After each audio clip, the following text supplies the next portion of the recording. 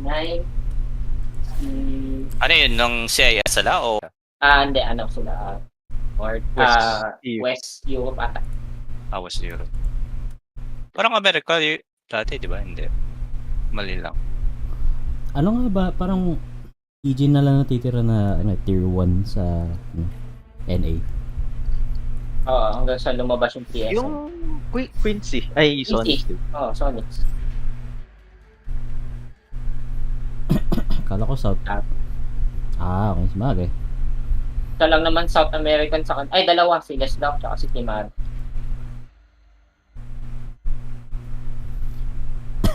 Sonics. South American yung estimado, no? US, NA nga daw yung least competitive region. Ano ang team ni Timado dati? Timado nasa ano ngayon? TSM. Sa Fnatic ngayon. Pero dati, South, ewan ko lang tama, South American yung team niya. East Coast ata. Either East Coast o Thunder. Oo. Napapalang kalaban ng hindi, Eastern Europe naman ang nabikunin ko sila makukuha. Unless magandang mga bata ni Dendy. Mag-sniper ako. Yeah, pwede rin. Pero mamaya ko na i-pick.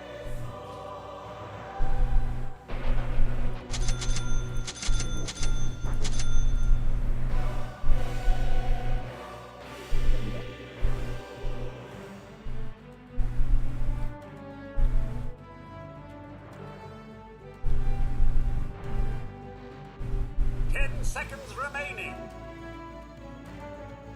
5 seconds remaining.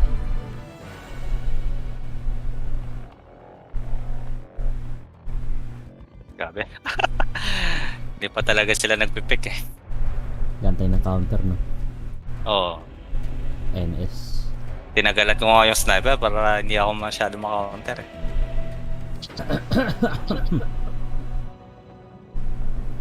10 seconds remaining. 5 seconds remaining. Kasama ko. Ito po. Pwede din naman. May gumagawa din yan. May nakita ko niyan dati si Opad. Oo, naka siya. Naka-skin sa Alam bottom.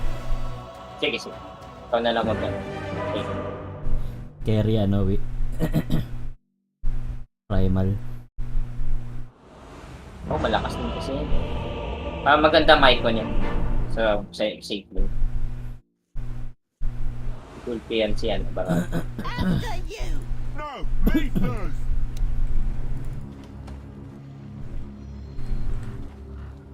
Good idea. Support Prepare duty. for battle.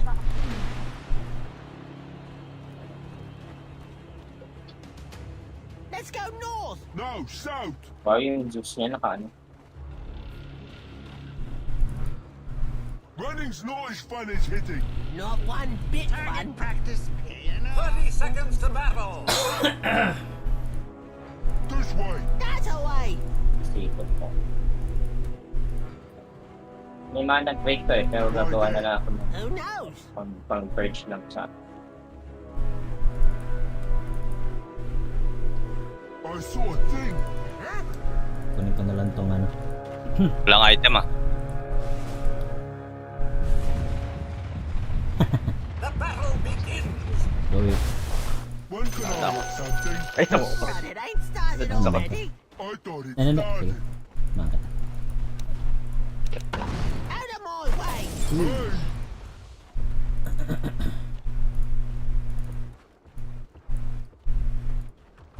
My turn.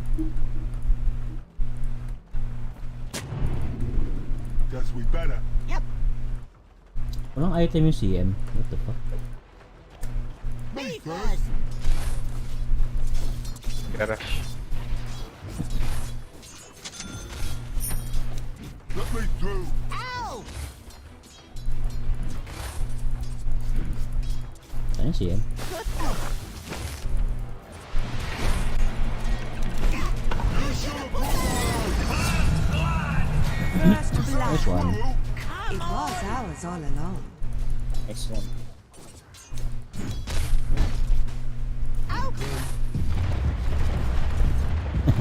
Ay, sen. Die. Yeah. Ay, take mo. Ayan, ayan. Sa second team, hindi na pwede mag fight. Talagang stop. Ay! Oh, Okay.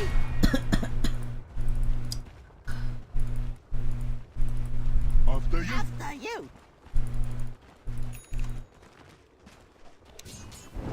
Hit the road. Ow!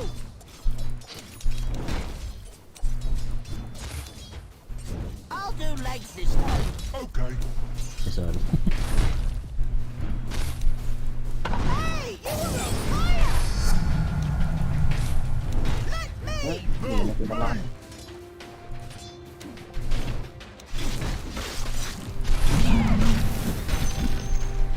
Guess we better. Yup.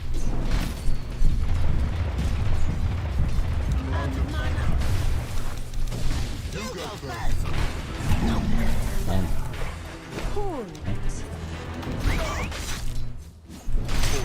That. Me too.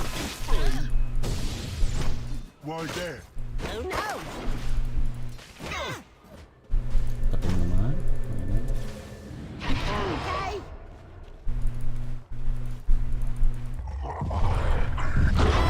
Boom. Not enough mana. Yep. But we got a light.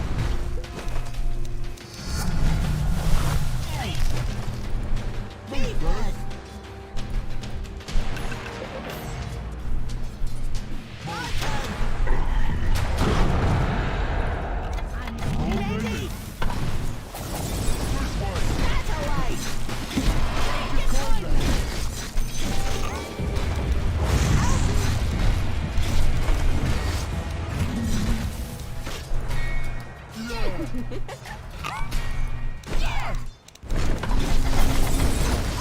This one.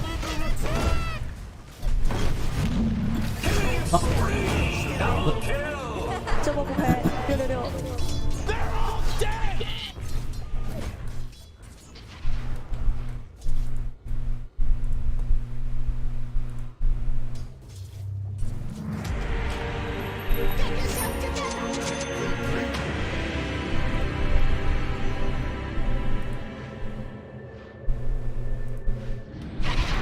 Yup. Yep. Level 6 na pala to. Hit the road. Ow!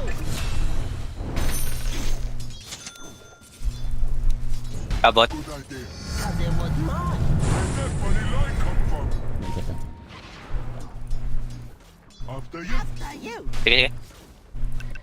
Kita. You should have put Hindi na kaya mag-team ko. Baka mag-charge ko mo.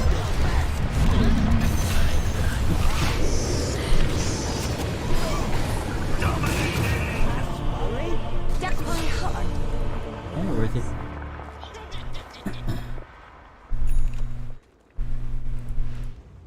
Your middle tower is under attack.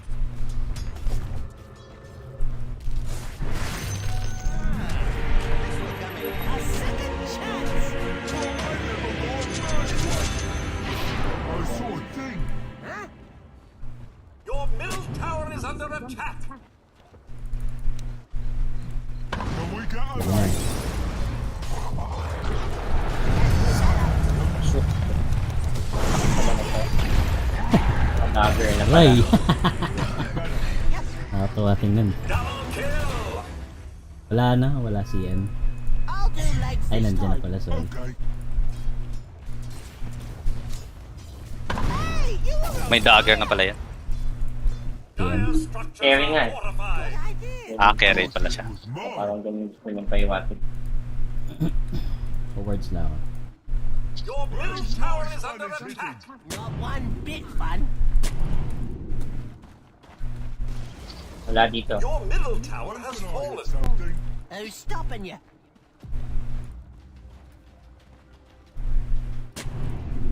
Let me Hindi na through. kung mag Ako mid.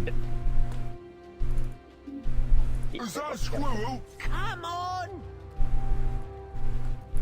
Hey guys, taka. Tara, Cory. Haste! Sige. Wala yung na. Let's go Di ba north! na No, Ay, south! wala pala.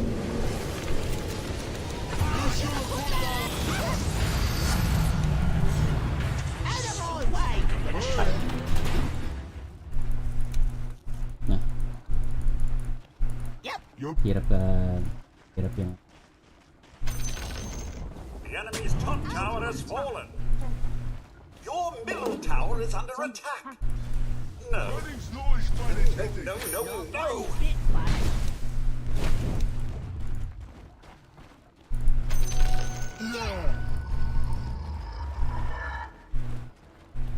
Ano to? I'll do legs this time. Okay. Sino may force staff? Good idea. Si Cause it was mine. Double take! Give it back. Okay, top. When can I hit something? Who's stopping you? Nice one. Wahan. Paano na atato? Ang tao dyan? Ay, TP ako top. May ano kayo? May TP kayo? Guess we better. Yabat. Patatapan siya tayo. This way. That's away!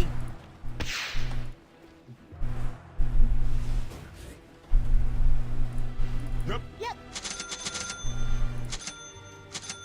Pusing ko muna ito. my turn!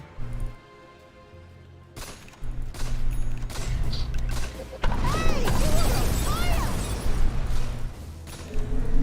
Me first!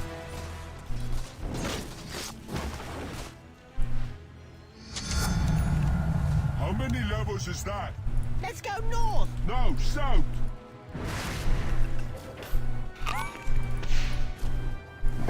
You go first! And then ay, hindi ako tayo.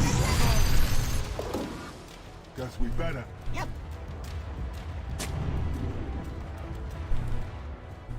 Why there? who knows? Can we get away? Wala sila. You! Nasa bot. Mag-SS ako. Ano nyo ba yan? Pwede ako mag-TP sa baba. Let me through. Ow! Matras. I saw a thing. Ah, nasa triangle sila. Punta. Ah, wala na, wala na. Good idea! Cozy. Ayan no, ito, try natin to. May naka ano. Naka-charge sa akin.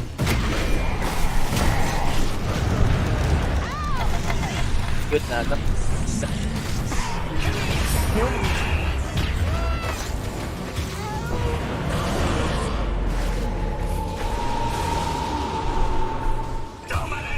Pamilin ko.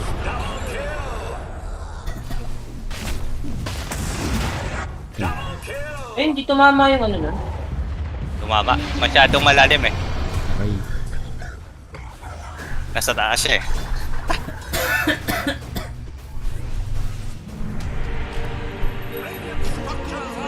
Mas tayo na rin.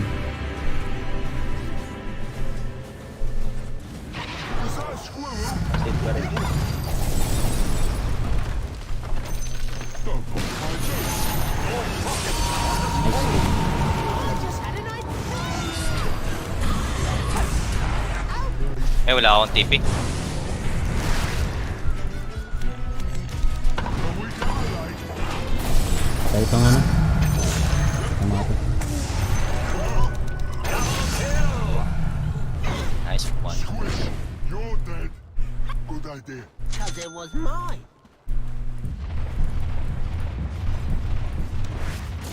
Yep,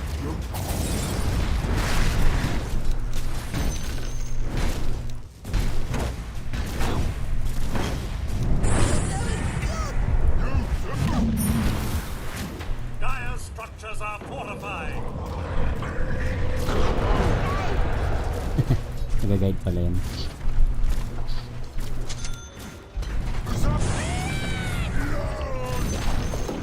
Enemy's bottom Ano, tower basta. has fallen. Ano. After you. after you!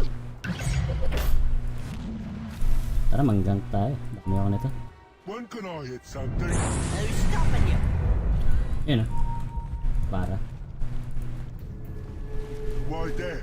Who knows? Ay, Your top tower is under attack. okay na. Andito ata sila sa akin. Your top tower is under attack. Let's go north. No, stop! Asa sila? Your top tower is under attack.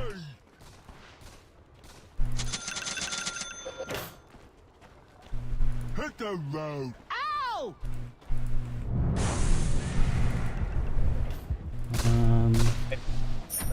Lagay na ano. Hmm? Yan.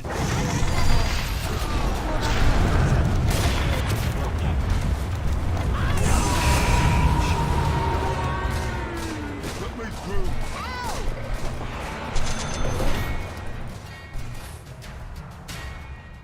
Me first. Lipat na ako. Hey, you were on fire. Nagbuod na ata. Good idea. Cause it was mine! Tara, tili. Teka. Dire Wala. structures are fortified. Selfish! This way! That away. Diyan ako. Nakapunch na sa akin. Invisibility. The enemy's Naka-indie middle ako. tower has fallen. Okay. Ayun, si Baron. Ano pa bloodlust? Guess we better.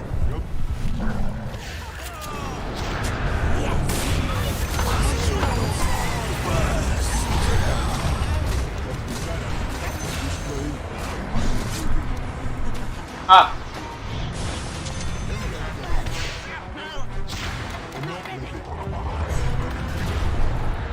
My turn. Bayan.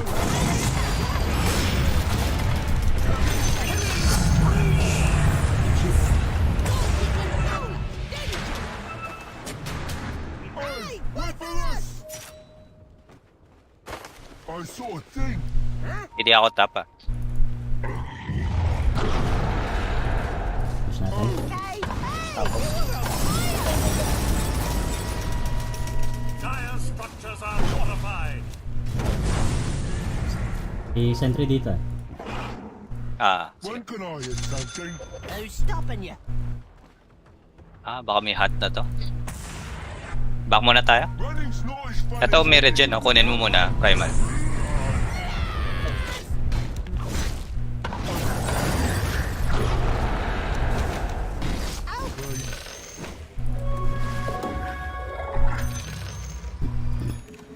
I saw a thing! Meron ako nito.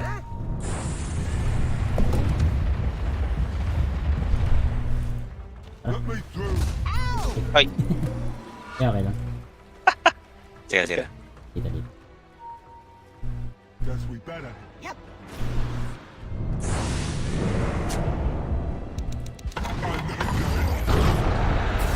Why there? Who knows? Wow, may necropos pala doon. No, south! Sana yung isa? Sana yung CM? Good idea. Cause it was Makita. mine! Push natin top. Good idea. It was mine. Tara, tara. Can we go alone?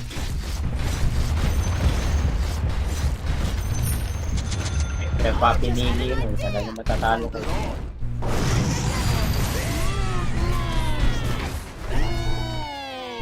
May ano naman na Moonlight Shadow. Hindi tayo mag-rush ah. The enemy's middle tower has fallen. You're awesome.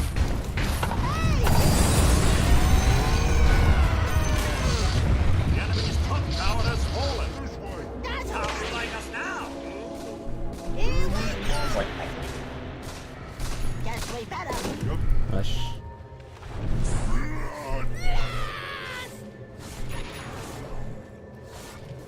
Lag ba to?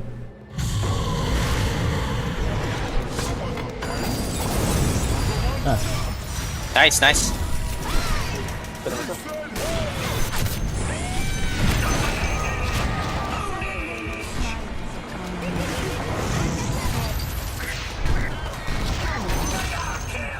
Double kill. thank you sa double kill. That was all your idea. Para at mag-rush tayo. My turn. Bloodlust lang akin, JT. Ah, ano naman. Naka-autocast na. Hit the road. Ow! Naka-autocast. Your bottom tower is under attack. Tara, tara. Not good. Not good at all.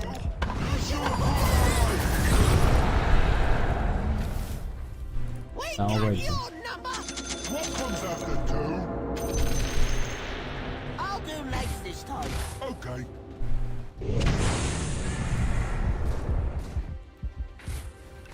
Me first.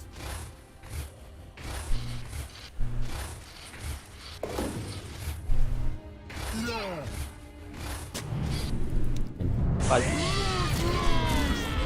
Okay, so.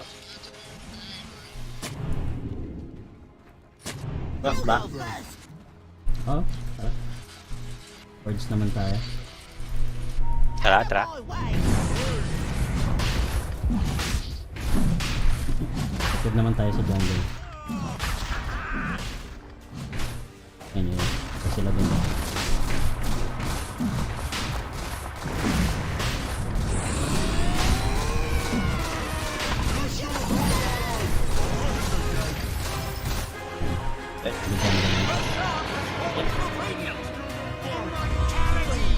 Bullseye. Yup. Saan siya? Walang word. Hindi to. Hoy! Mine. Sound good. Kailangan may ano ako, may...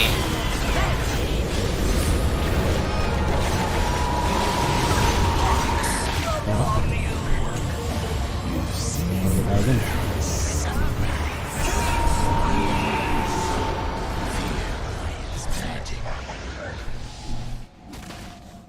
Killing spree. Double kill.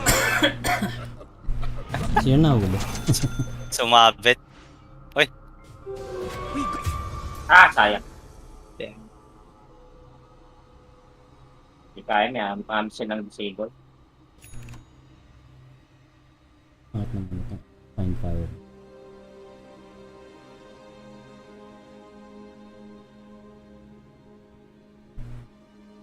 Your middle tower is under attack. Radiant structures are fortified.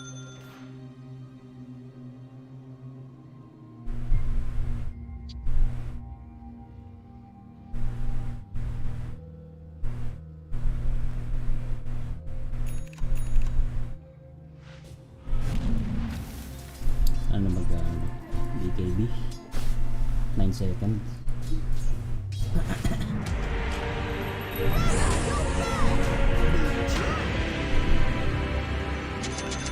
I saw a thing. Yan lang. Guess we better. Collapse na.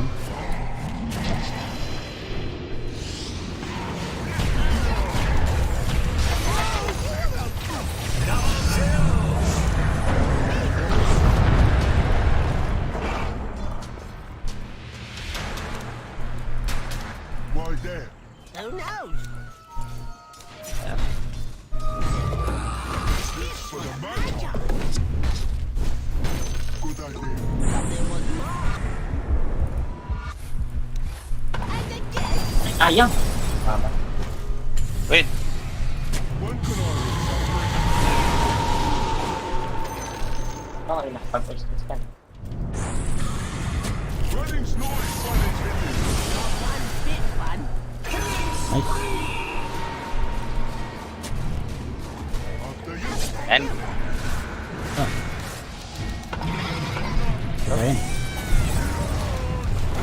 Hindi. Sorry. Tara, tara. Ah, meron. Machine gun to eh. Dire structures are fortified. Sige, balikan kita.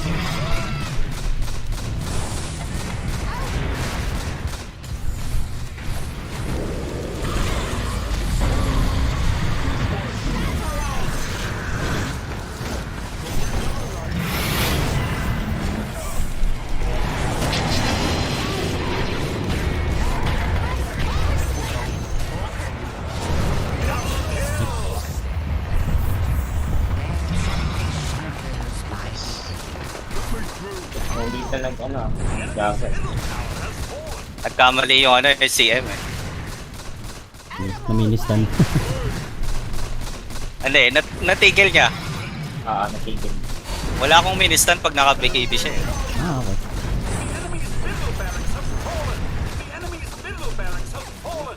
Gusto natin. Sana mga ano.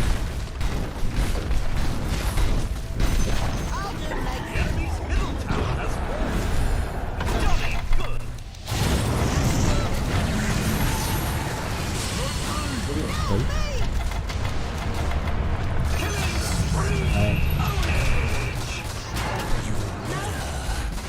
Ang machine gun ah. Bilis ah. Andito siya. Baka mag-SS yun eh. Wala akong words. Shrapnel ako sa taas.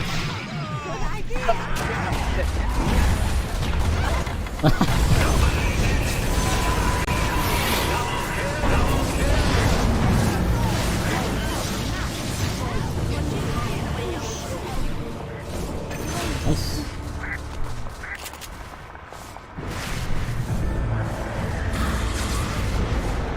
Para sa Heartstopper.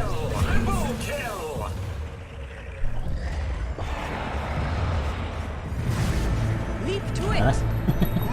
Tignan natin. Ogre Magic, you. Hit the road. Ow! Andyan. Nice.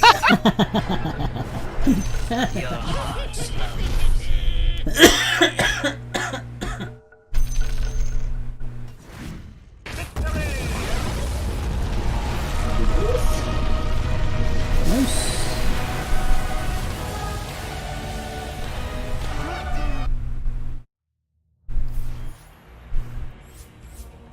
Uy, ako. Ano yun? Sakto.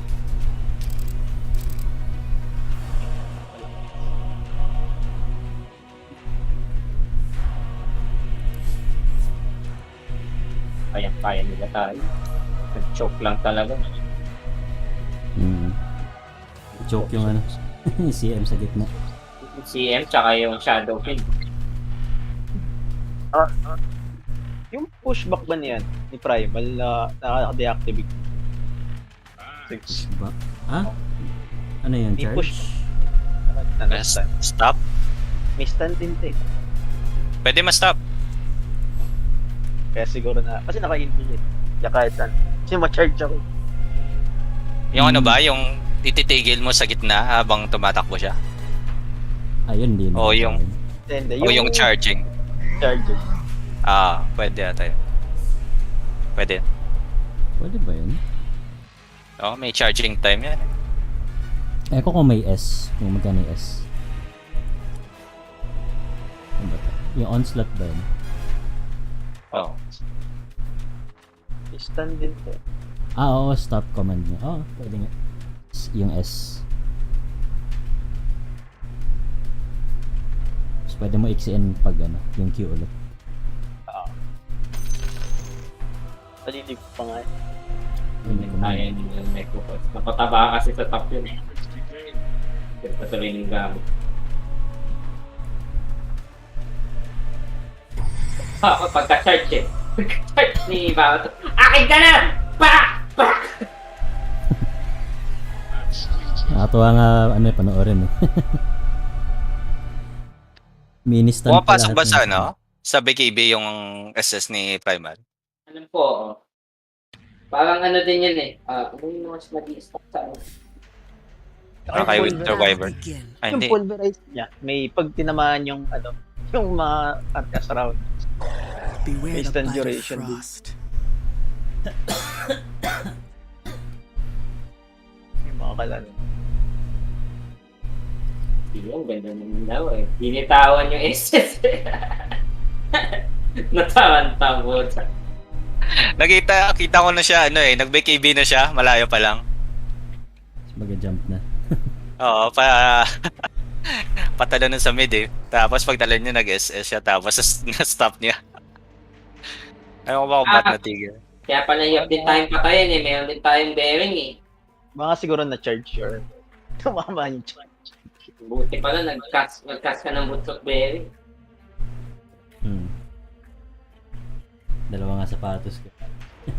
Upal niyang gamit na eh, pag naka-bearing ka. May healing galing. So, Very.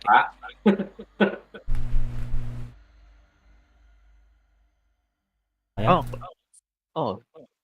Draft pa naman yan pag ano. sorry. Okay lang. Okay lang naman. Hindi naman ako manonood eh. Matutulog na ako after.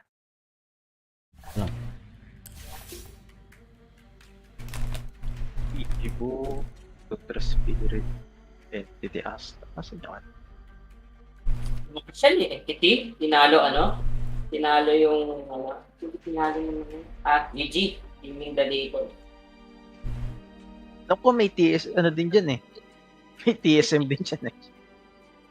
Sa Entity. Stand-in din? Oo, may Si stand-in. Saberlight, kasi Europe si Saberlight. Ata. Nag-bid sila sa visa sa US Dito ngayon eh. Buti na lang sa Singapore, hindi. May visa ba sa pa Singapore? Kailangan ng visa. Wala naman kailangan visa din. Kaya, Kung tayo, maganda. depende sa bansa. Wala sa Pilipinas na isipin mo. Manila Major naman. Tapos di na naman na yung visa ni Misha. Tapos si Seb. Pati ba naman sa Singapore? Kawawa naman si Misha. Hingit na naman si Seb. Yung mga alanganin yung visa ata, yung mga rush. Oh, Russian yan. Si Misha. Alam ko Russian. Ang kaiba lang naman na lugar dyan si Tiger. Yung di ba, Team Spirit? Nahirapan. Oo. Hindi sila nakasali. Mga Russian pa naman. Ay, Russian ba si Misha? Alam ko, European yun. Ewan ko. Nabi, Ukraine din, B8. Per hirap sila eh. Virtus Pro lalo. Virtus Pro talaga yan. All Russian food. Na-hype pa naman si Ramses, no? Dami yung sponsor. Biglang, ay, wala na nakakakilala kay Ramses.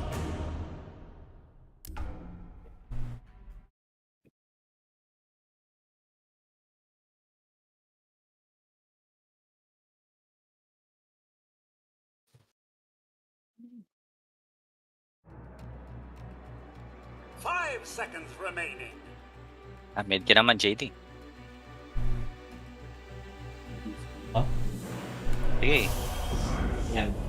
Yan. Sige, okay.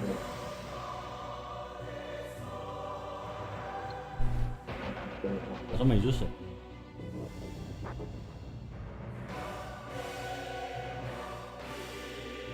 Try ko mga boss 5 na monkey. Ay putya. May may Ten Enchantress. seconds remaining. Maganda dito. Viper. Baka sinong gusto mag-Viper? Kaso break mo. Oo, para sa niya, sa untouchable. Hindi makakatakas. Basta wala siyang force stop kaya ng Viper.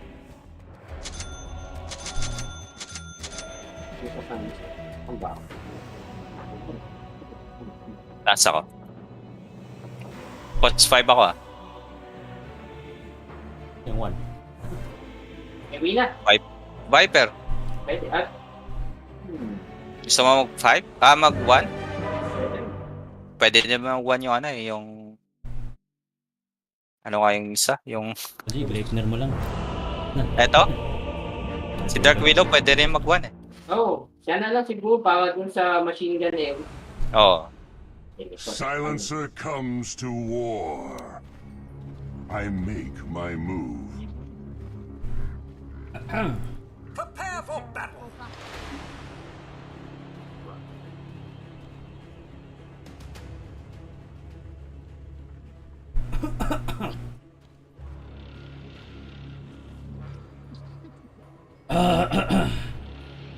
Yun, may medusa. Silent running.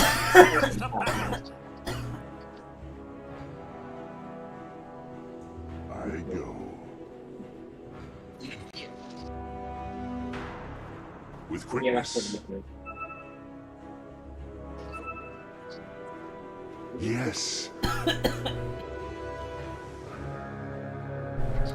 Silently. Enjoy yourself, but not too much.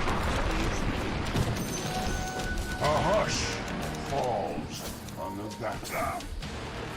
Onward. Alasan. Nice.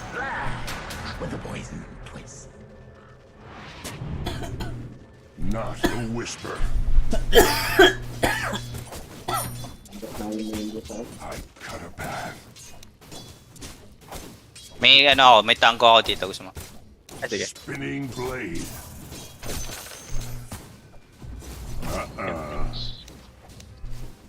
Yes.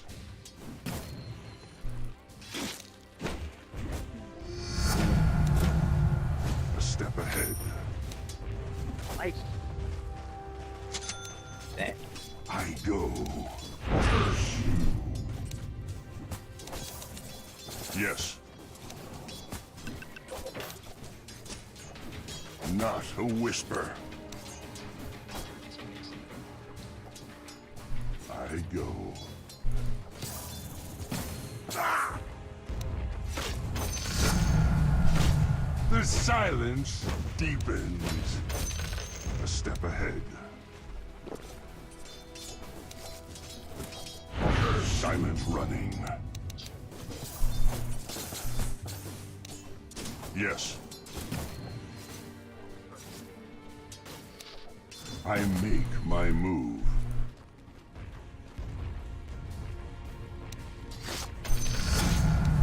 Advancement.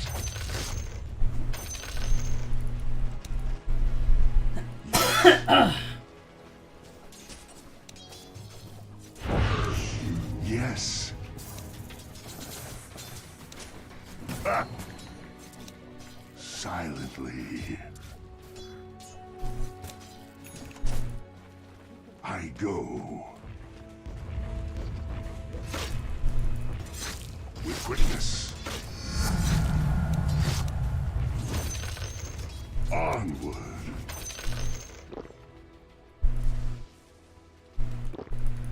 For another time. Shut up. Silently. Attack! Soon you die. I'm under attack. As the blades fly.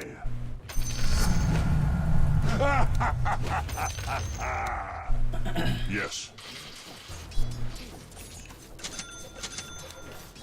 Silent running.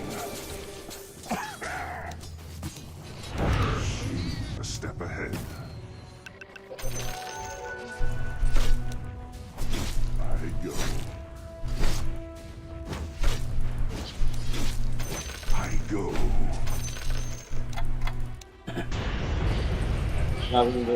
I make my move. With quickness.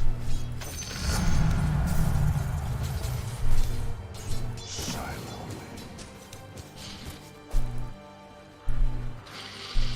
Yes.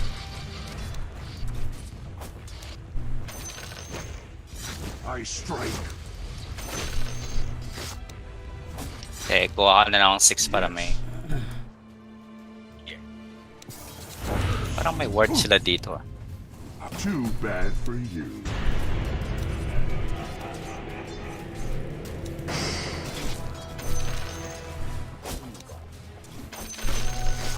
Even I like a good bobble.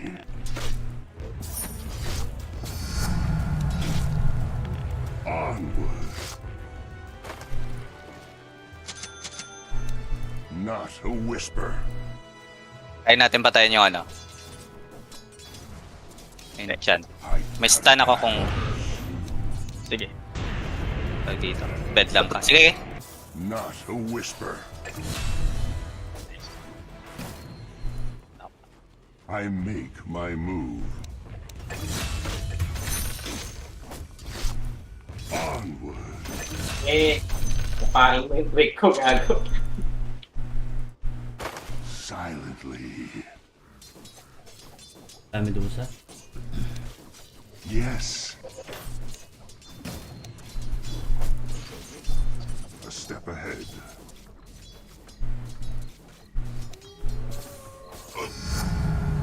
Absolutely.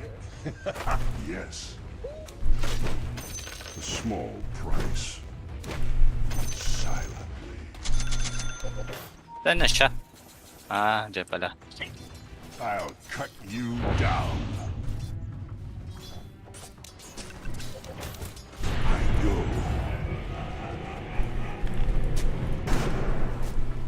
Medyo makuna. Witness. Wala. Tara, tara. Silent running.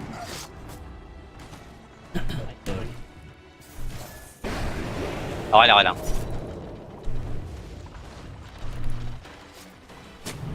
Lifesteal muna ako. Yes.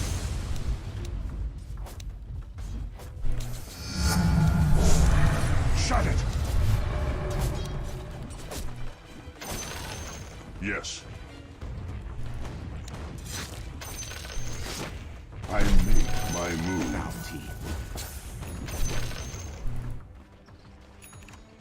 Silently.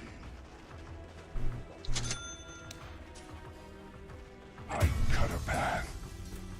Black Chantress. Silent running. Double kill! Not a whisper. Is that something? I run. I go. Your middle tower is under attack. Oh, do be careful.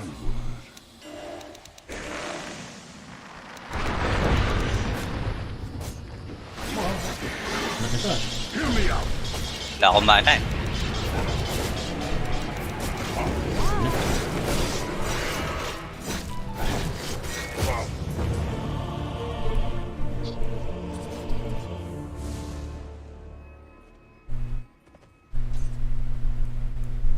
Punat ng tayo nila yun ah.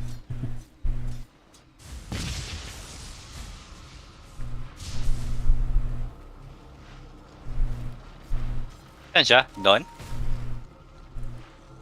Nawala. Nawala siya. Save na pa siya.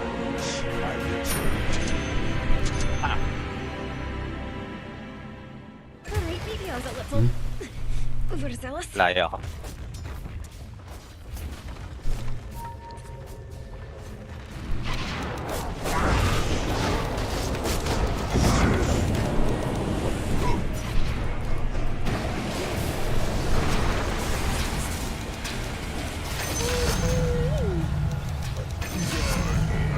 Only room in this lane for one stone killer, Tiny. Silently. Your middle tower is under attack. I hate to nag, but watch out! Hear of it. Yun. Yes. Radiant structures are fortified. With quickness. Into the sound coin for me. Yes. I-win. Any last Sa mid. words?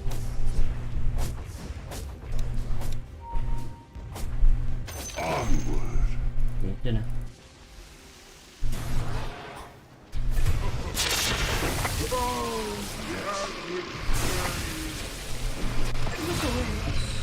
Yan ako. I make my move.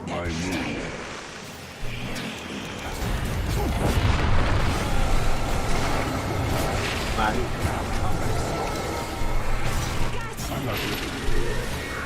Yes. Here.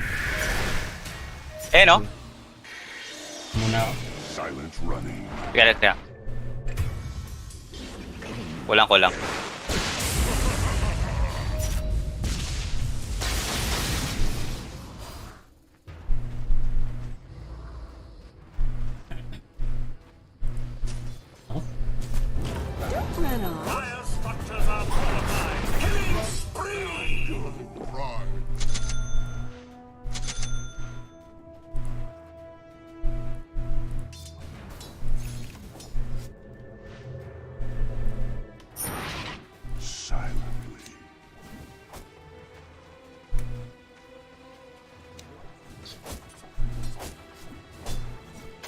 I'm paid for your silence. Shush. A step ahead. You okay? Next time.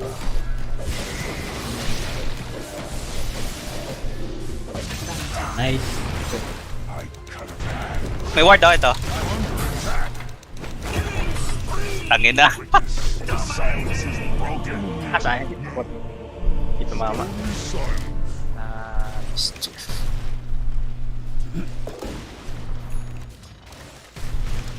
Ang buhay.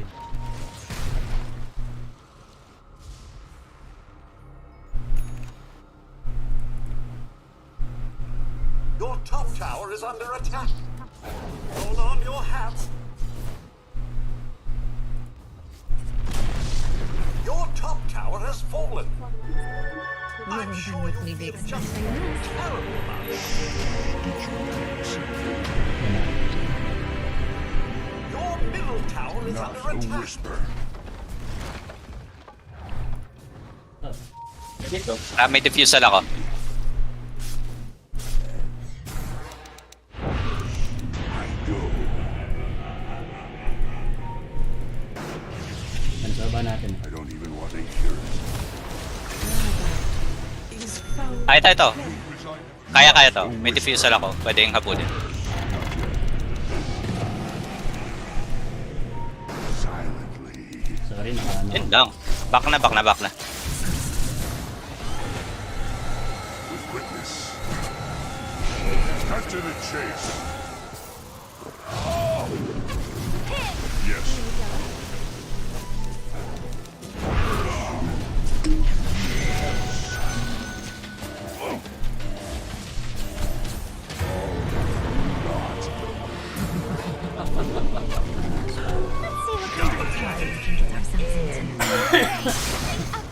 Enemy's bottom tower has fallen.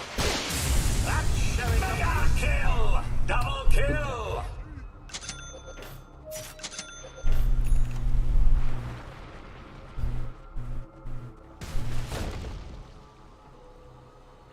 Dire structures are fortified.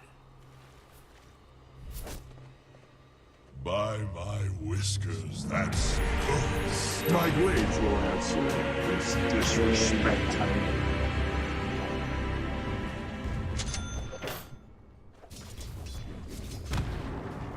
Your middle tower is under I attack. make my move. Your middle tower has fallen. Oh, for heaven's sake. I it's not time. I go. May diffusal ako. Aba lang. My mind grows stronger with every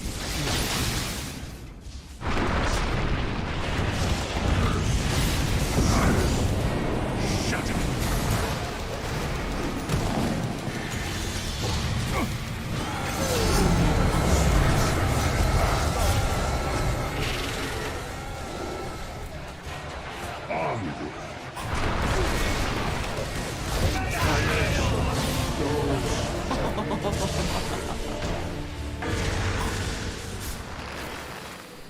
Pinala siguro natin yung isa. Masyado makunat eh. Ako makunat yung... Back na.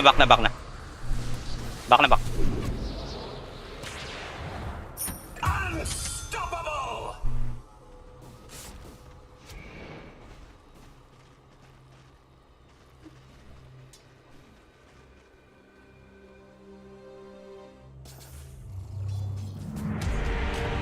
The grave was too quiet. Tayo niya din siguro ako kapag para may damage ng konti. Your bottom tower is under attack. Doon ako. Silent running.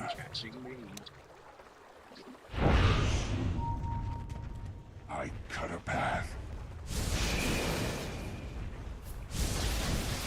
A step ahead.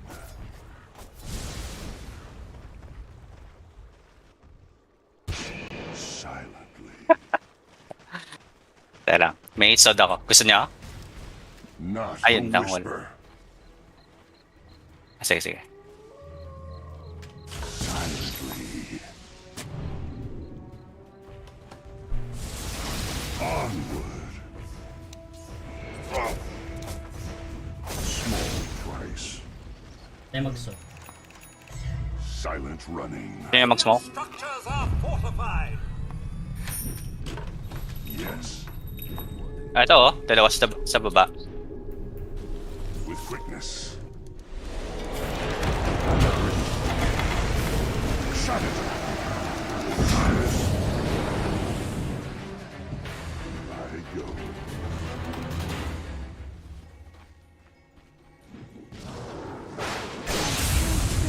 I make my move.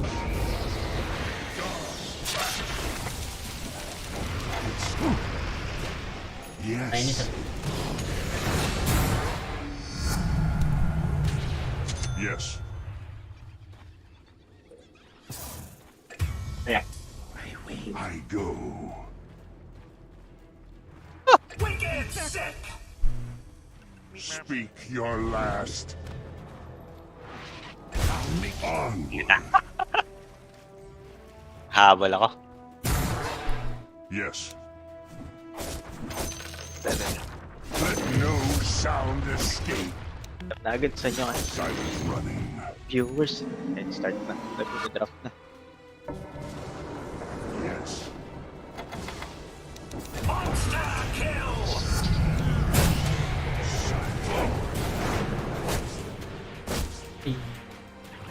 All is silence. Natin yung ano? yung hold ni Reggie. Percha. Wala pa pala tayong neutral masyado. Under attack. Eh, kuha ako ng neutralite.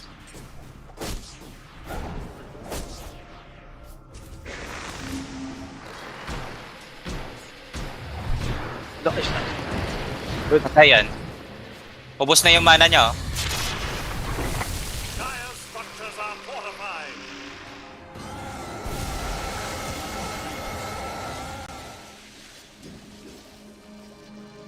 Yun lang.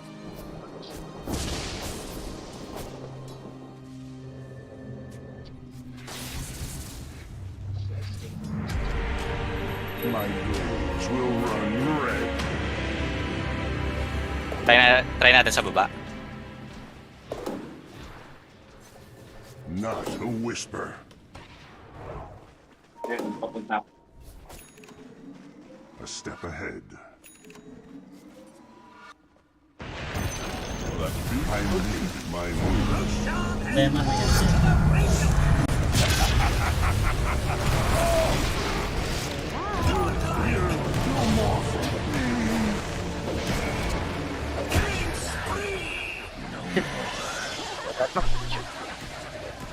Back na. Hindi eh. Double kill. Kaya nila. Dami silang 4 staff eh. Matatakasan yung ano. Yung nether toxin.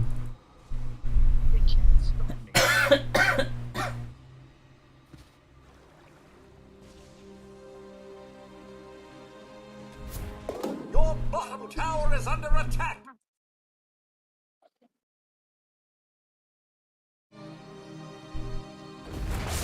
Your bottom tower is under attack. Your bottom tower has fallen.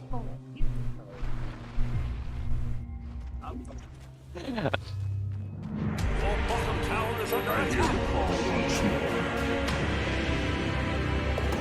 Yes.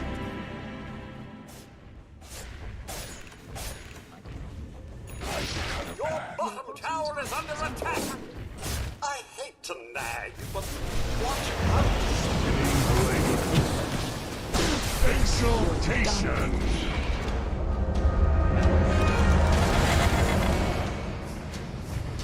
Your bottom tower is under attack. Dire structures are fortified. Dominating. Killing spree. Ang halap. time yet. My heart beats no more. Your bottom tower has fallen. Seriously? Your bottom tower is under attack.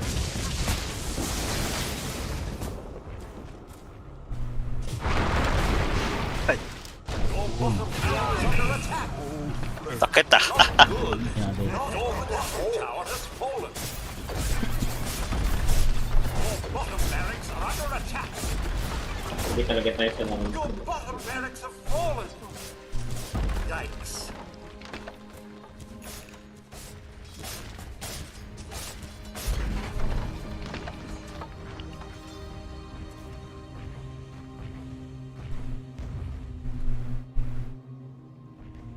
Desolator lang hawak.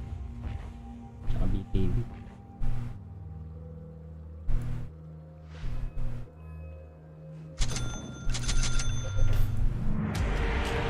Your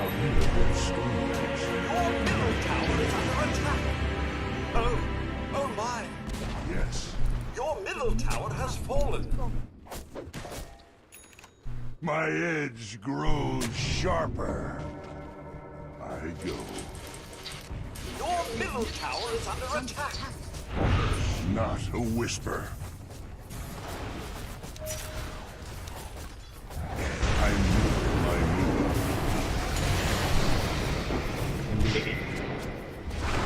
Silently. Onward. Silent. The enemy's top tower has fallen. Yes. With quickness. Silent running. I cut a path. I go.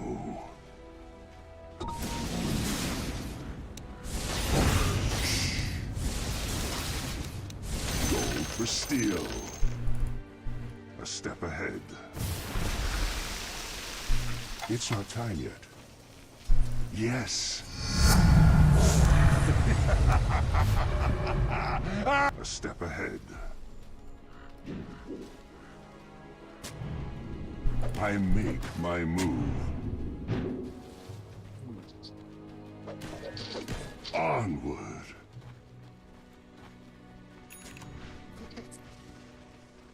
Silently.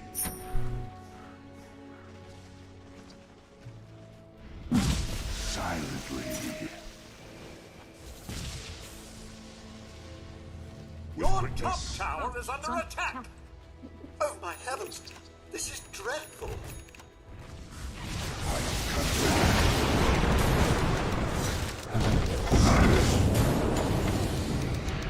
Not yet! The story silent.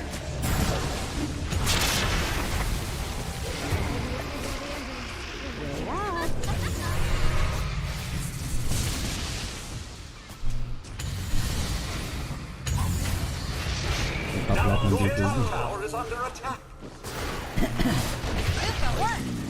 The soil. One down, 4 to go.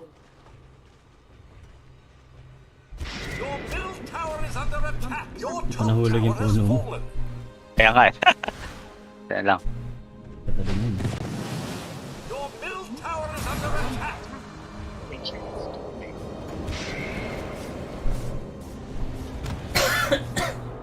Your top tower is under attack. Your top tower has fallen. Your top barracks have fallen. Your top barracks have fallen. No, never let it be said you can't take a beating.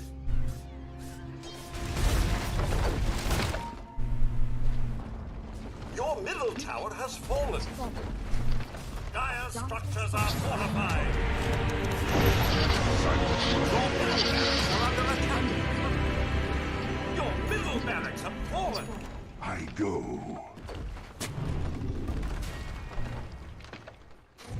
Not Well a now,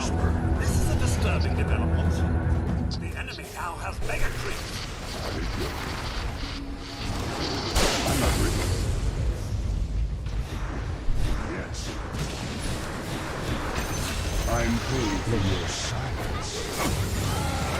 I'm not ready. Kill myself late.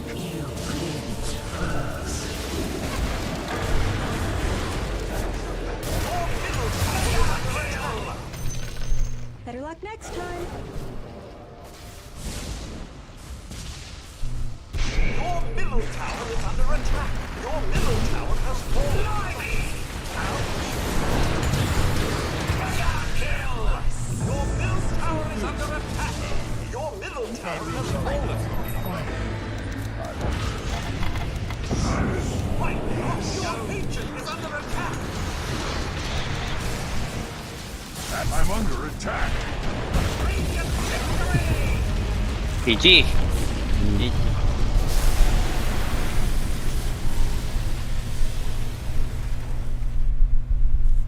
Okay, ayos.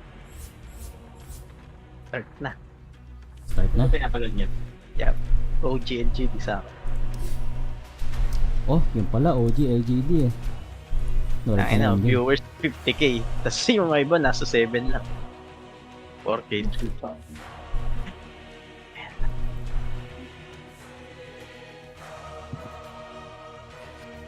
Sorry ko na rin in-game.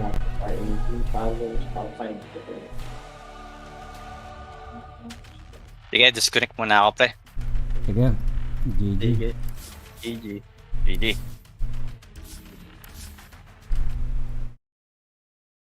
Push back na tayo sa ano, Source Boys. Pagtayo.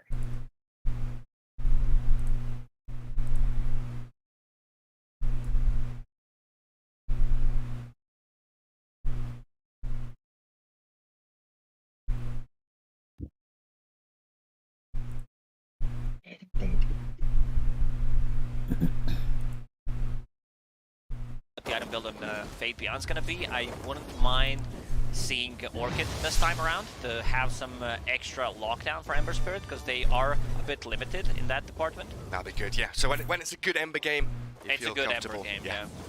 Well, so far, 4-1 for Nagba the kayo sa Wyvern, Twitch at sa 2-0 YouTube? Ember Spirit. Nothing to say coming out on top early days. And here's what you were talking about, right? Jin Q not only dragging the creep wave, but also blocking Pero counts. maganda sa YouTube pwede mo yan. And run. If he wanted to be even more efficient, he could have killed the courier. Maybe stacked one extra camp, I don't know. So many things on this checklist Just kidding, to do. just kidding. Down bottom, the Wise Enchantress getting fissured out. Arme already spending the spin.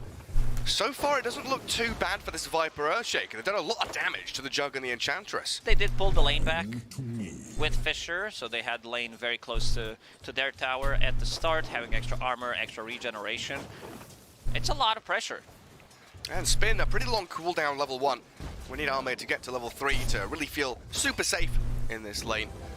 But I guess once Y gets his levels as well, we'll have these creeps chasing down the Viper, causing some chaos. Looks like BZM more than recovering. Getting towards dead even with the Winter Wyvern. And he'll have his bottle being delivered by that courier very shortly. While Yuragi, trapped inside the ice shards of Jin Q. Illuminate comes with his tag team doing some serious damage. They don't want to commit though. Jinq had 5 Coil Spray charges, did not want to go. There's a good synergy in this lane because you have Nature's Call with tag team, so that's a lot of damage. Nothing to say. We'll refill the bottle on a mid lane, and so will BZM. Get themselves refilled up. Yuragi has the refill from the Kotl. Tiger going to give him that Chakra Magic and a Tango. Give him that staying power in the lane. Jin still just looking for an opening to go, but they've got this wave right in front of their tier 1, so that's free farm for the Prophet. While the Fisher down bottom, it does block Arme into an awkward position there, and he actually spins to get rid of those poison attacks, but it's something Seb has noticed. Now they know it's on cooldown, and it was still level 1. And they have a lot of mana. There's 2 mangoes on Earthshaker and 2 on Viper. There is a healing salve as well, not gonna use it. There's gonna be healing from Enchantress if necessary, and also dropping down the healing ward. So were you expecting this lane to go much better for LGD? Has OG managed to kind of settle the score here better than expected? I mean, this is why they picked it. They picked Enchantress, but there is still a sentry, so the big camp is blocked Enchantress not getting any good creeps. Usually you would want to get this mana burn guy. So you have Aura and also burning mana on Shaker and Viper is pretty good. Yeah, that Viper, super mana reliant. Loves to be spamming out the poison attacks. Finally unblocks the big camp. Gets it done. Fisher onto Army. He's out of mana. Well, This might be the first blood. He's only got 1 stick charge. The poison attacks go in there. Enchant, though, slowed the Viper down just enough. And now Arme and Y, a little bit of a turnaround as they spin back towards Seb. We might be able to finish anybody off, though. Nature's Attendants will now heal the Juggernaut up. They've got that double heal in the lane for the sustaining. Incredible against heroes like Viper. Jin Q going for the Water Rune, stealing it away from BZM. Yeah, so the double there for nothing to say, right? You got the bottom one. Jin-Q guards top. So no refill for the Ember. And we do see Kotl kind of wandering around in the jungle. They've got double dire. They've got double dire wars Seb watching for the places a ward. stacks, but in comes Seb in the mid lane. BZM straight in towards nothing to say. The Illuminate clips him. And this Wyvern looking pretty dead. Pops the Fairy Fire, the bottle charge too. Faith Beyond gonna come in, but it's not fast enough. Wyvern drops, BZM will have to lose his life in the exchange though. As Seb and Tiger look to split and run, but Shaker caught inside the ice shards. Down you go for a 2-for-1. I'd say that's a good trade for PSG LGD. They're getting some extra levels on both Tusk and Nature's Prophet. Wyvern did managed to drive them closer to them, so in the end, a good trade. I'm not sure if Wyvern will be aware of the observer ward that was placed on the mid lane on the high ground, so potentially they could try to go in and kill him one more time before level 6, because Ember will hit a little faster level 6 than Wyvern. Yeah, halfway through 5. Looks like those dire wards have all gone now around that top jungle area. They have the double vision that has now dissipated. Now we're looking for anyone that was contesting stacks or roaming around as the Tusk does love to do. Jin Q and Faith Bian though now with a pretty nice wave coming forward. Catapult held at the large camp. So next wave coming in, they could maybe think about the push. We'll see what Uragi and Tiger do to stop that. And the Bristleback very good at clearing out these stacks on his lonesome. Tiger making some big stacks near the outpost. He's gonna stack 3 camps at the same time. That's efficiency. They also have an observer ward place, so they're gonna see if someone's coming. They can block. One of the supports probably gonna block the entrance when Bristleback is gonna be farming that. Diving Amar, Faith Bian brings the +1. Bonus hero in here to get the kill on the Viper. Shaker, Y gets the tower aggro off himself. So now a push in from LGD onto this bottom tier 1 tower. And Earthshaker, not the best hero to really defend, especially once he's already spent his Fisher. This Catapult's gonna do some serious damage. They need BZM to arrive. Just with his body, he'll zone them out. Quick little sleight of fist there, and LGD respecting the fact that OG could bring numbers. Straight back up to top for Faith Beyond. And I like the itemization on Fate Beyond this time around. I mentioned the Orchid, but he's going for a different route, something that's gonna give them even more answers to Bristleback. Like, you become tanky, you always have global presence, so you're gonna be in those kills collecting Urn of Shadow charges and later on Spirit Vessel as well. Uragi. He's got Vanguard his Vanguard done.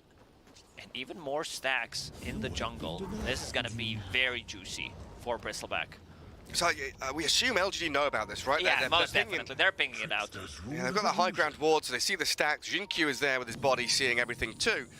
Do they bring 5 heroes to contest this? Because we can only assume that OG will do that as well. They were thinking about it. They've definitely got the options, you know, Jug Spin, Splinter Blast, they've got ways of clearing it. There's nothing to say. Splinter? Is that a straight up that's a solo kill? Oh, what a sick move. I guess BZM underestimated the damage Well, coming I out from did. Wyvern. The Ember Illusion, you know, helping out as well. Hitting into the Ember Spirit himself. Well, nothing to say after that. Our first death, making up for it. And it looks like LGD not really in position to contest the stacks as Uragi takes them. Instead, playing into the dire triangle, finding Sep, clearing through the Earthshaker, but the trade-off here with Amar arriving will find the Tusk kill, and now BZM wants to get involved. Faith Beyond runs into the TP on pond. him. Wyvern comes in from the left-hand side. Faith Beyond trying to throw out his ulti to kill off a Mars. Sprouts the Viper, still alive, but the Flame Guard will burn him through. Tiger runs it back in a 2 for 2. If Nature's Prophet had TP ready, he could have potentially got out, because there is not a single point in Searing Chains at the moment on Ember. A lot of stacks. Look at the net worth on that Bristleback, but nothing to say. He's keeping it close. This is going to be extremely good timing on Witchblade. Yeah, we had like quadruple large and medium camp stacks there, and Position one Bristleback right, barely Wyvern. 300 net worth ahead of the Wyvern. Does still have a couple of medium camps to clear through though. As it And looks then like pala. Tiger just continually Wyvern. building these stacks up for his squad mates. There's another one, the Warpine Raiders. Or mid-wyvern pala. Mid-wyvern. LGD, 3 heroes down in their bottom jungle. They all farming together, holding hands. Arme gets the solo lane to get himself that experience he needs. Jinkyu with Y and nothing to say. I want to kill Amar again. It has been a tactic utilized by a lot of teams. Focus ATF. Remove him from the game. Even Omni Slash. Tilt the Viper out of the match. And Yuragi, well, he will come in to look for Jinkyu, but some good ice shards there. Now a Fisher blocking him between them. Traps the poor Tusk. Yeah, this global presence, and yeah, Viper was off to a really good start in terms of CS. He had like 15-20 denies, completely dominated the Jug lane, and now Jug is ahead of him.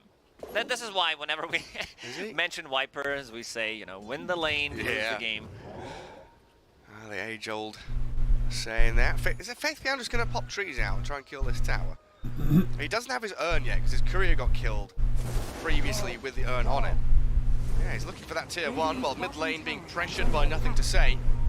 BZM and Haste ATF available. coming straight towards him. Oh, the heal from the Eng. Yeah, that's enough. Keeps him alive. Very, very speedy Wyvern. Dipping back and forth. And while all this is happening, what you just said, Fate Beyond managing to kill the tier 1 tower on the bottom. Not usually the tower that falls, but still opens up the map, opens up the entrance to the enemy triangle. Yeah, so far, a dead even game. OG, you gotta feel pretty good as OG, right? They're getting towards their item timings, and maybe here a chance on Arme, but he'll have spin in a second. Just kill the healing ward on the way out.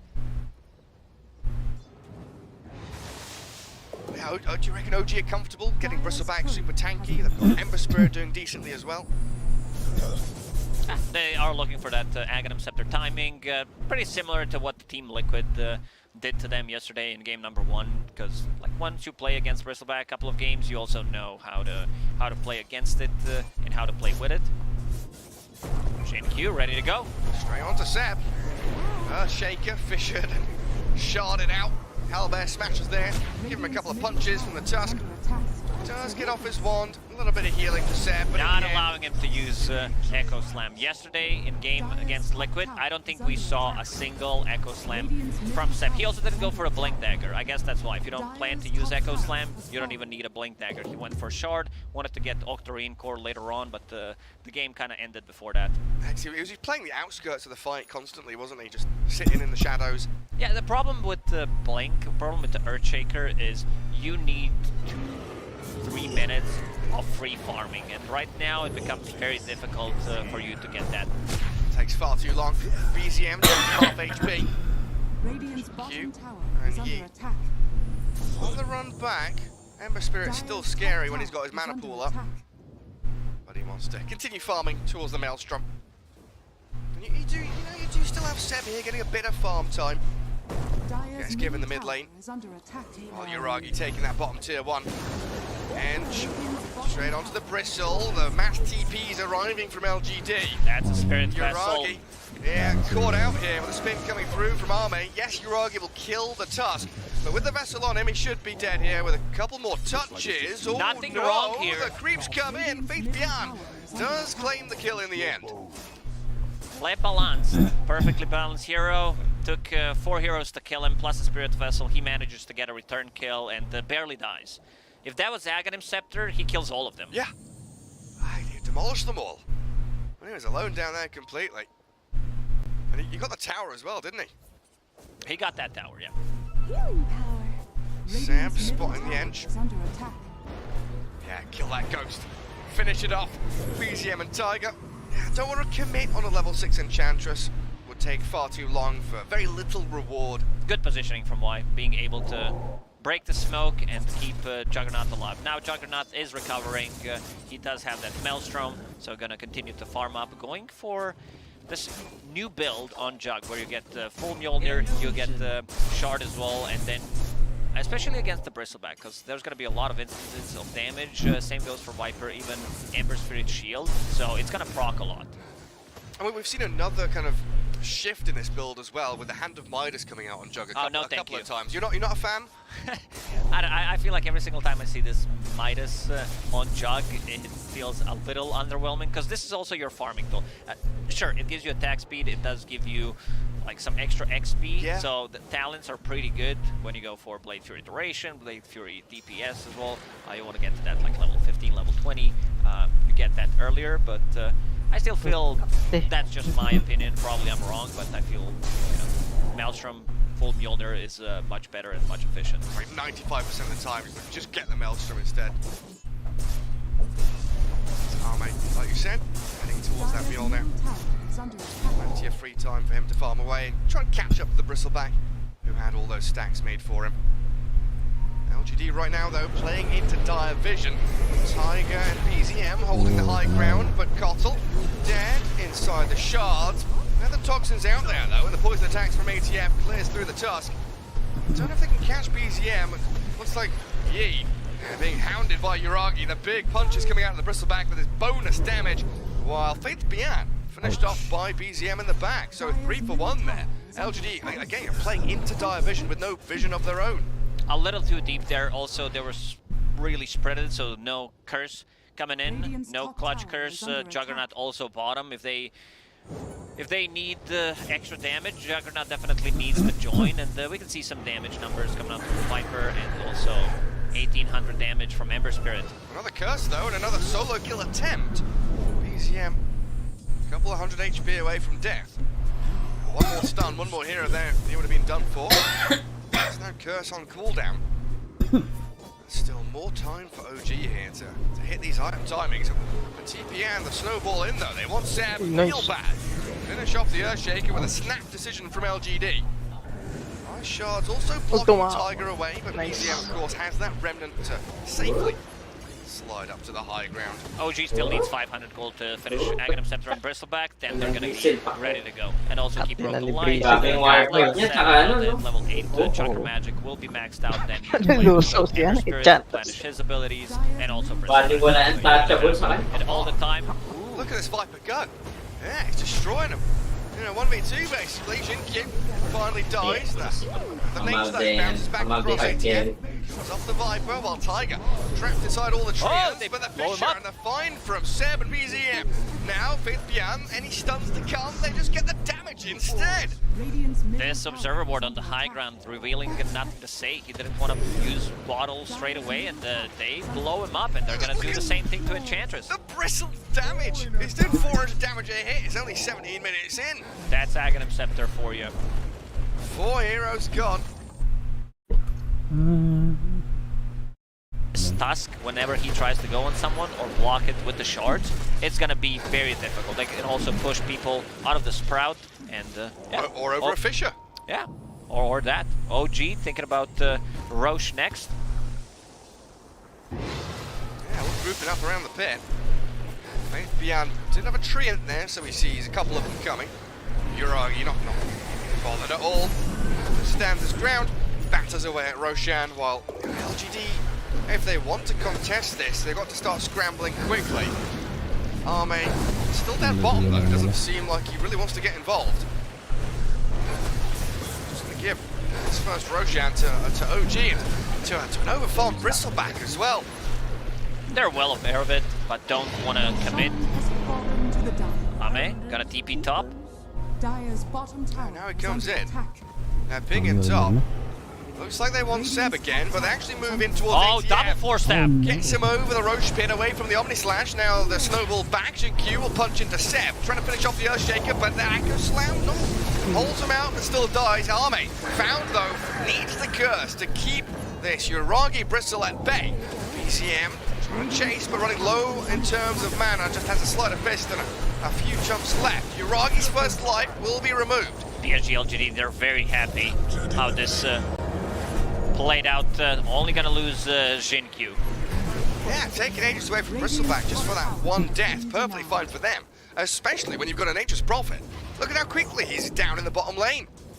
Forcing a rotation. They have a little bit of a global presence there, and Vibrant also with Boots of Travel. They're waiting for their next set of items. They want the Vibrant to have Aghanim Scepter, Nature's Prophet to have a BKB, and also Tusk to have a Blink Dagger. Because right now, every single time Jinkyu goes in, he's dead. With the Snowball, if he needs to commit, he's gonna die to overwhelming damage from Viper or Bristleback. Good TP from Tiger. Yeah, it's nothing to stop him, isn't it? Oh, now Faith Beyond out of Vessel charges. It's a little bit sad, a bit spooky against the Bristleback as well. That's one of your primary tools to deal with him. So they'll need to get some kills in the vicinity of Faith Beyond to get those charges back up. Tower is under attack. And Almara attacks pretty quickly, hey? Throwing out these poisons. Double Raid Band, full Pike. With a Vamp Race as well, yeah. Tiger just doing his job as the Cottle, sitting in lanes, clearing out waves, delaying any kind of pressure that the Prophet is trying to mount in any of these side lanes. About to buy Shard, so he will be able to bring an extra person and punish whoever's trying to split push. Oh, that's great, yeah. I mean, the ability to bring BZM around, you know, Remnants plus that recall, incredible mobility. Coming out of OG. Arme, what is he? Got his Yasha, so halfway into that Sanjin Yasha. Not too far behind the Bristleback overall in net worth. Doesn't feel like he's had the same amount of impact just yet. But maybe as we scale and move into late game, that will pick up. They tried to kill the momentum with taking Aegis off Uragi. Uragi also adjusting his item build, going for Lotus Orb on himself to be able to... If there's a Snowball, there's Omni Slash, good Curse, removing both Arctic Burn and Witchblade. It's a really good pickup. I see a lot of Bristleback's not wanting to buy it because they... You want BKB? Yeah, you want BKB, but if your team is not going to buy it, especially in a situation like this, you need to get it for yourself. That makes a lot of sense. That's a great grab for him. Faith Beyond trying to find little pockets on the map where there's no OG vision and no heroes that can catch him. Spam out some treants, try and cut the waves, delay the tactics from LGD. Buy as much time as they possibly can. It looks like they are angling towards that top jungle though, as they can connect with Faith Beyond, play into that single observer ward they have out on the map. And there's the wave cutting to try and open things up for them as well. Curious to see what OG's reaction to this is. You know, if you see a Prophet wave cutting, then showing in the top lane properly. Are you going to bring heroes up here to kill him? They want Seb, or if they can find Amar, but Amar might be a bit too difficult to kill with not enough lockdown, and they go on Seb. He doesn't have his Yule Scepter available yet. We'll try to go for the Fisher, but yeah, TP out. Oh, a bit of a grief there. I hold Jinkyu in place. Now the Toxin and the different Viper stacked up. Yee, slapped down from Arme. One close to 500 damage per hit. Lakers. Untouchable. Be damned, says the Bristleback. Yeah, he probably stole like 1 or 2 CS from the Oh, and BZM with Tiger. Down bottom lane, found Faith Beyond. Oh, napatay si Bian. This is why Shard is so good, but especially pre-BKB. I think he had BKB, yeah, on courier flying to him, but didn't get it on time.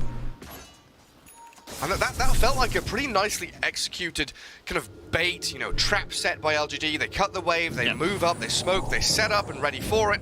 OG, you know, seemingly falling for the bait with Seb a little bit, but reacting perfectly to catch LGD on the retreat. Also, one thing to point out about atomization and Nuragi, usually you don't buy phase boots on Bristleback, you want to keep the brown boots, but since you're playing against Nature's Prophet and his shard, that's the way to get out of the sprout, because you cut down the tree, the big tree spawns, and then you get through with phase boots. Ah, that's a clever adaptation. You can no longer just buy a Quelling or Battle Fury late game. Remember the days of Sven's buying Battle Fury against Nature's Prophet. And then you've got these shards, things much more difficult. Like you mentioned, right, the double force staff always going to help you out as well. And to start coming up for the Viper next. Dire using a scan, they know something is up. It was probably BZM because he wanted to refill his bottle. It's only why who picked up the haste rune. Yeah, BZM there in towards nothing to say. Aghanim Scepter coming up for the Winter Wyvern, and same story for the Ember Spirit, as they both got the Axe queued up. But is this a common build on the Viper, by the way? You know, the Wraithband Treads, Hurricane Pike, all makes a lot of sense. Going Manta into, I believe I saw Blink, E-Blade. E-Blade, yeah. Amar thinks differently. It's great against the Wyvern because he can save people, close the gap. He can save people against the Juggernaut, ulti as well. So making game very annoying for PSG LGD. That's what he's doing, just being Amar. Manta against Omni Slash, against Spirit Vessel as well. So it's not really like a Viper build, it's just him buying items for the game itself. Exactly. BZM, they're trying to go on him. Can they kill him though? He's out of there. Ember Spirit. Very limited with stuns. They needed some kind of silence. Maybe we're talking about tier 4 items potentially. There's not going to be Orchid, but that you know, those tier 4 items, it's going to take a while until they kick in. By tier 4, I mean tier 3, and yeah, we'll have to see what happens, because right now it's very difficult for them to just go on Ember Spirit, especially with this Lincoln Sphere. So he is protected against the Winter's Curse, and now with the Blink Dagger finally picked up on Tusk, it's a little easier for them to go in, and also that's going to be another way of saving people. Fade Beyond, deeping top, wants to get some split push going. Yeah, it's just been a beautiful flow from OG's game. You know, LGD have been relatively passive, making quite telegraphed moves, but every time OG sees an initiation or a gank coming out of LGD, they are there with 4 or 5 heroes ready for this big teamfight brawl. And then you can equally say LGD very good at reading the necessity to retract from these situations, get back to a defensive posture, but I just not quite sure when that spark moment's going to be, when LGD are fully ready to match up against OG. A second Roshan potentially coming up soon. 2 minutes until he spawns. Could be the next flashpoint for them. As Yi on this high ground in his own triangle, Fisher's flying out left and right. And Arme forced to spin quite early on here. Yuragi. No Omni Slash, he does not want to commit. They have to fall back, you're right. And it's just OG poking and prodding consistently, forcing LGD to fall back and retreat from every fight. If Ame had ulti available, he would definitely go in and try to commit, because he potentially can delete one hero, but we've seen what happened before. Double force staff, get him out of the trouble if one is not enough, and now they're chasing. Taiga does have force staff available, but gonna drop, and he also lost the gem. Oh, he did as well, you're right. Gem on the floor, buyback from the Keeper of the Light. Roshan 1 minute away, but BZM still moving forward. Wants to play towards nothing to say. The Lincolns is popped. And Amar going for the TP out. Snowball and the Curse will cancel it out. As the Omni Slash in the back on the BZM, and Yuragi takes them low, but no kill coming through for him as Amar dies on the staircase. LGD hold this triangle, and Seb, the next casualty here, will get the Echo Slam out, but still dies for his trouble. Faith Beyond coming out with a double kill, and 40 seconds until Roshan respawns. Unlucky for LGD. Not ideal for them, but great way to approach the fight. They isolate, first they proc the Lincolns on Ember Spirit with the enchant, and why he's not afraid. He's in the front lines, being able to tank, soak up all that damage. He's like, yep, just go on me. I want to bait some spells, potentially, like get the Lotus Orb out, but yeah, just way they're spread around, and in the end the Echo lands, but everyone else is way too far away. Seb trying to farm up his Blink Dagger, does have a Philly Stone, so that's going to help out quite a lot. Oh yeah. Yules into Blink. Get himself some good items going for himself. He is the most farm support in the game, and with a Kotl on your team, that's honestly quite surprising. Usually the Keeper of the Light is the one that transfers into the position 3, basically, but he is the hard 5 here as Taiga. When Seb is playing for OG with the new squad, Oh, yeah? Taiga is kind of playing 5. Kneels before his liege. Yuragi unable to defend his top tower. Faithbian will take it down with his treants. And Roshan scouted now by both teams. Alpha Wolf and the Earthshaker pop their heads around the corner. There's also a new set of items for PSG LGD in the next minute or two. We're talking about Scotty on Juggernaut and also Nature's Prophet with the full AC. So that's going to tank up the whole squad against the Bristleback, against the minus armor. Inside the pit they go. And LGD have all their tier 3 neutrals as well, while OG only has one of them. Not farming out the neutral camps, instead trying to chip away at Roshan. First hit bash, Missile Blade there. Good damage onto Arme, needs the healing ulti ward. for 2 seconds. Backup comes in the form of Yee's Enchantress as well, so plenty of heals for Arme. Faithbian instantly goes to the top lane, trying to get some farm up. Has enough to buy full AC. Let's see if he commits. Well, he's pushing, going for it. Pushing bot with Treants, pushing top with Hero, gets his AC, he's all over the place. This percentage-based damage, like Bristleback's never gonna feel too comfortable coming into a fight. Emberspirit, he's in. BZM straight in. Fisher comes with a snowball save, buys time for LGD to maybe turn the fight around, but the 2 supports now on the low ground. Pummeled down by Amar and BZM. Here comes the Ember again with the DD route going. They're focusing, nothing to say. They're splitting, trying to get away from this Winner's Curse potential, and they get the kill as well. A double for the Vipers. Arme does pick up BZM. Spinning back to high ground, Fisher. and the curse arriving onto Taiga. The buyback from Nothing to Say gets them 1 bonus kill. Controlling Roshan, and this is a zone around it. Amar jumped and punched by Jinkyu, snowball forward. What can Yuragi do? Lotus Orb in on him, but Arme is clearing up in the back lines. He's spun towards victory. No buybacks coming out from them. No buyback on Emberspirit. PSG LGD, they're heavily committing. They want to secure this Roshan. They understand how important it is playing against the Bristleback. So only one who bought back on their side is Seb, and maybe Taiga bought back as well. Taiga did 3 minutes ago, yeah. So this is a free Roshan. A lot of commitment. They will give this Aegis to Wyvern because Ahmed doesn't feel like he's gonna die. So far, he didn't die a single time. And there's also a shard, so that's gonna be picked up by Wyvern as well. Oh, that's a great shard upgrade. Splinter Blast coming out. One of those cold embraces. Yeah, another very split fight, but the fact that LG basically just hold their high ground, have that terrain advantage, and a triple buyback, you know, definitely helped out too.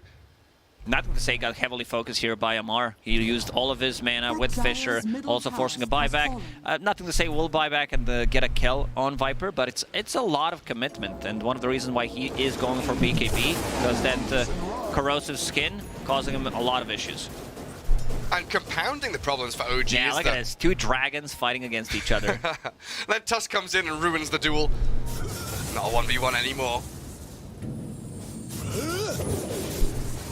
And yeah, compounding the issues for OG was the fact that, like we said prior to that fight, Faithbian had pushed out both of the side lanes, so they're able to get themselves out on the map incredibly quickly. Sprout Leash's talent now up That's for a him. big one. Ember That's Spirit. a huge against the Ember Spirit. And finally, some tier 3 items from OG coming out of those neutral camps. Anything particularly good? Spider legs? Against the Prophet, always very nice to see. Earthshaker also does have a Psychic Headband for quite some time and finally has a Blink Dagger. So we might see a better Echo, a better opener. There's also a lot of stuff on the ground, like you can just cancel the Blink Dagger with 1 Mjolnir proc. It does have a Blink Dagger. Oh, he does, yeah. I mean, that Blink Echo, potentially, you know, the tool they need against Arme, right? Pre-spin, they get the Blink Echo, chain stun onto him. But they don't have that many tools to keep the disables going before he can get Omni Slash out. This Earthshaker plus the Bristle's Abyssal Blade, really, as the primary ways. Yeah, it's called a Bristle Blade. Bristle Blade. I should have seen that one. I should have seen that one coming, honestly. Oh, jeez. And now Nature's Prophet going for a little bit of a scale. getting that Rod of Atos to be able to control Ember Spirit, who's not having a BKB. This Lincoln Sphere is not going to protect you against everything, so he might still swap things around. If he wins the fight, he's definitely not going to go for it. Why? In trouble. And straight in, jump from BZM. Spin out from Arme, and the Healing Ward, plus Nature's Attendance. We've seen this from laning stage all the way through to now 33 minutes in, giving such a beautiful amount of basically burst heal at this point. But BZM and Yuragi, they really won this Yi Enchantress, so they've got the Cold Embrace now adding to their heal. Spin out from Arme, we'll find Tiger on the right side, and BZM, he's dropping pretty low, might have to skip away from this fight. Still wants the Enchantress, while Yuragi BKB'd and run himself back with the spider legs. Ahmed's ready to jump in with a Blink Dagger. Well, they could curse him maybe here if they pop the Lincolns. BZM out, the rest of them TP as well. That's Sprout. Ahmed was ready to go in on Bristleback because he knew Lotus Orb was still on cooldown. Blocked off Ahmed, he couldn't pass through, and Bristleback lives in the end. OG losing momentum. They were 10k gold ahead, and with the Bristleback lineup, having all these counters for him. We're talking about Arctic Burn, percentage-based damage, tag team is maxed out for a long time ago. Nature's Prophet does have a Spirit Vessel, and the Juggernaut, he can man-fight him now. Yeah, tons of damage with the Skadi as well. Reducing that heal, slowing it, kiting him. The shift in win probability there we just saw. Very big for LGD as that net worth gap decreases further and further. It feels quite similar to what we saw from Asta yesterday as well, you know, against these earlier timing-based drafts and strategies coming out of some of the European teams. Now, a couple of these Chinese teams, Asta and LGD, very good at understanding that if they delay the game just, 10 and they minutes. know exactly how to delay the game. They went in, took the first Aegis where you want to take out all the tier 2 towers with the Bristleback lineup, potentially go for the high ground if you find an opening, but they didn't. They took that Aegis immediately, only losing Jin Q, and then game kind of shifted towards PSG LGD. Even though it says 1k gold lead for OG, game's getting more and more difficult. Yeah, absolutely is. And it's not just completely passive play either, right? You know, LGD were taking fights on the enemy side of the map. We think about 15, 20 minutes in when they were playing top jungle. Even though they were losing these fights, they were still forcing OG to respond in situations and areas of the map that don't really favor them or give them an advantage. They weren't allowed to get close to the Radiant base, do what they do best. Look what Y has queued up. What is 36 minutes in. He's like, do I need to be more tanky? I'm getting a Bracer. All right. Yeah, just a cash Bracer. He's got the Blast Drake, fluffy hat. And they're also pushing out the waves with a lot of different stuff. Nature's Prophet ulti, TPing, then using Nature's Call, Y with his creep, and also Juggernaut using Mjolnir on a creep wave. So OG's never close to their base. Yeah, just getting repelled across the river. I will smoke us 4 though. I want to make a meal out of this. Get a proper team fight going. Taking control of that Radiant Triangle, incredibly important for this Dire squad to access these tier 2s, access the enemy base, get some good vision down. Done on Nature's Prophet, that means you don't care about Lincolns on Ember Spirit, and he changed his mind. He understands after seeing that Rod of Atos that he will need to be able to protect himself. Very close. He needs another creep wave to buy that BKB. He's got a couple up top to clear out. There's the BKB done. But LGD once more straight up into top jungle, forcing a fight in OG's territory. BKB forced from the Bristleback. And LGD, they go in, they poke, they come back out. Now they can think about round 2 if they spot someone out. Baiting a BKB from Bristleback, that's big. Faith Beyond, well, he was thinking about TPing forward there. Saw on the mini-map. Yeah, killing the courier. TP in value. Kill the courier, die. Yeah, just go in. Get the job done. Don't care about the consequences. Juggernaut hit level 25, something that we didn't mention. One of the best talents and the most fun one. Plus 475 HP. Very cool. It's like the Spectre talents, isn't it? Like plus 5% dispersion, plus 500 HP. That's a cool talent. Yeah, but this is just like straight. This is 25. It's straight up raw HP. Here's your health, buddy. Double damage bottom. What is that? It's like 15% of his total health when he pre-talent. Penta Edge Sword now for him. DD bottled, Basher and backpack. Arme has overtaken the Bristleback in net worth. A real true carry in this game. Roshan still at least 20 seconds away from spawning. But LGD get the D ward, very important there from Yi to make sure there is limited to no vision for OG around the pit. And still protected their own ward. On the high ground, this is what gave them vision in the previous fight to get that BKB on cooldown for Bristleback, which is down to 7 seconds now. It looks like Tiger did rebuy a gem, as the Enchantress had stolen his previously. Well, this is where LGD want to be. Just waiting for OG to come. And yeah, 5 seconds for Roche to pop back up. Ninja gear for nothing to say. Can't be found. And with Roshan alive and scouted by LGD, they're just going to waltz into the pit and take it. Double damage on Jug, does have a Basher as well. OG, they know this is happening, but how fast can they get here? Not fast enough. There's no way they can traverse across the map quickly enough to get there. And they've given away their positioning there with a Remnant chucked out by the Ember. They do get a bit of vision out on the map. Aghanim Scepter now also done on Juggernaut, so having that Swift Slash, or mini slash that I like to call it. Just an extra tool to potentially like get some damage done and also get the bash during the BKB, beta force staff. Save yourself from an Earthshaker jump in as well. Re-grab that outpost down bottom. Arme, he spots a small camp, so he'll go farm it. Sebastian buying book for himself, wants to hit that level 20, extra Fisher range. Oh, are we on first name terms now, are we? Yeah, this is Sebastian. Yeah. Very close to level 20. That he can keep the distance then and not be found by Nature's Prophet. It's going to be all about using that Fisher multiple times. He's There's the leash. Have they got enough to kill him? He's got BKB. But the Laken's popped. Still got the slight and the jump away. BKB utilised by BZM though. He's got the flicker as well. But in comes the catapult wave with Arme.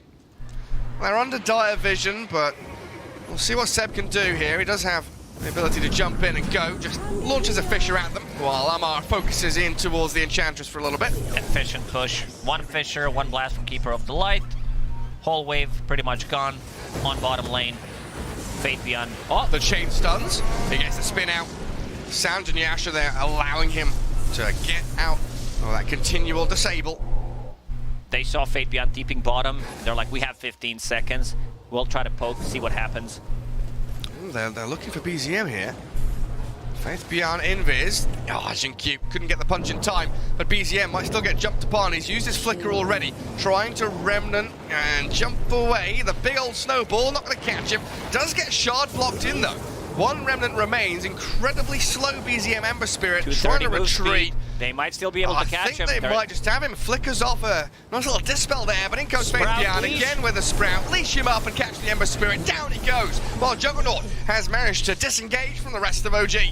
And still holding that Aegis will pick up Arcane Rune.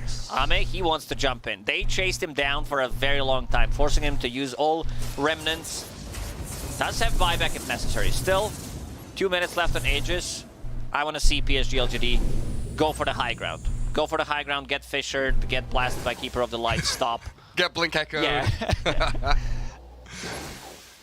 Yeah, they want to take this very, very slowly and deliberately. There's still a tier 2 bottom that they can claim. No need to irrationally shove up high ground. You do have the Jug with spin that can do a pretty good job here, but the Lotus Orb bounces the Swift Slash back onto him. He'll look towards Tiger with a Mjolnir. Static charge bouncing in, nothing to say. Kills off Seb as well, and now the only slash for real one. Uragi killed off.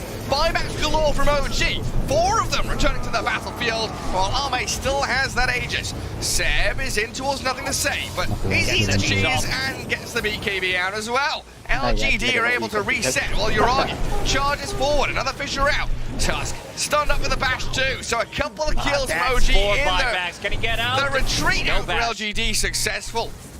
This is perfect for PSG LGD. Getting 4 buybacks out and also losing only 2 supports who have buybacks one more time. Big damage from Juggernaut. Yeah. 7,000 almost. We like to round up the numbers, but yeah, he went in, forced that Lotus Orb, used the Swift Slash, and then when the Lotus Orb was gone, goes in with the full Omni. And still has Aegis for a minute. Don't think they'll be able to use it for another he's ready to go. high ground push. The Scythe of Ice, the Linken's popped to BZM, he's dead! 2 minutes with no Ember Spirit now. Oh, Yuragi's here.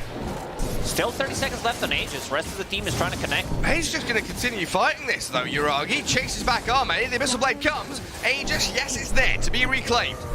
Seb wanting Faith Bian, who TP'd into the back lines. His BKB gives him the safety, and the Fisher blocked away Yuragi, so no bashes could come. Also, Spin Spider out. Legs were not ready. ATM. Lotus Orb on him.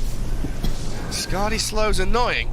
But Faith Bian is going to... Look, he's just TPing around from high ground to low ground. Look at me, I'm over here, I'm over there. And ATF jumped upon by Arme. And nothing to say. Well, White does get the finishing blow on him. So 2 heroes dead for a minute and a half now, and OG in a 4v3. Yeah, no buyback on Viper. Does not have enough gold, and also Ember Spirit did buyback in the previous fight.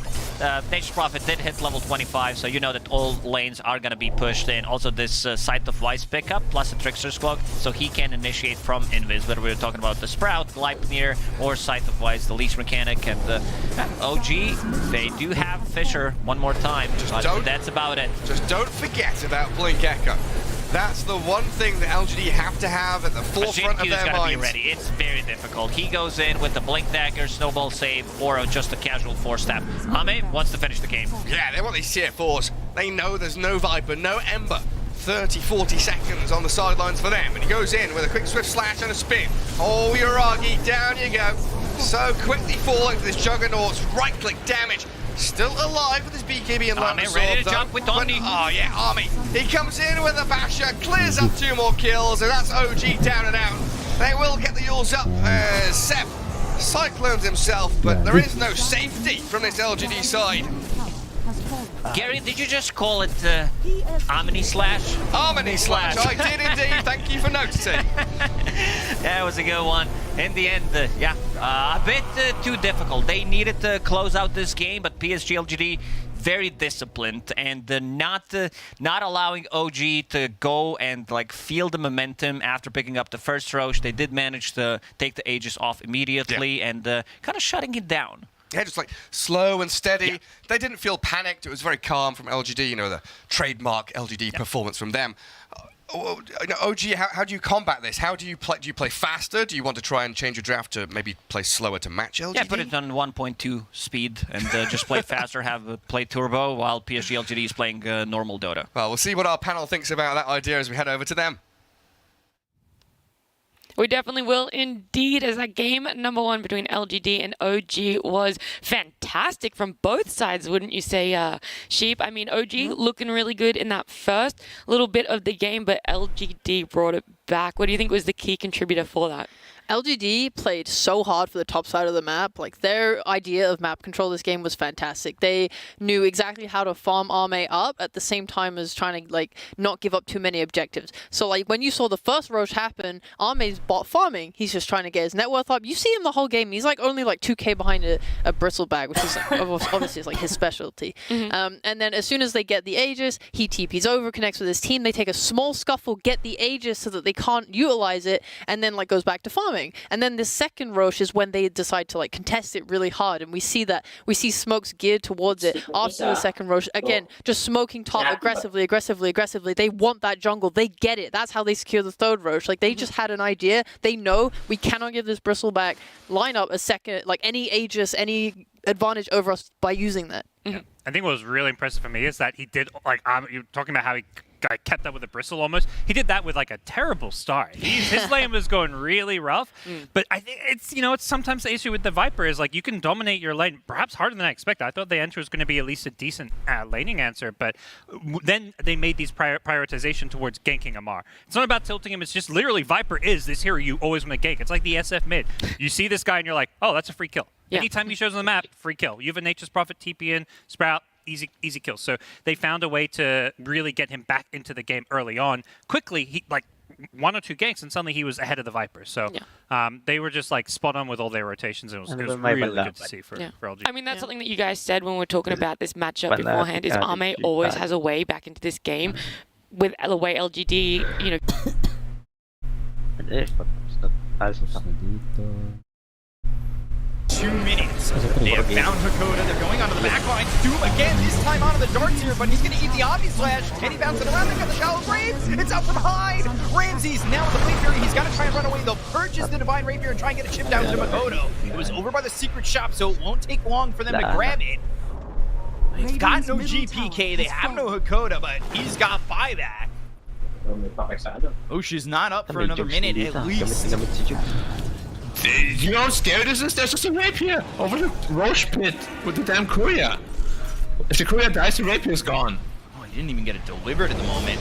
LSA, that lands back and back. Ramsey's trying to get a kill on a hide. He's been a big portion of this fight. Oh, the impale lands. Yamish Nobody wall tiny. down. It's 2 walls committed. It's the parallel wall from the level 25. They go into the Swift Slash from Ramses, but he doesn't have that Omni Slash for another 80 seconds. Now the courier's flying back to base with the rapier. He's not keeping it at the moment. We've seen stuff like this in SCA. You remember last year's TI qualifiers when they had the Arc Warden being played by 23 Savage, and he ended up keeping like 2 Divine Rapiers in the base? Yeah. I mean, I think in this case it's just that he wants to keep it as a surprise for as long as possible. Or now you gotta deliver it. Okay, no more surprise.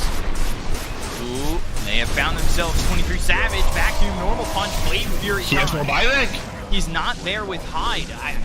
That's why he's been surviving, is with the help of the Dazzle, and now he's the one who's dead for the longest amount of time.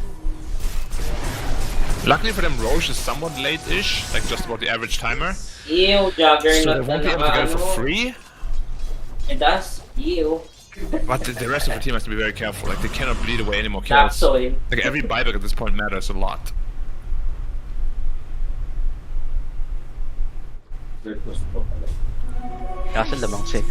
Alright, GPK is back up. They're looking for Roche. Nope. Not there for another minute. May naka-divide. As yun, no? 23.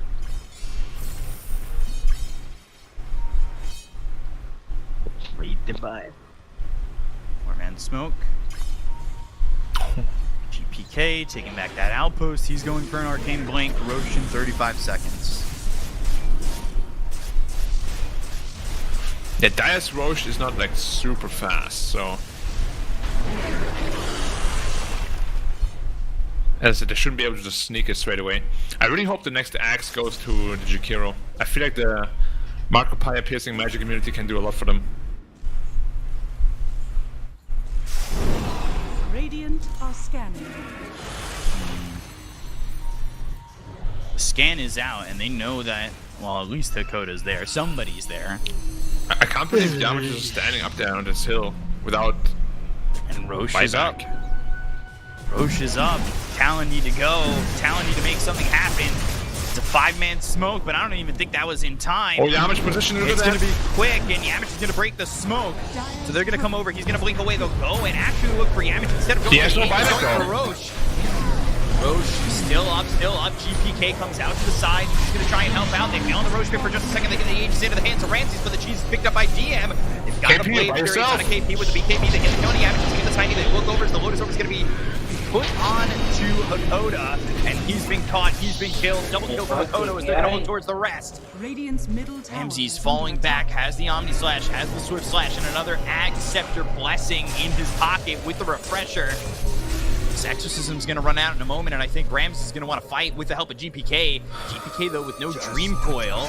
There isn't much control that they have unless they get a normal punch out there. Blade Fury once again, and they've got the Dagon, they have the Abyssal, they'll get to come on a high, they'll take it to the Dazzle, but he's got buyback. Gems on the deck, Infernal Blade is almost on the end. The Doom's going to be used, but it's going to be reflected back. Now, Omni Slash is committed, bouncing around, but doesn't have the damage with a normal punch. Taking out the 23 Savage, he'll end up dying here. GPK gets the kill, but 23 Savage takes out GPK himself. They'll buy back on 3 heroes on the side of Outsiders. They've got the buyback available on 23 Savage, but they start to fall back. GPK in the waning rift. Illusory Orb keeping up. Now looking over at Hyde again. Normal punch. Blade Fury. This is the guy who's keeping everybody alive, and now he's dead for 105. He just brought back. Well, he brought back and tried to... I'm not entirely sure, actually. He just walked in kind of out of position. That now leaves a massive window for them to push, because Dazzle is so important for the defense that without him, I'm not quite sure how they can pull it off. Dream Coil Nice on call. 3. Got the stun Well, look on at the damage, Zephyr, though. but they don't follow it up. Makoto's just sitting back trying to output some damage onto these heroes. Yeah, Makoto's damage output is insane right now. Like, Jug died from... Like, didn't die, but dropped from full to like to 30% in like 2 seconds. Radiant's middle tower is under attack. Oh, Makoto from the low ground. Team comes in. They've got themselves a vacuum as well as the ice tap. It's on the 3 with the Dream Coil. Oh, dear. Zephyr goes down. KP falls. They don't have a Dazzle to save them with the KP to pop. They'll got Mikoto has to do it by himself. A Swift slash from Makoto from Sean. They Dip have is to out. with a BKB. 4-step onto the high ground. Right. What is that? And the impale. And they take up the Aegis on Ramses. They go to Guna Blade. There's the normal punch. They're looking for the ice path, but Makoto's too quick. We back to life once again, and they'll still try to make this happen, this time without the Tiny. Yamage dead for 70 seconds, and they finally will have Hyde back in 30.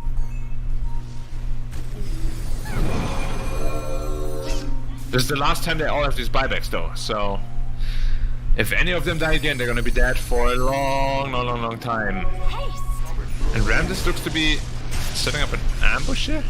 This time they've got the Hex on DM. Yeah, it's all about just isolating the Lina and killing her at this point. You need to watch out for their base, too. Throne exposed, no more tier 4s, the impulse going down. Tapos yung ano, yung Jojo Bizarre Clean Adventure. up these creeps if they're willing to fight. This is a long, drawn-out fight.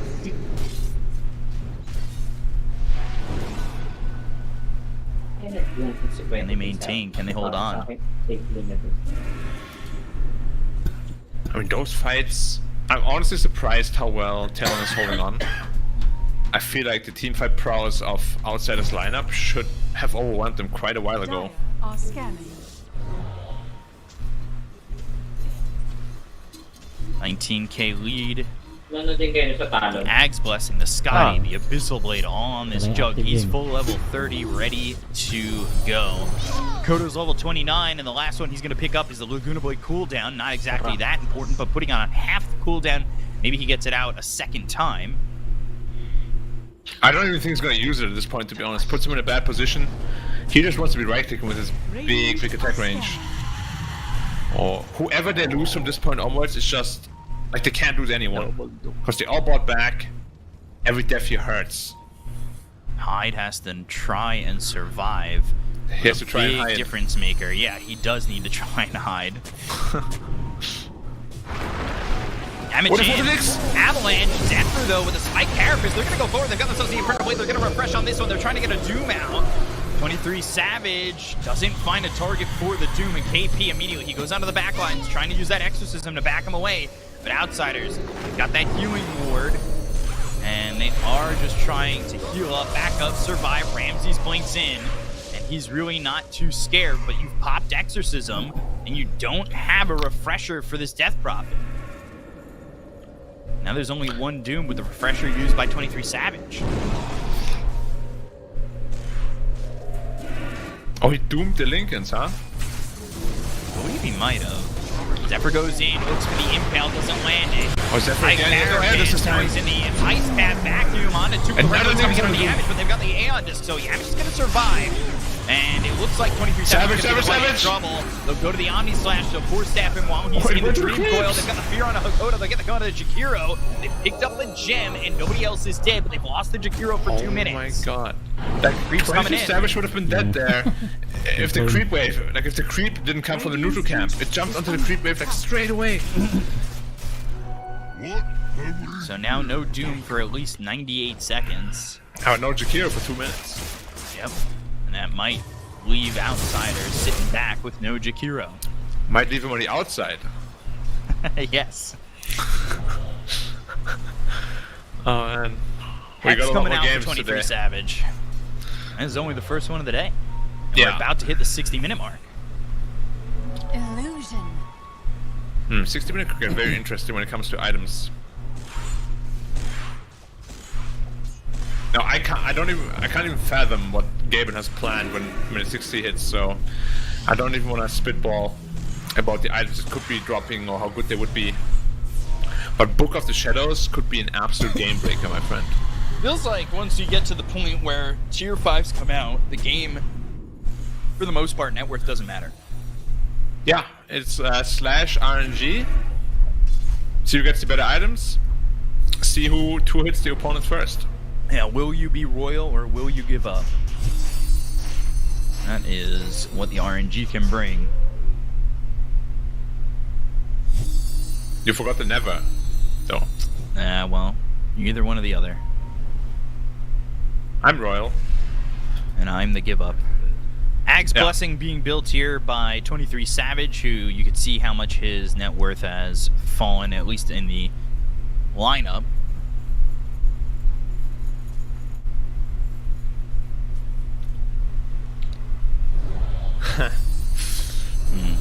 Both teams are so scared at this point. For good reason. One mistake can cost you the game.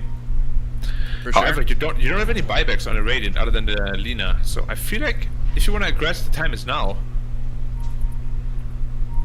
The time to be passive is over, my friends on Outsiders.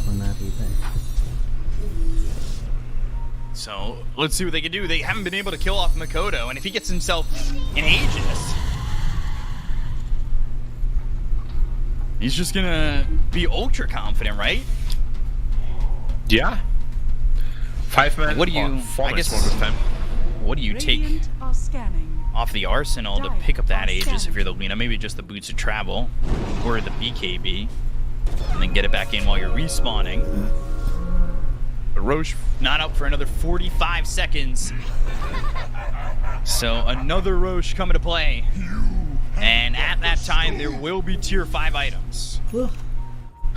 I'm really surprised that Outsiders didn't try to push the advantage they've had on the buybacks. Now almost all the buybacks are back off cooldown, which basically nullified all the advantage they've built the last 10 minutes.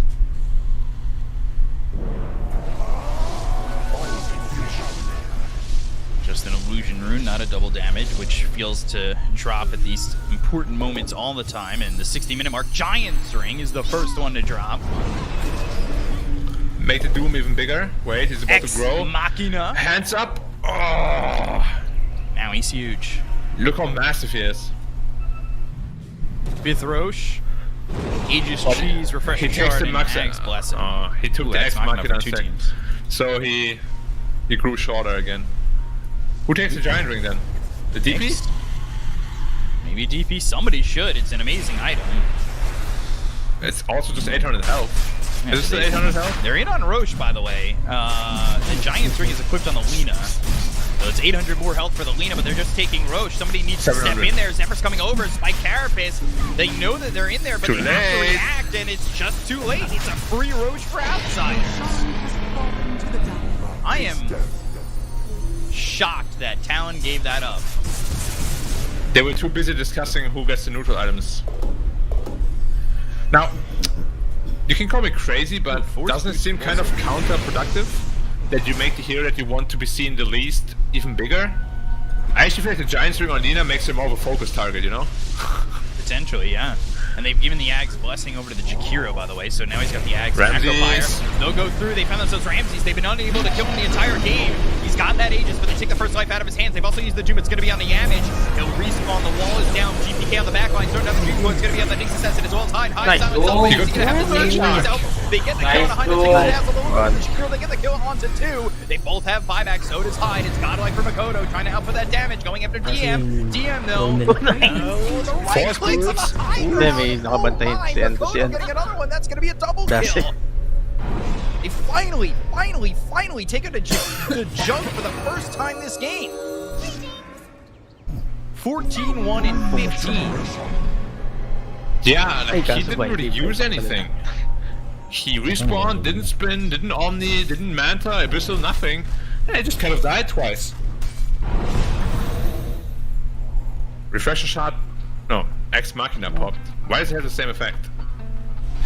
on a 25-second cooldown. Refreshes everything but Refresher Orb. Why stop there? Why not Refresher as well? They have buyback on all these heroes, and Talon should pretty much assume that that's the case. Yeah. Anong mana si ano? Now the whole buyback advantage is on the side of Talon, of course. They might want to go for the GG even. They need to be careful. Creeps are pushing through into their base on the bottom lane. They need to be careful that their base doesn't get taken out. They're going under the Omni Slash. They're going to look to get the kill here, but he's got themselves a shallow grave. These creeps are in onto their base. They need to be careful to go in on the KC. They'll get the kill on the Death Prophet. And they'll send back 23 Savage to clean up the creeps while the rest of the team runs. They don't have Death Prophet for a while. Buyback's available, but buyback not enough gold. How much does he have? Oh, he's 1,000 gold more. There's no way they're gonna have him anytime soon. But of course, outsiders can't know that. No chance of knowing that. Book of the Dead. The item nobody wants to see Fallen ever. Sky. Oh, Fallen Sky, that's a pretty good one. Could go into the Puck. Could go into the Juggernaut. And Dark Seers. Oh, Desolator 2 for the Juggernaut. Wow, Stygian Desolator. That's a lot of damage from the Jug. So they're holding Ex Machina, Giant's Ring. They've got the Book of the Dead on the Nyx Assassin and Force Boots on the Dazzler to try and keep him alive and help him out on his positioning. Why is nobody taking the Fallen Sky? They're still missing one of their tier 5s. Avalanche toss up into the air with the Dream Coil. That's going to snap. 23 Savage. His life's going to break. We'll get the buyback coming out. Well, they need to try and hold on to this one. And, well, with the buyback being used, Outsiders, they lost Yamage to Makoto's damage, and they're going to back up. Somebody on Outsiders seriously needs to pick up the Fallen Sky. I would put it on the Tiny. They're thinking about putting it on a Jug. Like, why not, right? I feel like it's either Tiny, but he dies all the time really fast. Yeah, Like, gives a Giant Swing to the Tiny, transforms Fallen into Sky. a meteor, slam down on them, Avalanche, toss him out. Nah, you don't need that. You don't need that. You don't need that. Oh, Mirror Shield. Oh, that's the most alright. broken one. Octarine Core finished here for the Puck. So he's got the Ex Machina on GPK as well as the Lincoln, though Lincolns will get popped and the Aeon Disc, and he can just refresh it with the Ex Machina, right? Oh, well, he gave it up now. Who's he giving it to? So Fallen Sky on the Puck, in and out a lot. Bomb, bomb, bomb, bomb. Who did he give X? He gave Ex Machina to the Jakiro. I don't know. I feel like I like the Ex Machina more on GPK. That refreshes the Aeon Disc, right? Yeah, it does. It's just the refresher. Like, why wouldn't you keep that to have the Lincolns and the Aeon Disc? And it also gets reduced by Octarine Core, the cooldown. Hmm. Yeah, I'm not too sure.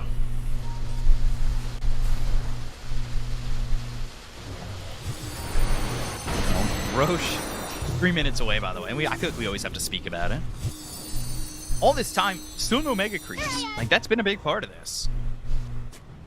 Those creeps were pushing in through bottom. Are scanning. I feel like we've kind of seen like the scale tip twice already in this game. Massively for Talon, they're too scared to really do anything. They're massively for Outsiders. Makoto with a ward. Oh, they're gonna find Zephyr. He's just in the wrong Here's spot Aeon at the Disc, wrong here's Aeon time. Disc. That's unfortunate for him.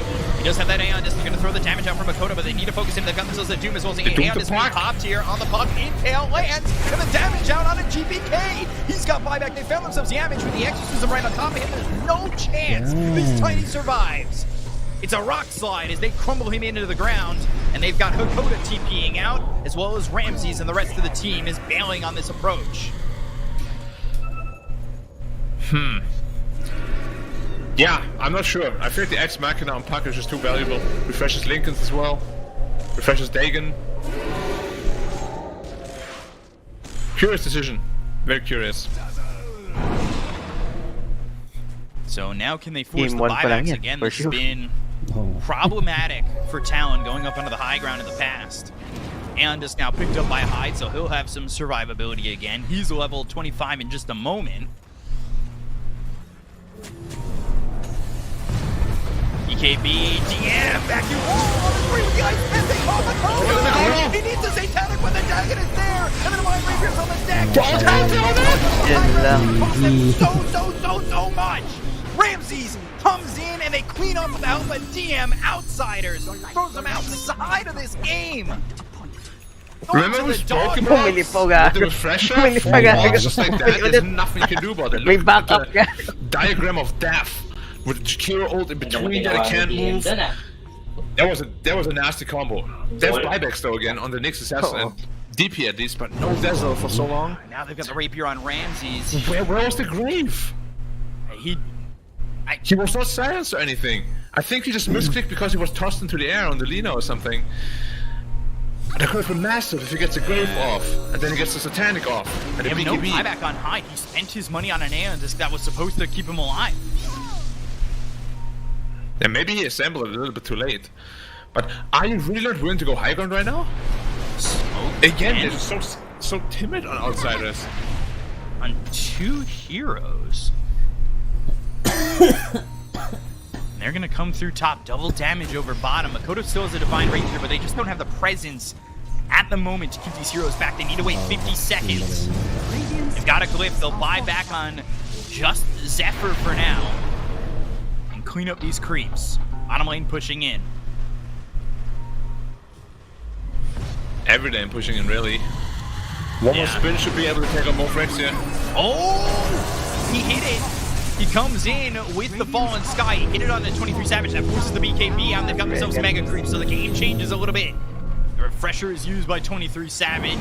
They'll have Hyde up in 16 seconds. So the Refresher was used. You've got Aeon Disc. You've got yourself the BKB again. You've got Doom ready to throw. And it wasn't the Refresher, it was the Ex Machina, my bad. Yeah, the only way to differentiate that is the sound it makes. It's more of a Chinese sound. Yeah. You guys gonna I'm still waiting for our sound pack. Minute and 10 seconds until Roche is up. Now the Refresher was on cooldown, now it's not. So they'll have Ex Machina and the Refresher looking where the damage is. They'll go inside the pit, they'll find themselves Dakota, but it's the Ex Machina again. This time not the Refresher. They're gonna reflect themselves the Poison Touch. That X is up high. Hyde's a little bit vulnerable. You gotta be careful with the creeps because they're over close in the bottom lane. No buyback available for the Jakiro. Start to move in with the Fallen Sky. That lets out a 23 Savage. They've got themselves a vacuum into the wall with the BKB being popped by 23 Savage. BKB by damage. He walks in. They'll pop the Dream Core. Now they're gonna go in with the Exorcism. Creeps pushing in once again. They're just trying to extend this fight. There's 4 walls down, 4 walls keeping Talon in place. Are going into base. And now creeps are in the base. Fallen Sky once again. Makoto! The Fallen Sky, but this time they've got themselves the shallow grave. They're going in. Twitches have tried to get back on the Doom. They'll go after Jug. Creeps moving into the base, still continuing, but they get the Divine Rapier back on the deck. Back on the deck. He cancels to the beast. He cancels to the beast. They're gonna. Oh, the creeps are in the base. They need to get back. He cancels to the beast. Makoto's got the Giant String, so he can stay in base and get all the way back with the creeps. He's got to get the creeps. Oh, 205, 300 health. They'll get the kill on the Nyx Assassin and the Dazzle. Oh my god, I've got buyback. He's in so much trouble. The fight's still going on the back in the room. They've got the Dream Coil down once again. They go after GM. He's got the Jug. TP's in. They'll use the dagger. Punch back GPK. So someone who's going to be being popped by KP. Damage goes down. KP falls. He's got buyback. And they're trying to defend the base. Oh man, they got 23 Savage. They'll take him out for 2 minutes. No buyback on him. Just back down. No buyback on Zephyr either. Thrown on 300, they have no glyph. Jack just needs to blink on it, hit it 3 times, and it's gone. It's game over. But they're going for the Roche first. They're going for the safe play. He's going to get the Aegis. He's just going to BOT on the wave. They have their own glyph to fortify the wave. Blink on the throne, GG. Oh, Pakistan! Oh, they got it! The Fallen Sky, the meteor. Oh my god. Nice. That's a way to end the game. Outsiders with the victory. Oh, wow. Just game 1 as well. Yeah, it looked like Talon had a chance to bring it back. And that fight went on forever, and the creeps just started And looking at the chase potential Yeah, from time lang. OG, there's like relocate, but that's about it. Maybe Puck, but yeah, you need to be able to connect onto target with the Doom and delete it. This is also position 1 Doom that some teams are playing it. Panel talked about Talon. The other team that comes to my mind is Entity. They really love to run it. And yeah, looking at the other heroes on PSG LGD, I feel like it's going to be about initiation. If this CK gets the ulti off in the fight, we're talking about like 2-3 extra illusions. Doom's not going to be able to find the target. Also, Huskar doesn't deal too well with it, and this might be a problem. So if Ame, because Ame had a perfect game in the previous one, masterclass performance. And also looking at some of the itemization that popped onto my mind, I would love to see Void Spirit with Void Spirit Vessel. That's about it. Because you're playing against Huskar, you're playing against Io. So many heals. You want to get that as soon as possible. Shaker's not that hero. Like, you could potentially get it, but you also want to get the different items, and you're not going to be able to get it fast enough. So definitely an item to look out for to be able to shut down the healing, and it's a good matchup. This is the first phase Void Spirit against Puck, so good matchup for Void Spirit overall. Yeah, so is this Doom, you mentioned a couple of other teams have been playing it. We know Anna was practicing it as well, prior to Riyadh and coming into this event as one of his position 1 heroes. Is this the answer to the kind of LG Aster delay the game strategy? Is this your scaling potential to match them in late game? Doom in the late game is pretty insane. We're talking about Hand of Midas, then getting Devour, that extra goal kicking in, Shiva's Guard Refresher, Blink BKB. This is where hero becomes super obnoxious. And Huskar also in the late game, like this hero scales super well, so does Puck, so I'm not too worried about OG. I also want to see how Marcy is going to skill the abilities and also what the item build's gonna be, because I have seen, I've talked to Seb during Riyadh Masters about it, and kind of have the same thinking where if you go and get just like Dispose and what's the other ability called? Rebound. That's a good job, Gary. You're on point. That's why I have you here. You're using like half of your hero, pretty much. Your ulti is for the dispel. You're not dealing damage. I like the style that Jin Q plays. Like phase BKB? Phase BKB, Blink Dagger, or phase, just the Blink Dagger, because you can get in and then get out. If you go with just Ether Lens, you go in and you're dead. Also, your scaling is not as good. You're like a weaker Tiny at that point, right? Yeah, if you're pretty the much. Blink Ether Lens build, you just initiation, that's your job done. Casters, I think we're ready to start the game, please, Andy. I'm going to clap and we're going to start the game. Away we go. Game 2. LGD already 1 game to the good, up against OG. Yeah. The reason why we didn't start is we needed to finish a couple of points, and all 10 players and the production waited until we were done. Well, when Lacoste talks, you listen. That's the rule number 1 of Dota 2 major events. As we get ourselves towards these bounty runes. Tiger Amar up towards top. Jin Q and Faith Bian lurking in the shadows. PSG LGD stole their heroes. This is Razor, classic Amar hero, and also OG tried to play Earthshaker twice so far in this major. Oh, this is going to get de-warded Faith Bian, getting some extra gold. Never mind, it's Jin Q getting extra gold. Oh, it was a sentry, wasn't it? It was his sentry, yes. And he's bringing another one. Ooh. Go hunt down the vision of OG. Oh, he's there in the support. Maybe they've got a good idea of that mid lane ward that is pretty shallow near the tier 1. Well, now towards bot, nothing to say, gets out his Resonant Pulse. Arme here as well. As Faith Bian, nothing to say, do get a couple of the bounty runes. The 4th one, though, is BZM's, giving the 2 for 2. Nothing to say, starting with 20%, 30% HP against BZM. We saw yesterday when BZM first game against Liquid was playing Batrider. That did kind of cost him the lane and also not necessarily the game, but the game was definitely harder.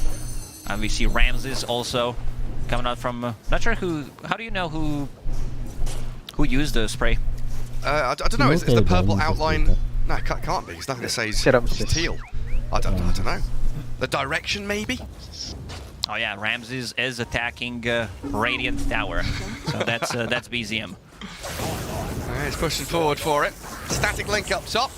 Jin Q with a Fisher there as well. Amar trying to get around the side while Tiger's Courier should be finished off here by the Earthshaker.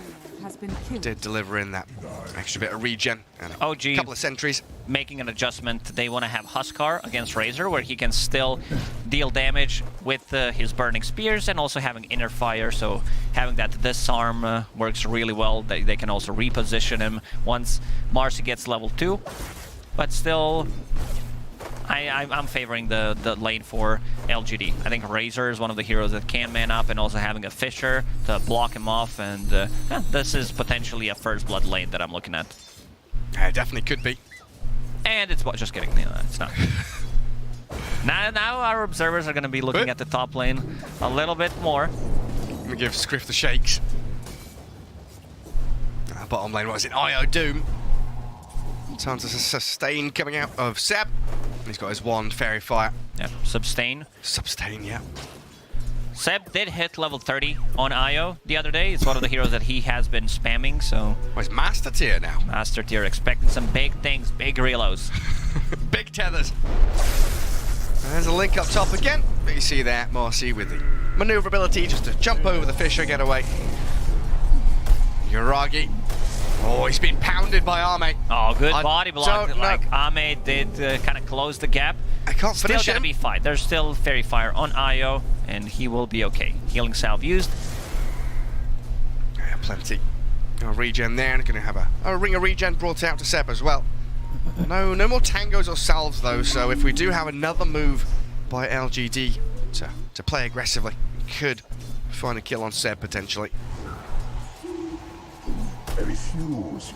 How's that mid lane going? Even though Nothing to Say had a rough start, like you said, starting 20% health, he's still doing fine. Jinkyu, yeah, Fisher blocks them out. Oh, Amar trapped by the creeps. The Radiant Creep Wave doing their job, keeping Huskar in range for Faith Beyond to get first blood.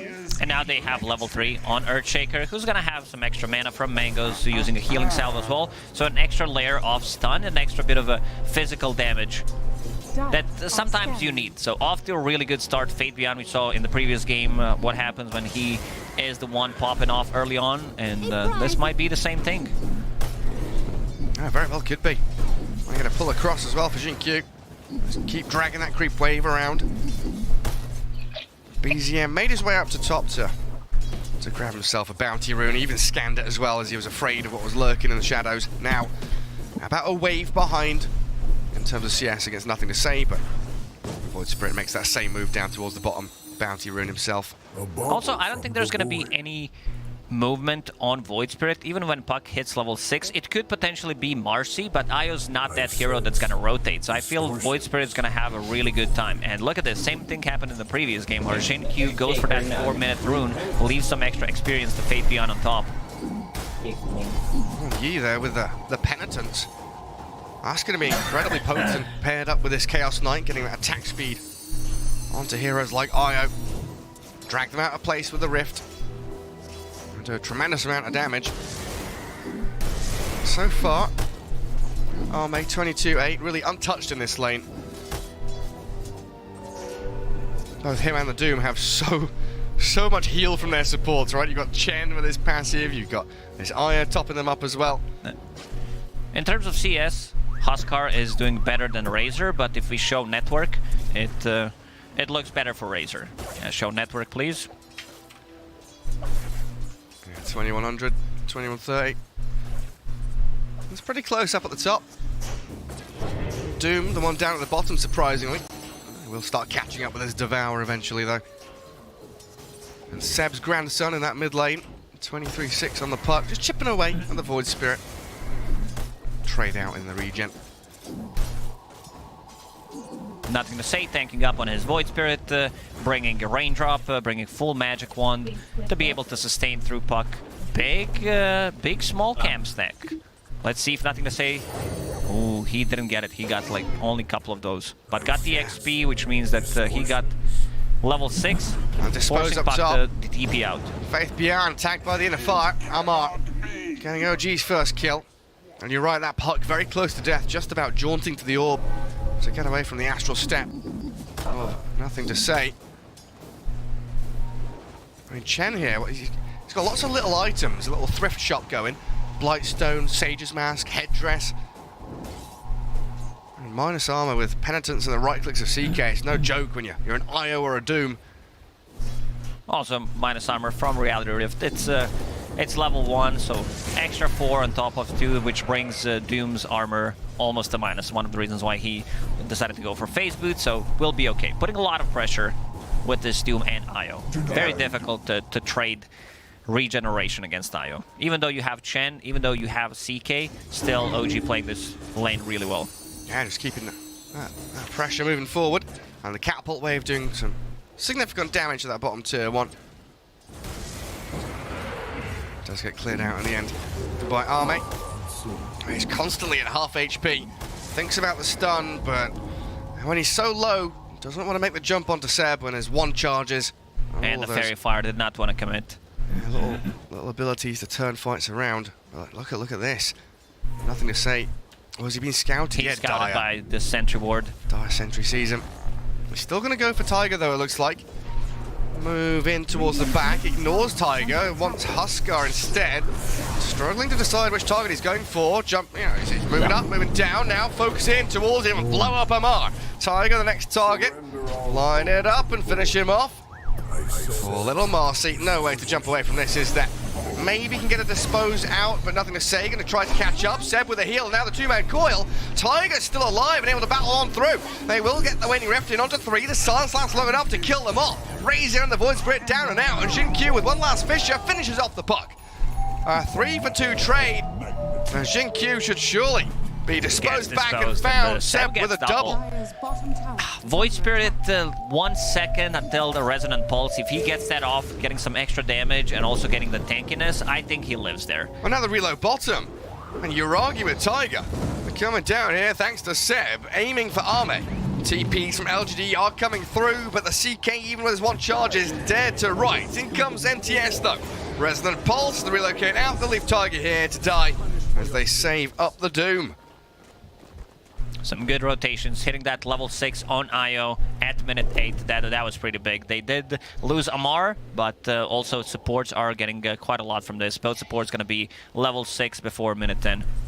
A little interesting that Seb's going for the Locket first item. I feel like in recent times it's been that mech rush and Locket comes after. Do you think he's doing it the other way around. Yesterday also, Holy Locket into mech. Okay. Is there a good reason for that? Just quicker, faster to get there? I think so. I think because of the build-up, because he like gets the headdress and you get it easier. You do have a magic wand as well, so I think that might be the reasoning. I also could be wrong. It's straight up 50-50. Either I'm lying or Seb is right. You're right or you're wrong. No in between. Yeah, I think you're a spot on there. You've got all of the little elements, small item build-up towards that Locket. As Tiger gets found in the river and his ward removed by Jin Q as well. Sentry there to unblock the camp. LGD very quick off the mark here to respond to Tiger's movement. Amar closing in on Armlet. One of the big timings here for OG. Coil in the mid lane. Doom Huskar is available. Yeah, chucks it in onto him. Nothing to say. Nowhere to run. Yuragi and BZM clearing through the Void Spirit easily, and that's the big reason they picked that Doom, isn't it? The lockdown on the Void Spirit, so important for them. It's a lot of units here. They do have Toughness Aura and also Alpha Wolf Aura. Body blocks. Yeah, and a good phase shift. Gets away from Hand the of God Fissure. is available if needed. Amar didn't want to jump into the middle of all of them. Doesn't even have the life break skilled. 3, 5, 6. Is he holding a point? He is, right? Yes, Gary. 1 + 2 is 3 + 3 is 6, and he's level 7. -1. Right. Fissure. Jin Q looking for an angle. Does that block him? Oh, he's got a little path through the trees, so no. Oh, Ame might be in trouble one more time. He senses something's cooking. Yeah, he's trying to clear out small cap. BZM. There's Relo. In we go with a Relo and the jaunt forward. Tumbler's Toy to try and scout out Arme. Faith Beyond disposed, sent back towards his tower. Good damage onto Tiger though, as Arme will claim his life. Oh, but big Paul Fissure. Fissure and the Echo! Jin Q! He's done so much here to save Arme and allow him to open up and do the damage they needed. BZM Where are you off to now? Uragi's being left here. Hurricane. No way out. And Reality Rift, Paul. What a turnaround play from PSG LGD. We mentioned that both supports on OG are going to be level 6 pre-10 minutes, and so did both supports on PSG LGD. This was Earthshaker with only 1 point in the Aftershock, so couldn't stun lock them, because you want to, whenever you play position for Earthshaker, you want to max out that Fissure instead. And also, unfortunately for OG, Coil was not ready, so they couldn't go on CK and keep him in place to be able to deal damage. So a lot of time bought, and also Hand of God heal coming in. Yeah, Ame going to be incredibly happy with the response he got from his team. The backup arrived so quickly, and now he's going to go on Uragi. Chucks the stun at him. Phantasm with that illusion doing some decent chip damage, but he's the one being turned on. Yi is here as backup with a Wild Wing. Tiger cycloned across with a Hurricane, but I'll dispose Yi back into the middle of 4 of them. Chen just hands his life over to save the Chaos Knight. Showing a lot of heroes bottom while Lamar is farming in the jungle, not going to say, looking for a rune. He's going to get invis, so he's ready to rotate. Yeah, going straight for the Aghanim Scepter on this Void Spirit. So no Spirit Vessel coming out. Do they just reckon they've got enough physical damage through the CK and the Razor? CK and Razor, maybe that's thinking, and also a lack of lockdown for Puck. Once Xingqiu probably going to think differently than Earthshaker in the previous game. He's probably going to be looking for that Blink Dagger. You want to be able to Blink Initiate on Huskar and mostly Puck to have that instant stun. And he queues it up. That's what he wants. And he also wants to try and wrap around in on his bottom lane. They've already done a decent job shutting down Uragi. Usually Doom, especially as a position 1, I guess he's more of a 3 in this because of the lane swaps. He's not top of the net worth though, which is a struggle for him as he's jumped and nearly killed straight off the bat. Reload, the save, not going to come in time. Uragi dies under his own tier 1, but Amar, he's in onto Ame. In a fire there after the life break, and the Burning Spear stacking up, but the turnaround from Ame with a Hand of God. Heal comes through, can't finish off ATF just yet. In onto Tiger instead. The Fissure will block him, stun him as well. He can try and toggle his way out of here with Seb's heals coming in as well, but Xingqiu's there with an Echo Slam, the chase downs, and a rip back in. When I said Armor Toggle, that he's gonna be fine, I meant Ame. Ame did die that one time, and he's getting very close to Echo Saber. A lot of sustain coming up from that Chaos Strike. Y coming in clutch with Hand of God and Mech one more time. 4,000 damage.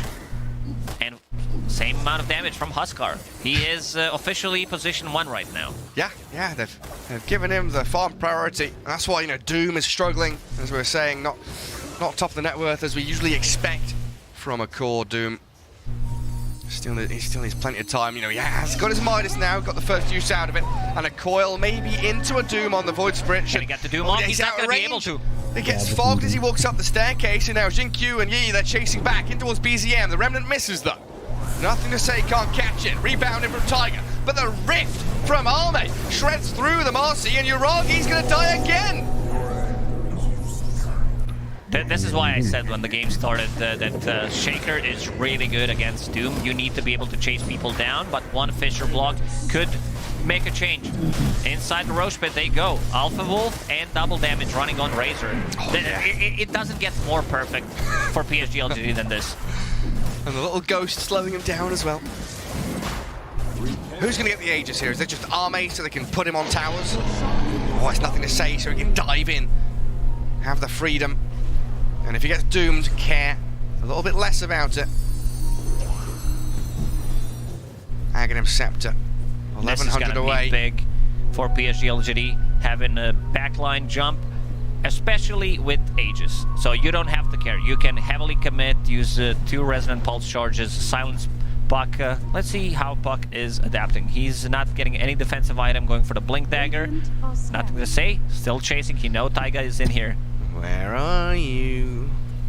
Can you hear any whistling? Oh yeah, you found the Marcy now. Fissure, well placed, as they will chain disable Tiger's Marcy. That's a Blink Dagger 15 minutes in on Earthshaker.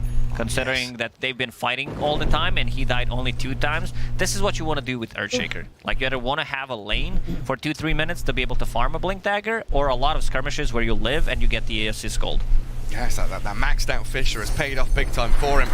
BZM is jaunted across to the left-hand side. Xingqiu's going to find him, though. The Templar's Toy doesn't buy enough time, and the Echo Slam is there again. Perfect A timing. Spectacular performance. Blink Dagger just got delivered by the courier, so he manages to close the gap, gets on top of BZM. Xingqiu really showing us the power of this Earthshaker. Looking for the first win of the tournament on that hero.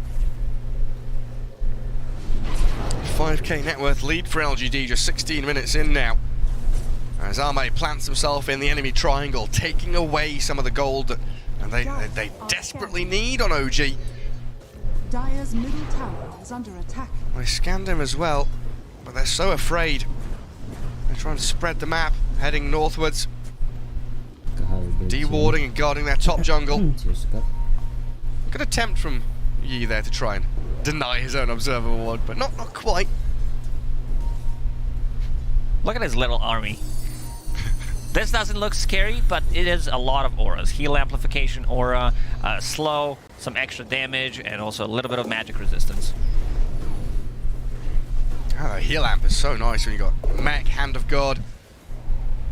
The healing coming out of the CK. As we're getting close to Ame's BKB now, you can disassemble the Echo. About 1,000 away from the recipe. Tier 2 items coming into the hands of LGD.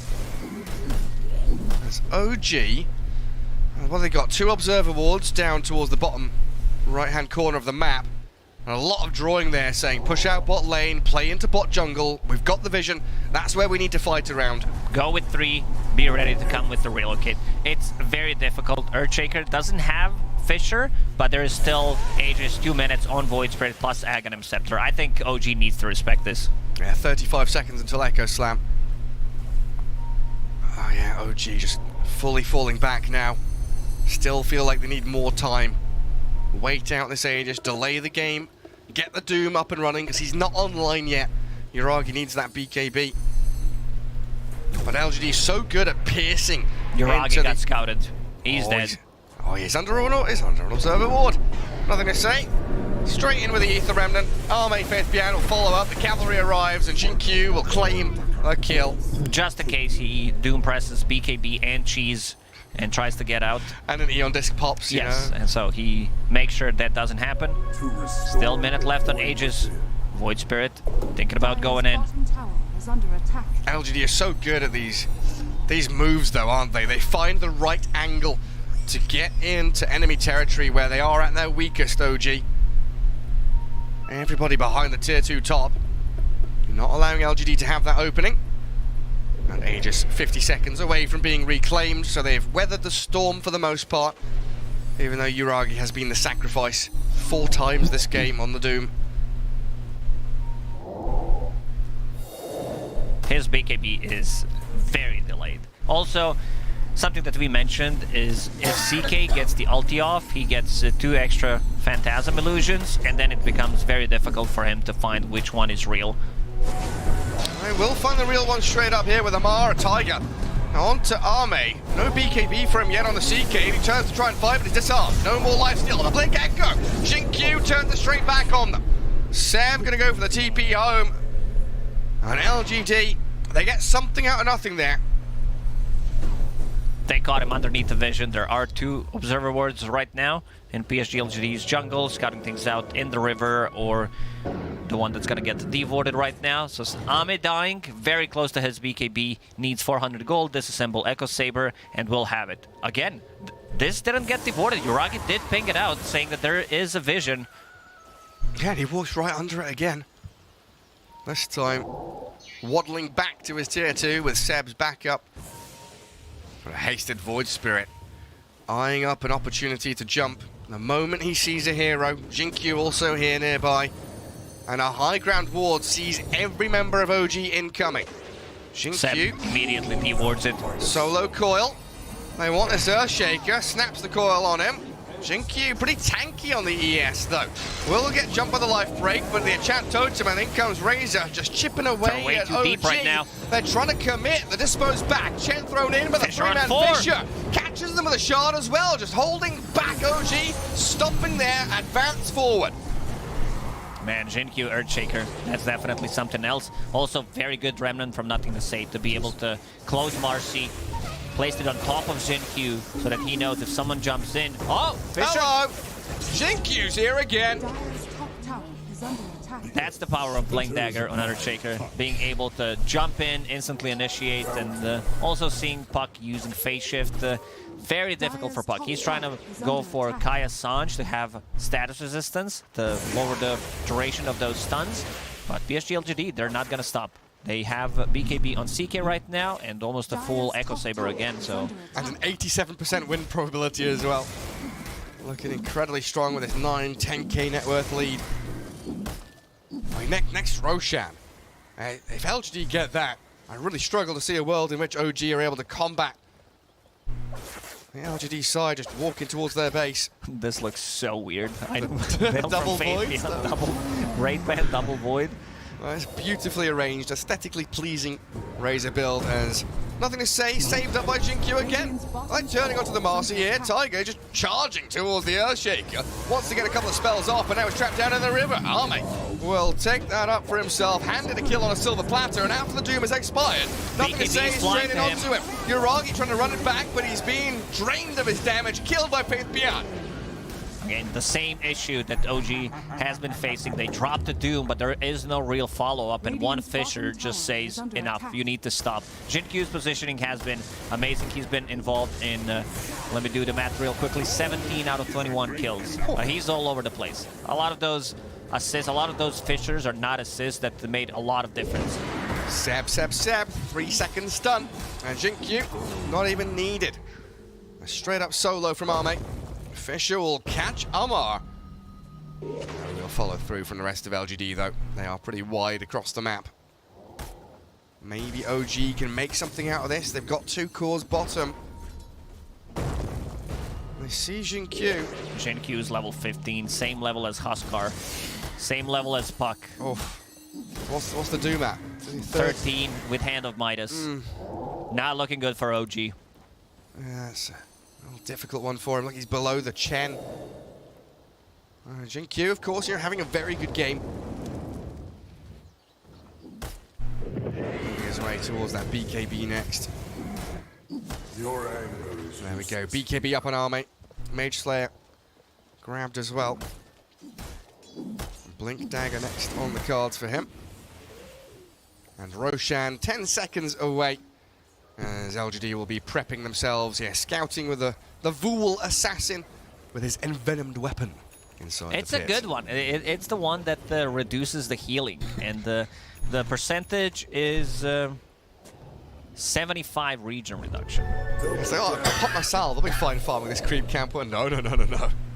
You get 100 HP from a healing salve. Yeah. If you use it on ally, then you get 50. That's nasty. 50 HP 50 for salve. HP for salve, yeah. Well, LGD not content to sit back and hold their own high ground. They want to take enemy territory, and here we go again. Straight up with the Fisher, jump in for the Void Spirit and kill off Yuragi. Gets the BKB out, but not the Doom. And with Huskar jumping on the Razor, well, he's just going to be lightning stormed down and rifted into Arme's open arms. Jinkyu getting another Fisher forward.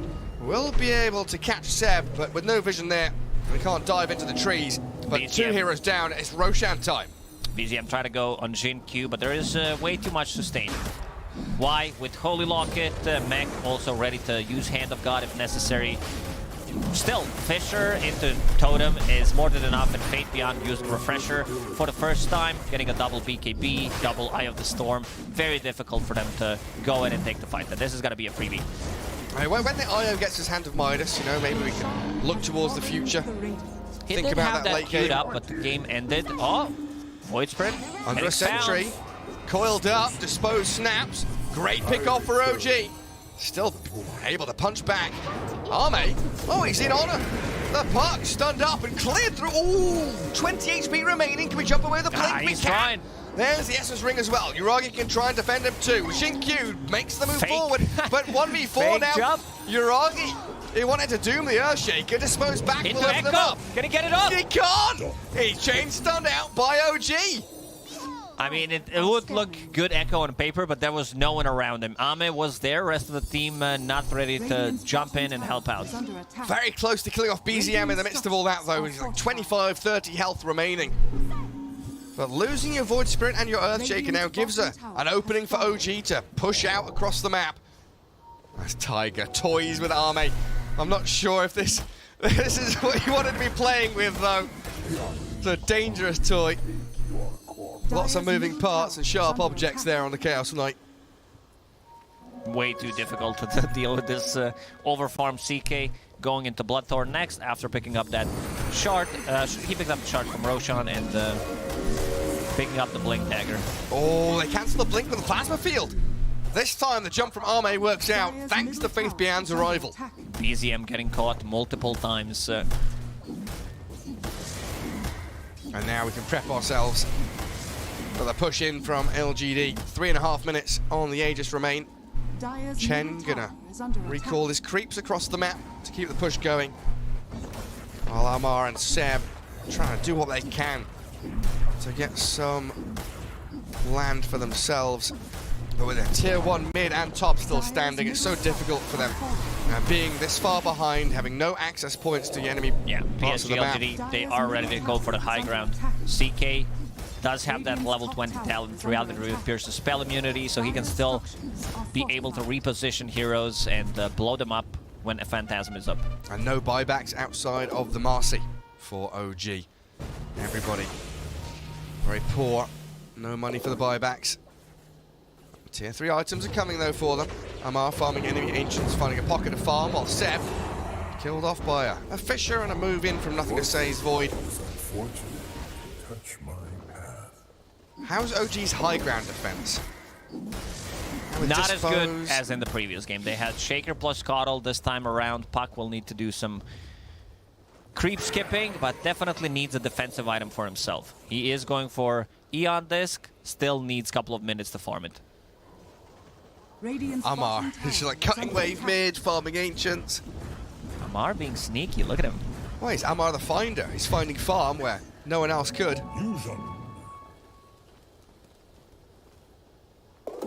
Is he the highest GPM on his team? No, the Puck is ever so slightly ahead. 469. He has higher GPM than Doom with Devour and Hand of Midas. That tells a lot about how bad of a game Doom has. Radiant's courier has How important was that lane swap, right? Because you mentioned at the start they put the Huskar against the Razor. It would have been worse for Doom if he had been against the Razor. Well, hang on a second, it's Tiger. Faith Bian's found him with a refresh up. He's got the Eye of the Storm out. He's got double BKB ready at his disposal as well. They've got the Doom on the Void Spirit though. Faith Bian trying to defend, and the Hurricane back pushes Nothing to Say away from danger. The Hand of God heals him, and in comes the rest. Ame with a double kill, clearing through OG. Tiger, no way of escaping. Penitence and the Rift on him, and GG is called. A 2-0 victory here for LGD, and quite a simple one at that. OG understanding that they have no business left in this game. They were not able to kill one hero in the last fight, and also White didn't even use Nethermech North 20 charges on the Holy Locket. Just the lane setup and also these couple of like rotations first time around, couple of dooms. They were not connecting. Xinkyu, masterclass performance on his Earthshaker. Just exquisite stuff on that Earthshaker, really. I mean, the Chaos Knight last pick is... Lakas talaga na LGD. Huwag lang sila mag-choke sa pints ng TI.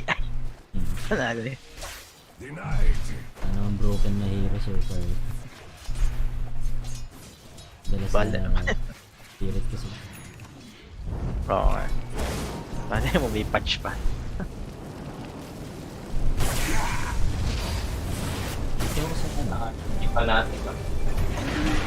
Hey, you get the return, but that's not working.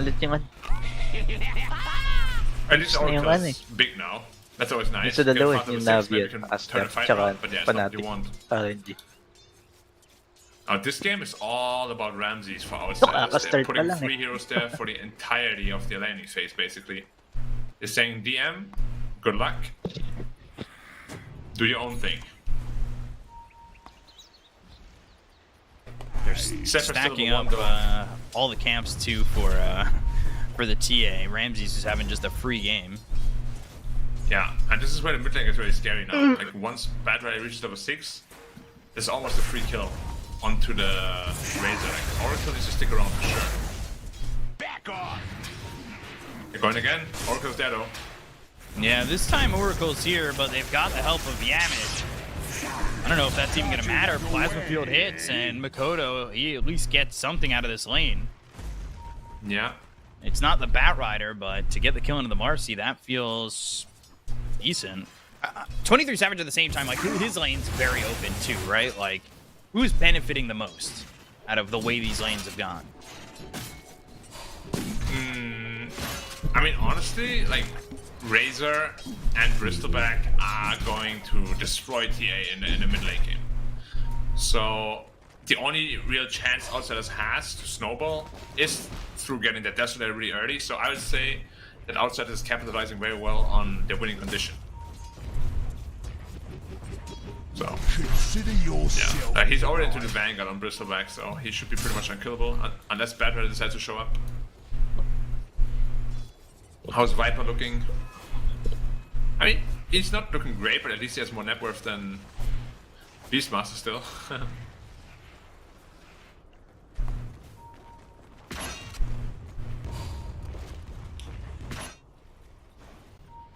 This would have maybe spiraled out of more control for Outsiders. I'm a little surprised it didn't.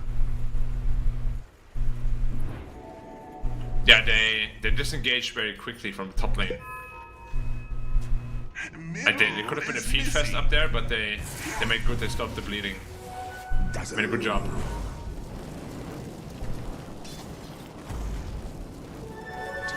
$1K lead, back to that 1K lead. So Makoto coming up out of the high ground. Zephyr is here. He's got an avalanche to throw and doesn't have a toss, but KP over to the side, so they might be able to track down this Dazzle and should be able to get a kill on him pretty easily. Radiant's top tower is under attack. Mid lane again, Makoto in some trouble. Is under attack. They've got the lasso, they'll chase him out. Fortune's End trying to save him, and Makoto now on the run. Yeah, that's why Oracle is so strong. It's like one of the easiest disengage heroes against Bad Rider. Now Lasso's on a very long cooldown, so Bristleback feels even more safe. And it's the perfect beginning for that Bristleback. And we've seen so many times what a Bristleback can do in the late game. Zephyr probably don't want to be there, but he'll go to the TP attempt, and the Yamage is there with it exposed, so he tries to TP in their face, he'll pay for it, and now it's time for Ramses to take these stacks. Yeah, they're not letting him do anything to the stacks. He scouted them, they're all there, 3 heroes again. At least it gives some space for KP though.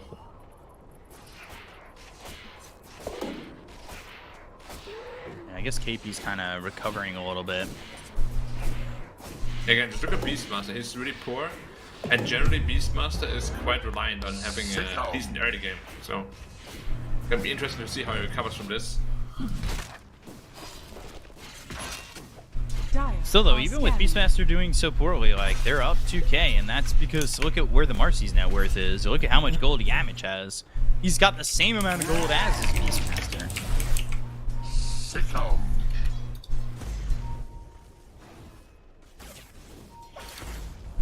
Pretty insane what he's been able to accomplish, at least at the moment. Yeah, if you get the fast blink dagger, that could be very beneficial for Outsiders as well. Is under attack. Haste on Bad Rider almost travels as well. Like the best answer they have to the Bristleback is going to be that Bad Rider. So we'll see when he tries to make a rotation towards him. Zephyr should be a pretty easy kill. The raw plus the lasso. And that's really all you need to kill just about anybody, right? Unless they have the Oracle ready to go, but Oracle's only level 4. Still pre-10 minutes, not expecting all supports to be at level 6 yet, or any supports to be at level 6 yet, so there is some time.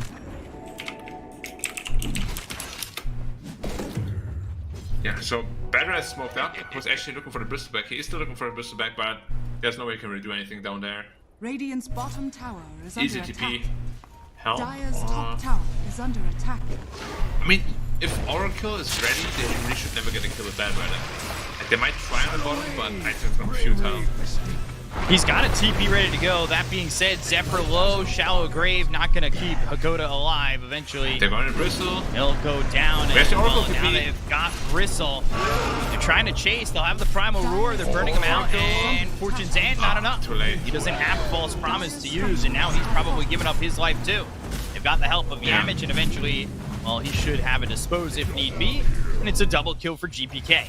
Very well played, nice rotation. Perhaps a little bit slow by Hyde, like that he wasn't there immediately. He also TP'd in a very defensive position. I feel if he TP'd max range towards the Bristleback would have been an easy save. But weren't ready for that because we were aggressing somewhere else at the same time. Unfortunate timing. Blessings. Dire's top tower has fallen. The tower top. Yeah, he's recovering quite nicely on the Viper.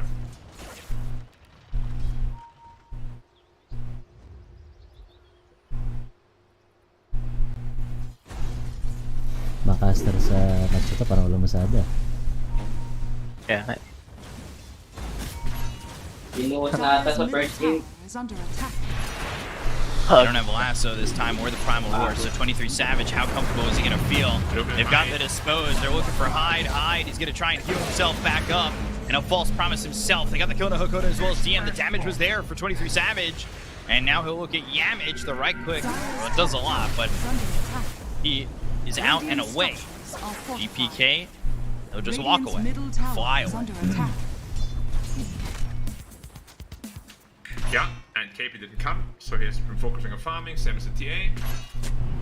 Nice exchange for Talon this time around.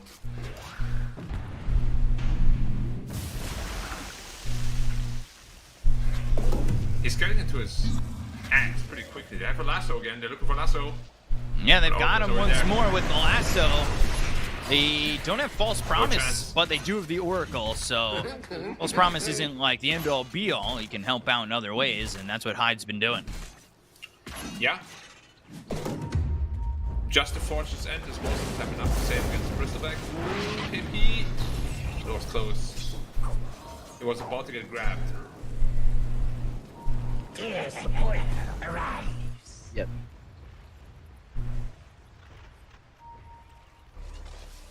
So, do you think Talon's done a good job here of just kind of like stopping the bleeding and kind of actually giving themselves a potential advantage? Radiant's top tower is under Yeah, attack. they're definitely doing very well.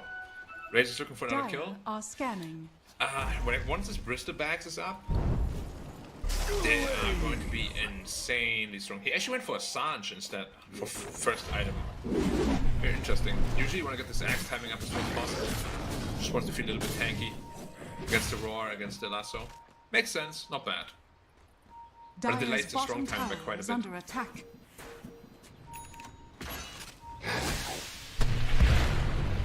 So, right now, just throwing some Viscous Nasal Glue at some boars. Makoto, he's just about, he's 1,400 gold away from his BK. BKP, though, he's in trouble. He's been disposed, and he'll be killed. Ramses gets credit for that one, as they had 3 heroes up in the top lane.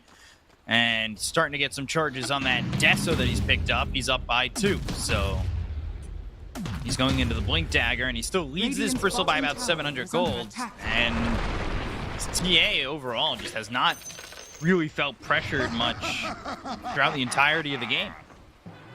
Did you also see the pre-tip? Before they even went on the Viper, they tipped them already. The way that they were coming. Nice throw on the Oracle. Does he have enough damage?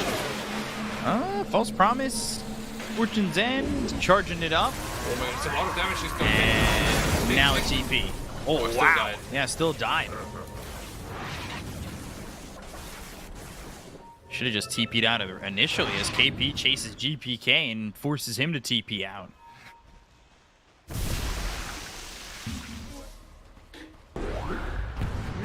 What's the BKB template gonna look like for Razor? about 16 minutes. Yeah. And once he has that, he should feel very confident in these fights. But without Bristleback, there won't be enough damage. And the lack of stuns, I think, is gonna come back to bite them relatively shortly. There's so many repositioning tools for outsiders, and if you have no initiation, no stuns, that means Dazzle will always get a grave of DD for Roach Pit. Of course. Do they even sense this? Do they go over that way? Let's see. They're kinda around, but I'm not going for it. not going for it. This is something that Outsiders has done really well throughout the entire series, and that's secure Roche.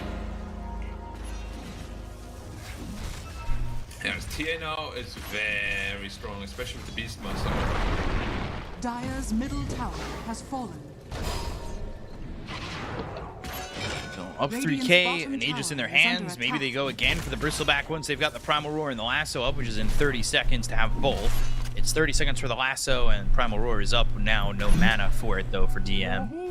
Yeah, just look at the gold difference now between the TA and the Bristol. It's starting to Increased by really so much. expand. Yep. If Bristol gets lassoed and TA attacks it from the front, Savage is going to die really fast. They need to protect him at all Radiant's costs. middle tower is under He needs like attack. an armor item first. But that's the problem, like he needs Axe first, and then BKB, and Radiant then a plate structures mail, are then he's gonna feel fortified. really strong. That's Right. like 15 minutes from now.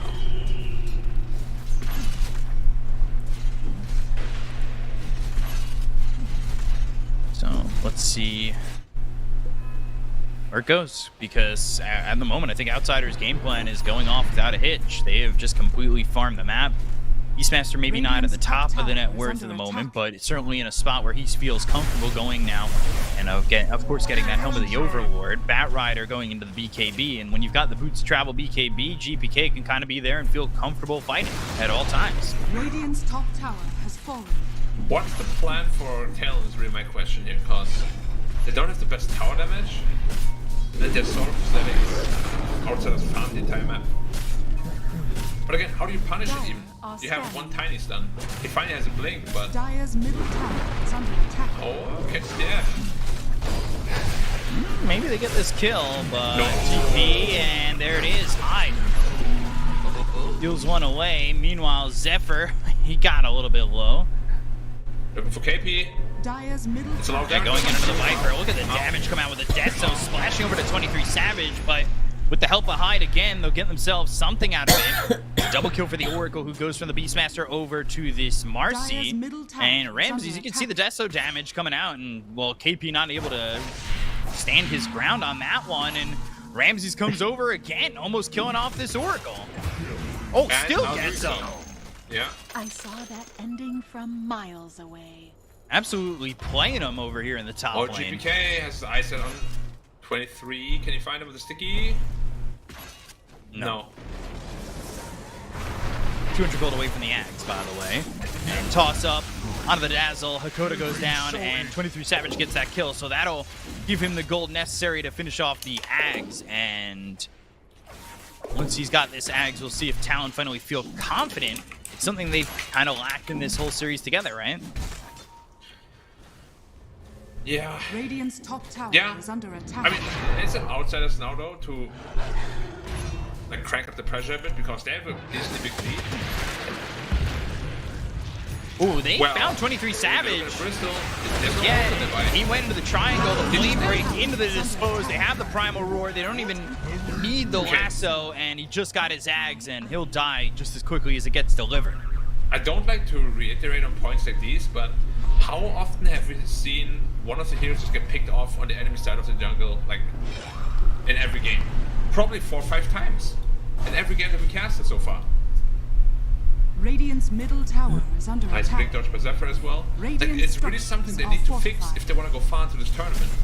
If they lose this game, they're 1-5. They don't have much more left for Arrow. Radiant's middle tower has fallen. But GPK, whoa. Uses that BKB, even turns around, because on the other side they've got Gamage on the right click. Zephyr's going to be taken out by Ramses, who's got himself a mega kill streak. He's 5-0-1.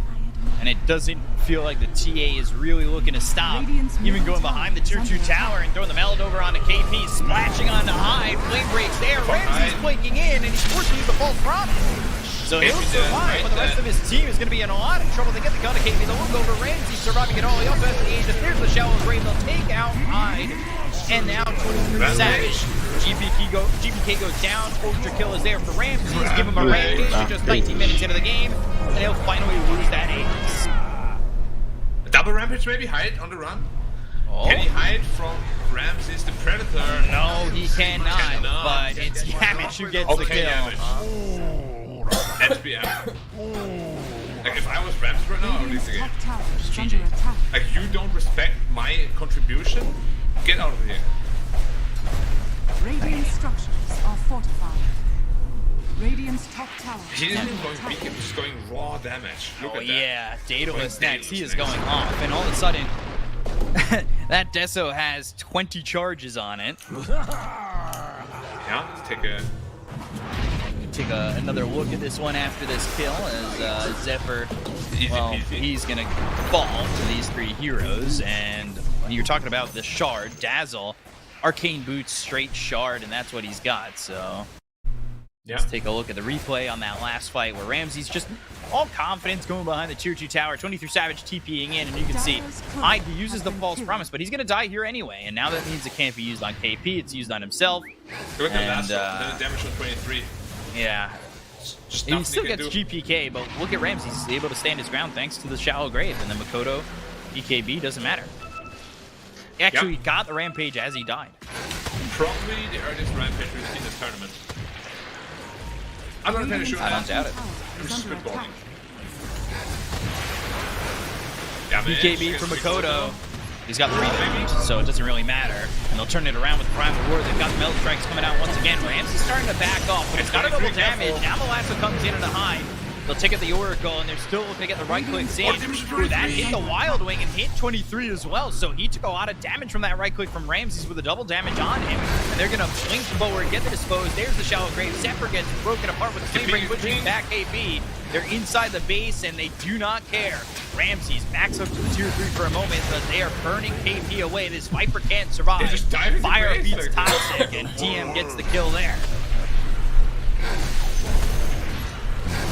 TPK, Shallow Grave, and TP out, right in the base.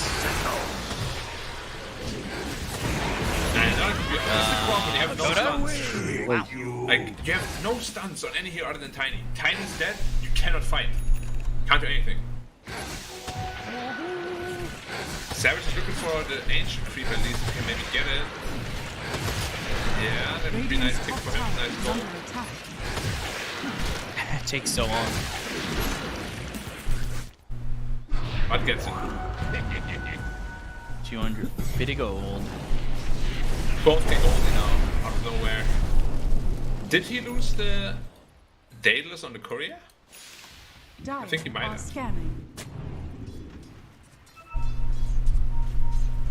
Certainly possible. Dead for 50 seconds. Or he went for a Shadow Blade actually. Maybe it. Yeah. Oh, he just went for a Silver Edge rather. Just straight Silver Edge instead. Okay. Sure. Shallow Grave, Yamich alive, rebounds away. Primal Roar is used. They get the kill in the Hyde. They'll take out the Oracle. Now they're going to look for the rest. PKB's been caught by Makoto, but Ramsey is in. And 23 Savage is going to be left alone. There's nothing that Makoto or Zephyr can do to save this Bristleback. And they're going to continue on forward, looking for the Tiny. He is so dead. As GPK gets another 3-0 out of the side of Talon, and Ramsey's blinking forward, maybe looking for Makoto, but he's already all the way back at base. He's still looking. The Viper getting that 2-shot. He has to be so careful. Ow. Ow. AP. Ow. Ow. Yeah. Ow for sure. I mean, just one by one. Ramses is now 13-0-4. Yeah, they also have sidekick for Ramses, so every time he hits someone, he just heals for like 500 health. Radiant's middle tower. And again, like he doesn't go BKB. Why, Mika? Because they have no stuns. Because he doesn't care, and he can kill anybody. This draft they come up with this time around, it's... I don't like to use this word, but it's like an abomination draft. And this should not be allowed in Dota. I would say the only team that could maybe get away with this is the LGD. 23 Savage? Hey. Alright, False Promise is in, but the Primal Roar comes out. They've got the last one to follow that one up. The damage coming in, he's dead. 23 dead. False Promises are meant to be broken, and they will get the kill on a 23 Savage to look for more.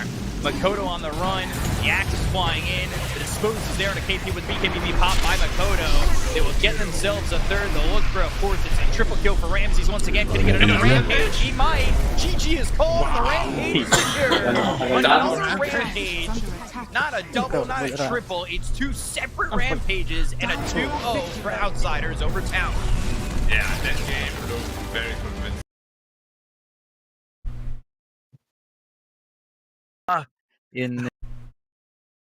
It's kind of fallen off, but I could see something Easy very spirit similar. pala sa ano.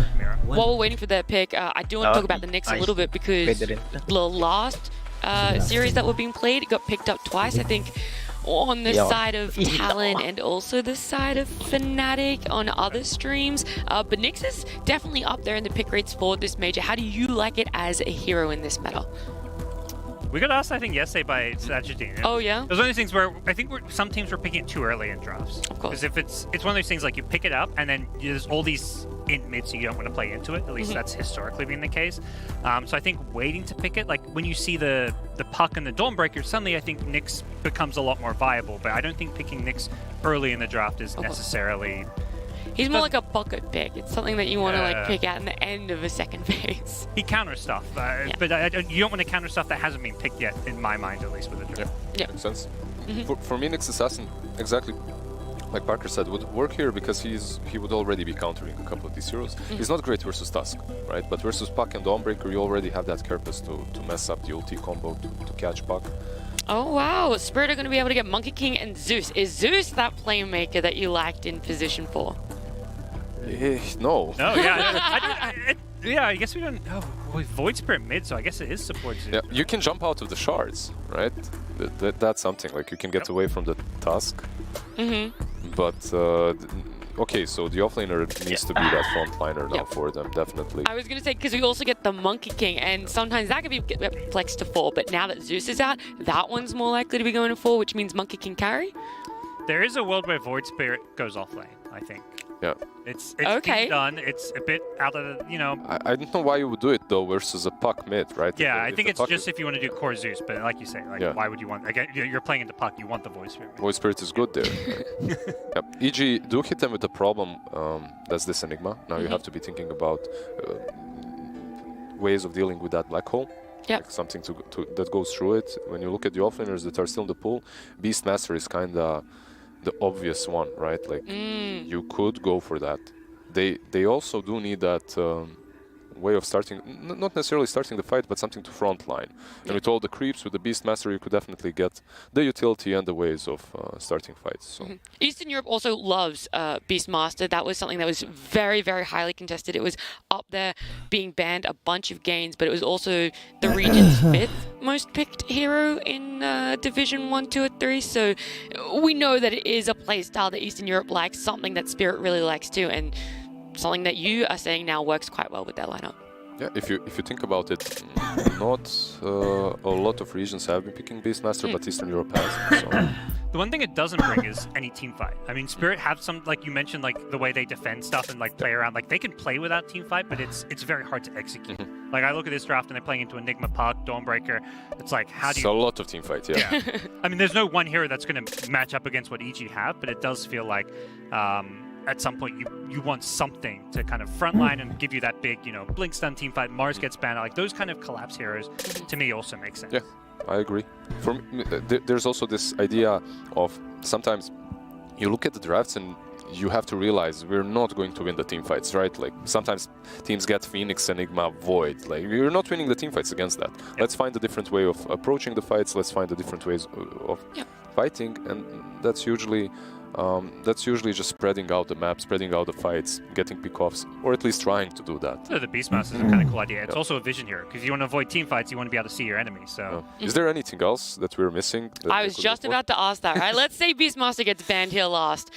Is there something else Spirit could pick up?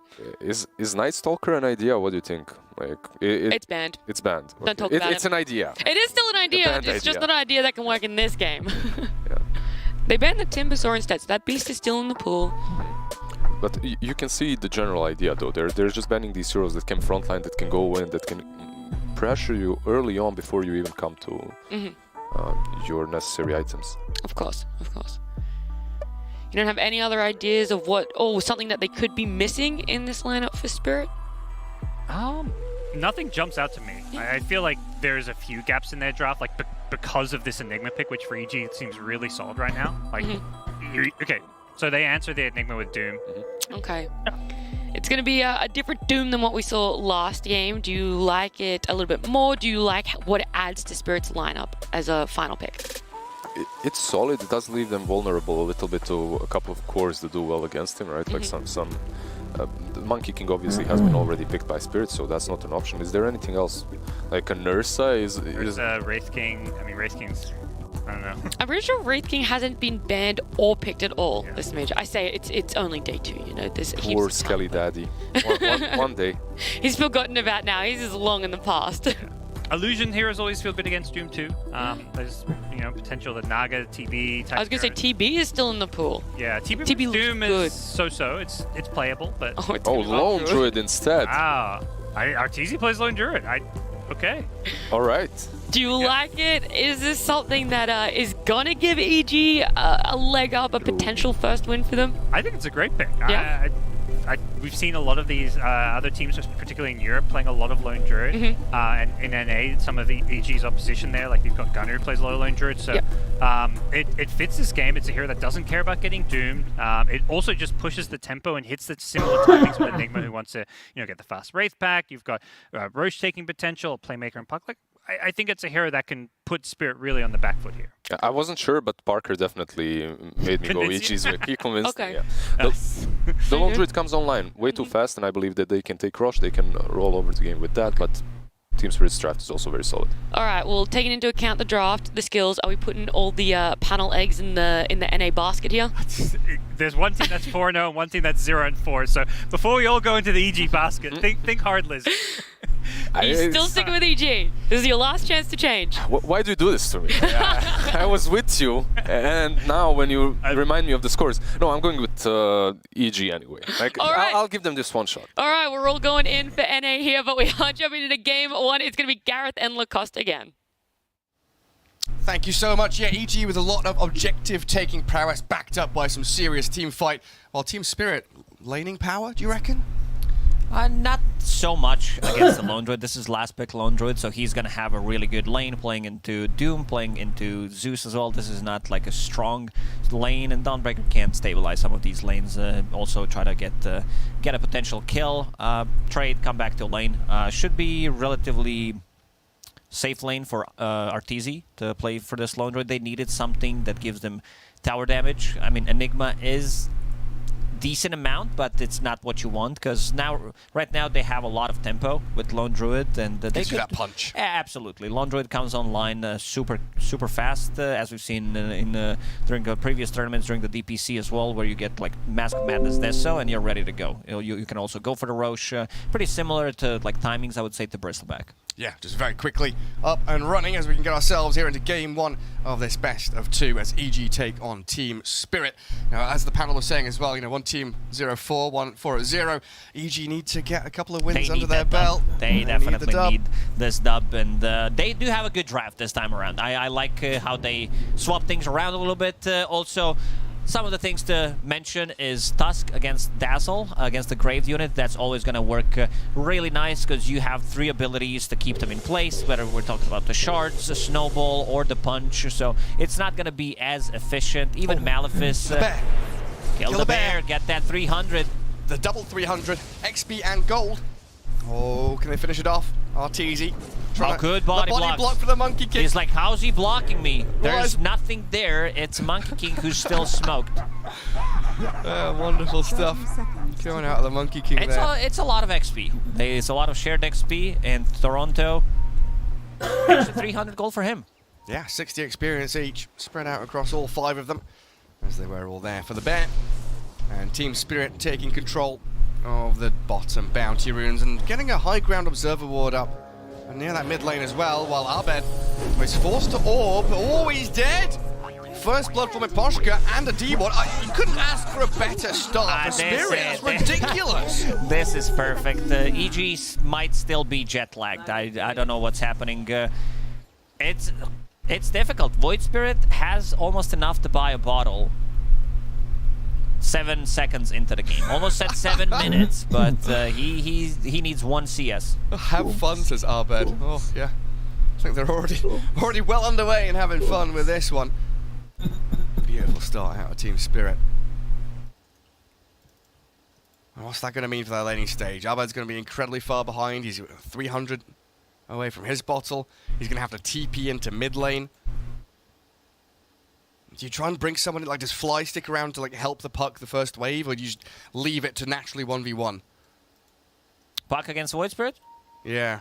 Yeah, you definitely do. I also want to see the rotation, something that PSG LGD did really well, especially Jinkyu, going for that 4-minute water rune, not allowing enemy mid laner to get it, and also going into enemy jump goal, picking up the bounty rune, the 3-minute bounty rune. So you're kind of leaving mid laner not having any region and giving that advantage to your mid laner. He's already off to a good start, and this is Void Spirit favorite matchup. We're talking about 60-40 against Puck. Yeah, Toronto Tokyo is going to reconnect to the game. Does very well indeed. Yeah. Toronto Tokyo back in. As we do have a number of Blightstones out. Lone Druid has one. He's gone for the branch build. We've got one over on that Yatoro Monkey King as well, so maybe we see Orb of Corrosion coming out for him. It does appear that Arteezy will be going for the bear build. You know, but back in the day, he was one of the main proponents of that range. He's not going to go for your build, Gary. No bear, build? Spirit Link, and what was the other ability called? Rabid, back in the days. Miposhka did block a small camp for Puck, so this is also another tool to deal with it, because mid Pucks do stack the camp and also farm it relatively quickly, so that's going to be some extra XP for Toronto Tokyo that he already has from killing that bear, because he can farm his own small camp. Yeah, I remember making a YouTube video looking over Arteezy's Lone Druid. It was back when he played the ranged druid, like Dragonlance Maelstrom and all the talents he had for it, but nowadays it is all about the bear again, with that Deso and the Mask of Madness. Yatoro and Miposhka not able to contend with the Eidolons just yet. Nightfall will keep dragging that wave back away from them, and Crit can obviously place himself quite aggressively to see where Miposhka's Dazzle is lurking. It's not going to be an easy lane for Monkey King. A lot of that XP will be gone. Nightfall will be denying his item build. Magic Wand, 3 branches going into Ring of Bassi, so heavily focusing on early stages of the game. Tusk going for more of a fighting build where they want to get killed. Like, well, you got to be very careful on Dazzle once they hit level 2. With the Ice Shards and Tag Team, there's going to be a lot of procs from Eidolons. Yeah, get that slow going incredibly consistently. And that Enigma, what kind of item build are we going later on into the game, though? Is it the Spirit Vessel build? Is it the Arcanes, the Blink BKB? What do you reckon we see from Nightfall here from EG? I think this one might be just Blink BKB, and then get a Linken's Refresher, because there's only one way to stop the Black Hole, and it's Doom. Yeah, that single counter that Team Spirit has in the hands of Collapse. And so far, decent for the Monkey King, 10-2. Even though that lane is being denied out and dragged back. Well, down at bottom, Collapse lose 8-0. Lone Druid CS 9-4. It seems like Team Spirit keeping that wave relatively close to their tier 1 tower, so Mirror Zeus can keep zapping away at Fly's position 5 Dawnbreaker. If they do get in on top of the Zeus, though, with Orb of Venom and Tangling Claws, you know, Mirror could be in an awful lot of trouble. Quite a lot of chase potential, just like this, but jumps out. Cool jump. Ability. On cooldown for 20 seconds. Fly still thinking about going in, but good Mira cancel. Ready with the bolt. Stops the Starbreaker from landing. That final hit with the stun. And to resummon. Correct, needs to TP out. Miposhka with that poison touch, because he got the first blood, does have boots of speed, so would be able to chase him down. Chase for days. He does TP back to his tier 1, so crit is readily available, and it looks like he's going to wander in towards mid, and the call that you made for the guarding of the runes will come to fruition here for EG. Bounty already taken by Miposhka though, so crit unable to find it. Has the shard block the dazzle away, gets a couple more hits in on the way out. Leaving some solo XP to Nightfall. Enigma definitely needs it. Miposhka also giving solo XP to Yatoro, because that XP is getting denied. And we can see the odds on screen. Team Spirit definitely favored in this one. Considering the start, not a surprise. Yeah, absolutely not. The bear kill, the Obs D ward, the bounty runes, and that first blood on our bed, while Fly does die down bottom to Mirror and Collapse.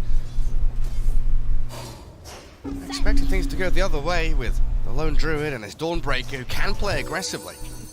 But Team Spirit responding very nicely. You know, again, the XP and gold lead Hurricane on Mirror. they get from the start. And the Root from the Entangling does Claws. have Fairy Fire. Not Nice. gonna even use it. Perfectly fine. He can walk himself back to base, or jump himself back there with the Heavenly Jump. And then return full resources. Get his mana and HP all topped up. Those neutral creeps, they go for the best play you can think of. Yeah, they want to show their skills, don't they? Quick little savage roar from Arteezy's Lone Druid. Hobbit doing a very good job on a mid lane in terms of CS, considering that Toronto did have extra 300 gold. 26 against 23. He's a wave ahead. Good sidestep from Collapse, though. And this Infernal Blade doing a tremendous amount of damage to the bear. And the Kills chain, it another off. 300. Finishes the bear off. He'll lose his life, sure, but that's well worth it, right? Yeah, definitely. He got the solo XP from that, which is going to bring him closer to level 5. Mira was absent. He was not in the lane. And now when he comes back to lane, they're still going to have the skill potential, especially when Doom hits level 6. It's being pinged out. Fly wants to drag the creep wave and pull it back. Doom TPing in. Yeah, Mira trying to contest it. Well, up atop Nightfall. He has to Malefice back Yatoro. Crit very low, tag teaming away, but he's going to die to the boundless strike of the Monkey King. Oh no, Gary, what is that on Monkey King? Oh, is that Hand of Midas? It is Hand of Midas. I've not even Did we looked. stop counting at 0-5? Just keeps getting worse and worse. We'll see, though. We'll see. You know, Midas might maybe making a comeback this tournament. We've had it on Dooms, we've had it on Nature's Prophet, we've had it on Juggernauts, now the Monkey King. We saw one on Seb trying to get it on Io 2 times, actually. 3 heroes mid, coming straight in towards the Void Spirit. Toronto Tokyo dissimulates, back away, jumps with the Astral Step, the shards will land, but his raindrops keep him healthy. And Crit dying to the poison touch of the Dazzle, so the rotation in from Miposhka more than pays for itself. He can deny the TD rune. He can TP out. Can he? Oh, you're right, he might just be able to slip away from danger. Starbreaker comes in from Fly at the last moment needed. That was close, but yeah, clutch play, saving Toronto Tokyo. He's super tanky, gets that Resident Pulse on 3 heroes, gets the Magic Wand, and also the Infused Raindrop that you mentioned. Incredibly close stuff, though. And now Nightfall taking a beating from Yatoro. And he's got the Boundless Strike, the ability to clear out Eidolons, especially when he's got Jingu stacks up. Very Big useful for the Monkey. XP discrepancy on top lane. Enigma about to hit level 5, Monkey 6.5. That's not what we expect, is it? With Enigma denying all these creeps. Miposhka did a very good job zoning out Tusk. Didn't allow them to play aggressively at all, forcing Tusk to TP out. Tusk didn't have Boots of Speed. He played more for the lane. Had that Magic Stick and Fairy Fire. We go, Toronto Tokyo. He wants Arteezy. Mirror does die to Fly, but that's a whatever moment. They've killed the Lone Druid, taking him out of the game while Yatoro is being chased down by Crit and Nightfall. Eidolon's tag team slowing him over and over again. Boundless Strike comes as Yatoro tries to fight back. He does have He phase might boots. find Nightfall here with a couple more swipes of his massive stick, and they don't even get the kill on him. He's like, we need an extra hero here. What a great read from Yatoro to turn around and just man up, keep fighting, get that Jingu proc, and then gets a good Boundless. Yeah, EG falling further and further behind. 2K lead developing for Team Spirit. I still yet to see Abed really make his mark on this game yet. Hasn't got a coil out, hasn't found any real openings. They missed out on Toronto Tokyo, who turns it straight back onto Abed, kills his courier, and Mira's help here will find them a kill on the puck. My Team Spirit is playing so much faster and snappier, decisive Dota from them. They're so quickly to move. And look at the levels right now. You have Void Spirit, who's about to hit level 8.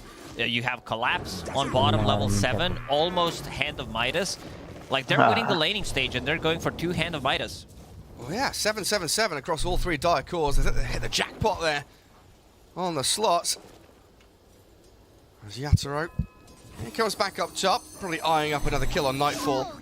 But Abed and Crit under the Dire Observer Ward, scouted out, and Team Spirit knows what's coming. They're showing mid Void Spirit, who does not have a TP rotation, but good read from Team Spirit, not allowing EG to get anything done. Some damage will be done to tower, but other than that, they did dodge a gank. Yeah, and they can move now to play aggressively in the mid lane, bottom lane as well. Pressuring into these tier 1s. Fly left to his own devices to try and clear out the creep wave. And there's the Hand of Midas on the Doom. Dire's top tower is under attack. 9 minutes in.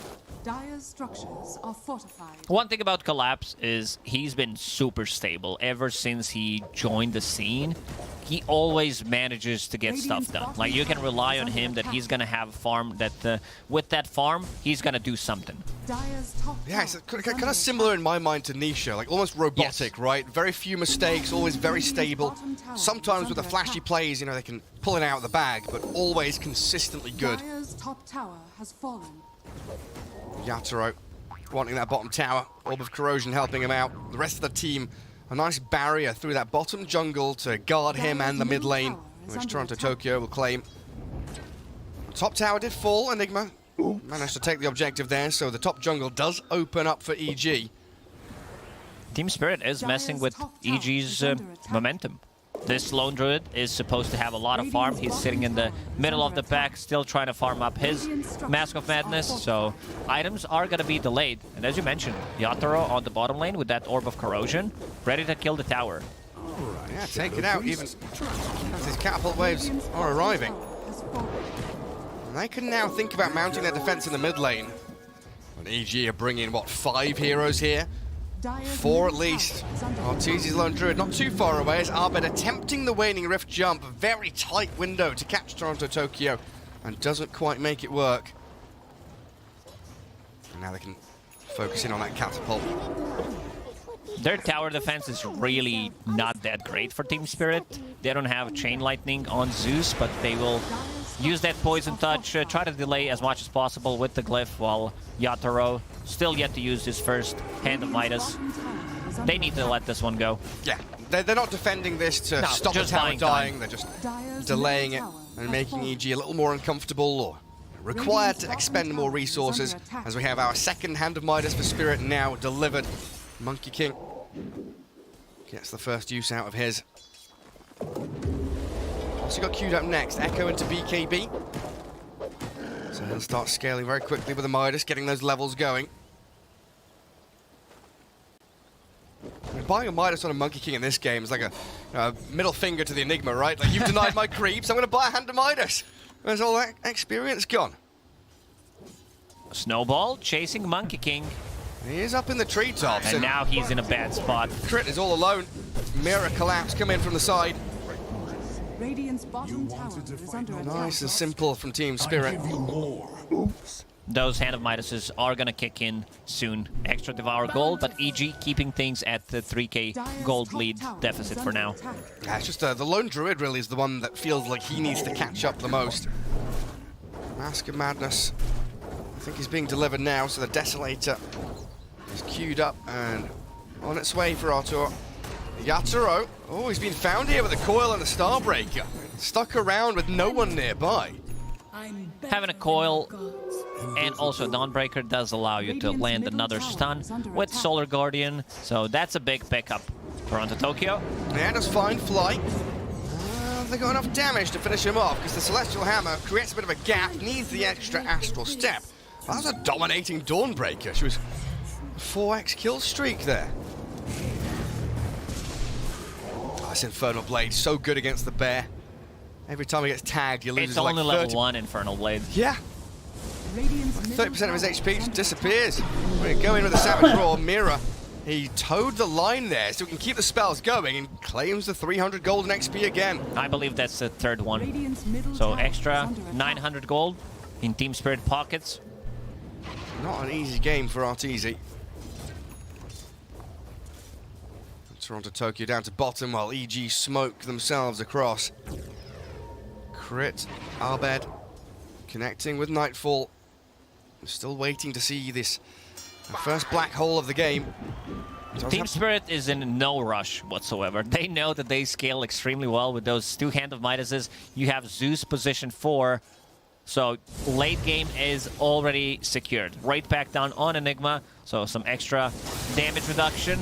Looking for an opening. A bit difficult. They need Puck to initiate with the coil and still respecting the tower. Mira feeling relatively safe farming underneath this tier 2. Miposhka is just so good with his warding though. The 2 wards top have secured them safety several times, and now he gets a D ward on top of it. Also, this ward between tier 1 and tier 2 tower on the mid lane is showing when they're gonna smoke. Now look at Miposhka. Just chilling on his dazzle. Like toying with him. Come on, dive me onto tier 2, dare ya. Fly not going to fall for it though. Radiant's bottom tower. Yeah, another move where EG really desperate to get something on the map. Will snowball onto Mira. Catch the Zeus out with a quick little shard, and he leaps over the igloo. Easy as can be. Now Toronto Tokyo hasted. Potential to wrap around into the back lines. Doom gets dodged down a little bit there by the Abed phase shift, and they black hole collapse straight off the bat. Mira can still zap back in with a lightning bolt, and Miposhka will save his buddy for a second while the Wukong's boundless strike. Abed, he's taken out inside the circle. Now the boundless from Yatoro comes out, catching out Nightfall and Toronto Tokyo. Still playing in the back lines. Enigma, what can he do? He can Malefice, he can try and run away, but they've got the Yule Scepter up into the sky. Fly and crit, they want this Void Spirit. But I don't think they've got enough damage. Oh, here comes Arteezy. Lone Druid does arrive, and Toronto Tokyo graved up. Dissimilate in 3 seconds. Charges. He's got the wand, and now Dissimilate Astral Step. Miposhka picks up the double kill. Can he get a root? I believe he can. He's way too speedy. Mask of Madness is available. Go on. There it is. He did kill off Yatoro in the midst of all that, but the bear got to be so careful against Collapse and the hurricane back into the waiting arms of Mira and Miposhka. Another bear dead. EG heavily committing to kill Doom with Black Hole and Coil, and then they had issues controlling Void Spirit. A bit of a different item build from Void Spirit this time around, because in the previous game we saw Rush onto Aghanim Scepter, but this Yule Scepter is really good to set things up, potentially cancel the Black Hole, remove the Silence, buy some time during the Coil, and now he's going into Aghanim Scepter. I think EG did come out on top in terms of the gold and experience going their way. Not a perfect team fight, but something is something for them at this point. But if Team Spirit are the ones who are able now to get the jump and maybe use some aggressive vision to their advantage, their wards get spotted by the Abed Courier. As you know, something is up, but there is Arcane Rune on Void Spirit, so he definitely wants to go in. Miposhka already has Shard. Yeah, the Thunder God's Wrath as well to try and scout them out. Toronto Tokyo Double onto Nightfall, straight towards the Enigma, catch him out and kill him off. But there's no follow-up. This Three-man coil looks good, but no one is around. Into what? Into nothing.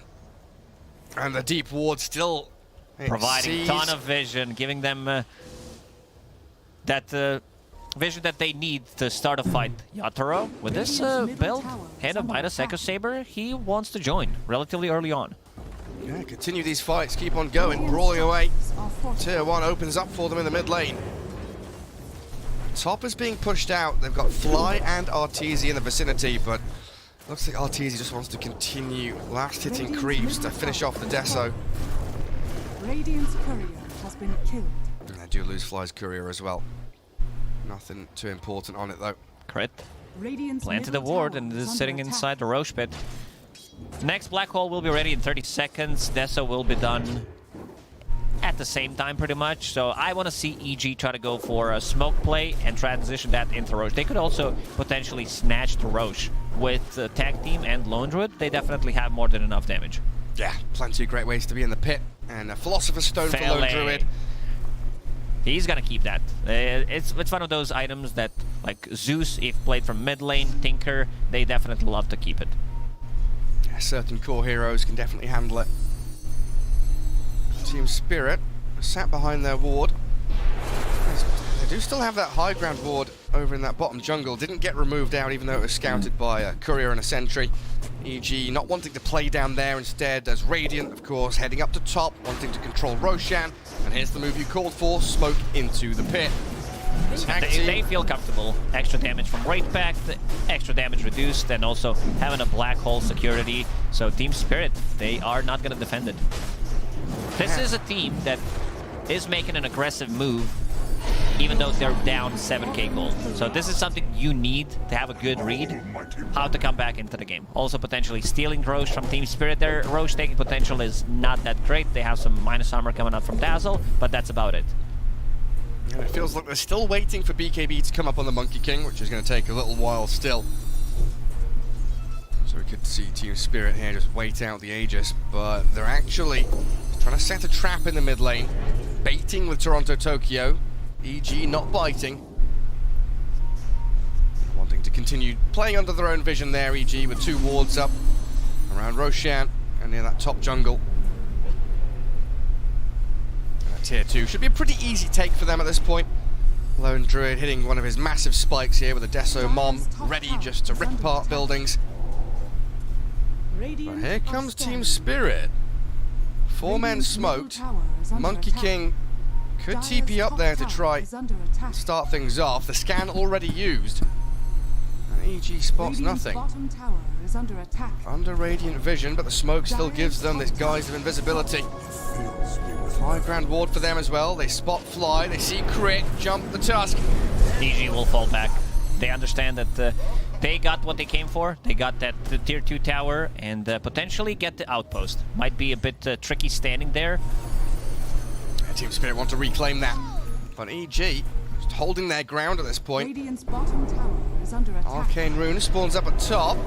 Toronto Tokyo and He's Mira. thinking about going in, They and want he to gets in. try and get the bear, but the fear and the coil, the snap and the kill. The grave comes in. Miposhka saves Toronto Tokyo. Dissimulate now out as well. He's got the 1 charge to yours. He can't get himself out of here. Surely not. Arbed will finish him off.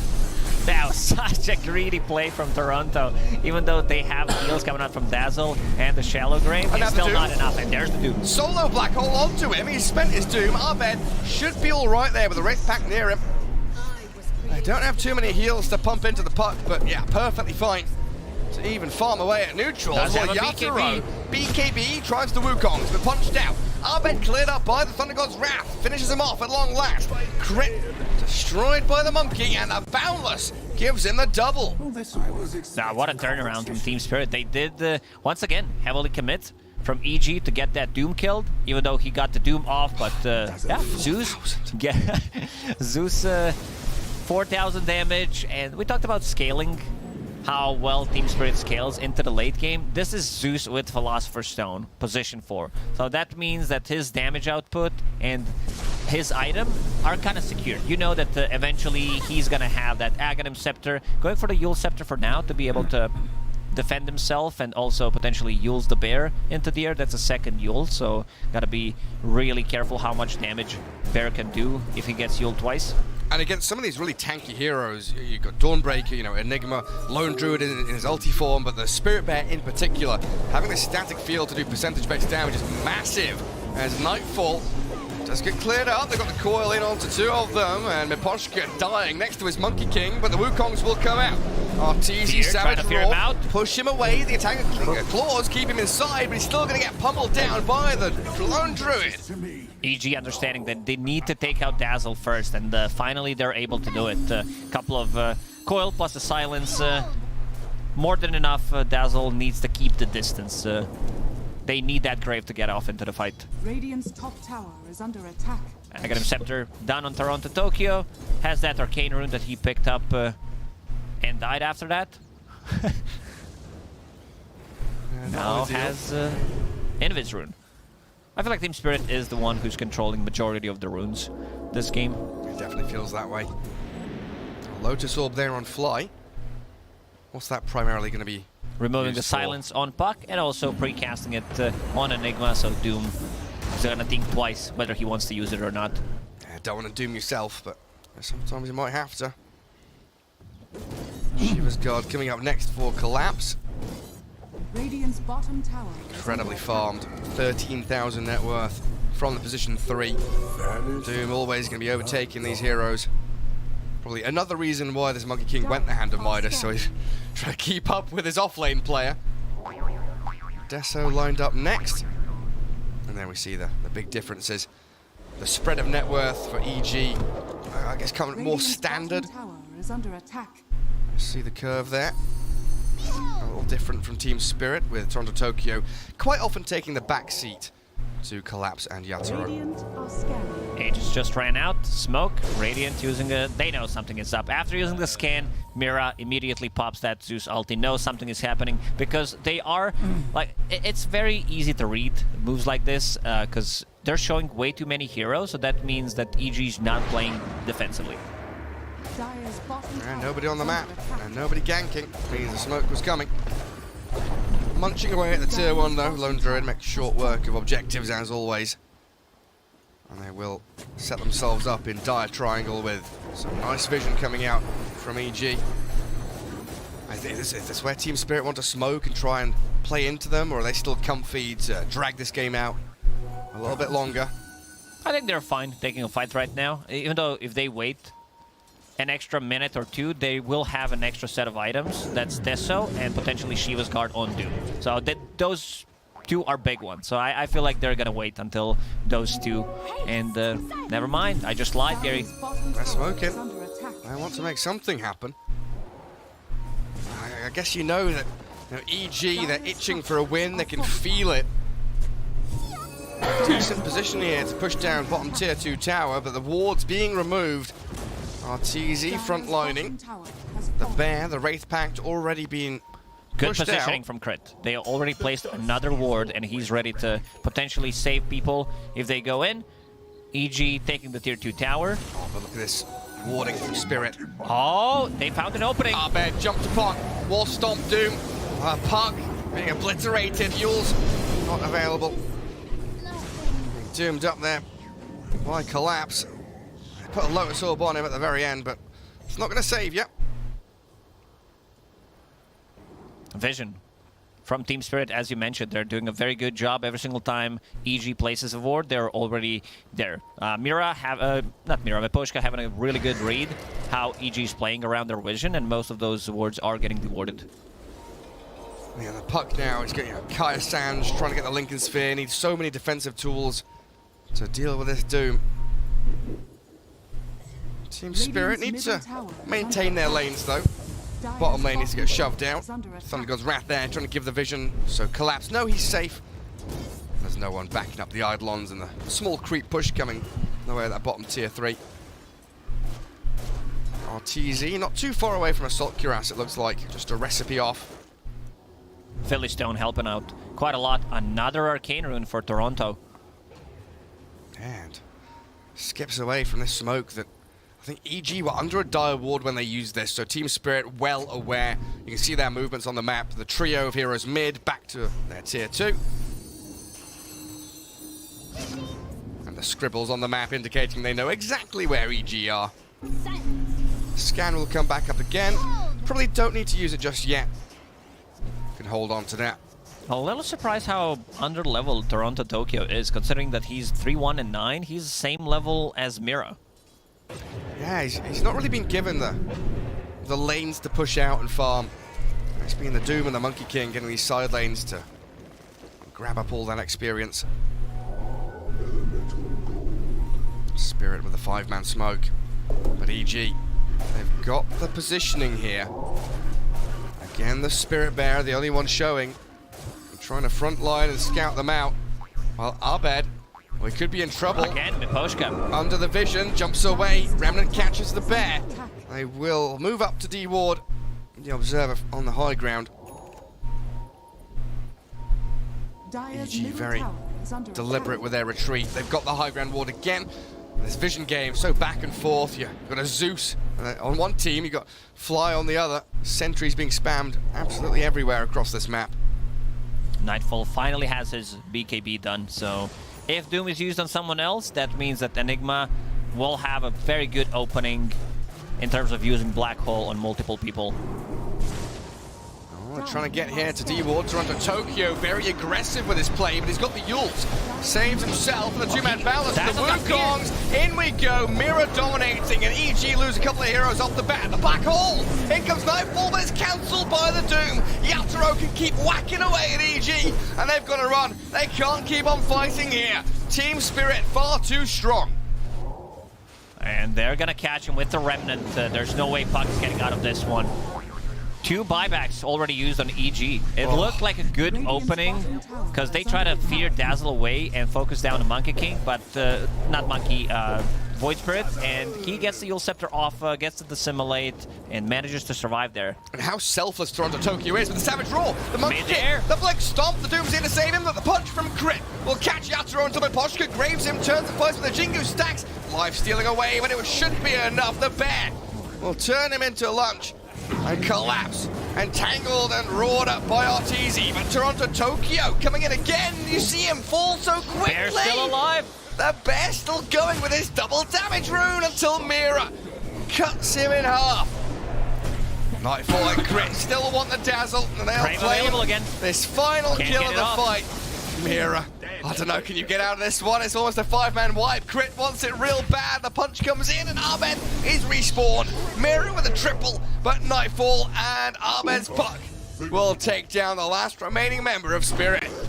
Now, Mira will be pretty happy about this, even though it's a team wipe for Team Spirit. He got so much gold. He's level 19 with the Aghanim Scepter. 3,000 damage, but the damage I'm looking at is Arteezy's damage. Did pick up that double damage rune on a bear, caught him mid-air while he's trying to get on the tree, gets the fear off, and they do focus him down. Even though he tried to man up, it was not enough. But how does that end? That's a 7 for 5, right? Team Spirit lose 5 heroes, EG lose 5 with 2 diebacks of their 2 supports. Still a pretty massive swing of gold going the way of EG as it comes down from 12 to about 7. So that 5k net worth swing. And yeah, Lone Druid with a double damage rune and life stealing away with a Spirit Link. So incredibly potent when you've got Mira a double coming damage. in clutch. 1 Chain Lightning gets the bear and gets the hero as well. Buys the tome for himself, going into Refresher next. We talked about Zeus' ability to scale from position 4, but this is nuts. Yeah, it's bonkers stuff. It's nearly 10k net worth. And again, this Aghanim Shard working wonders with that percentage-based damage. Maybe the play there would be, now that I'm thinking of it, Toronto Tokyo getting in, using Yule Scepter on the bear to dispel DD. Maybe that would be the play, but also he was definitely afraid of him getting focused down and not having a dispel mechanic. Yeah, this bear is really no joke now. Assault Cuirass, Basher. So he's got additional lockdown to catch the Monkey or the Doom during the BKBs.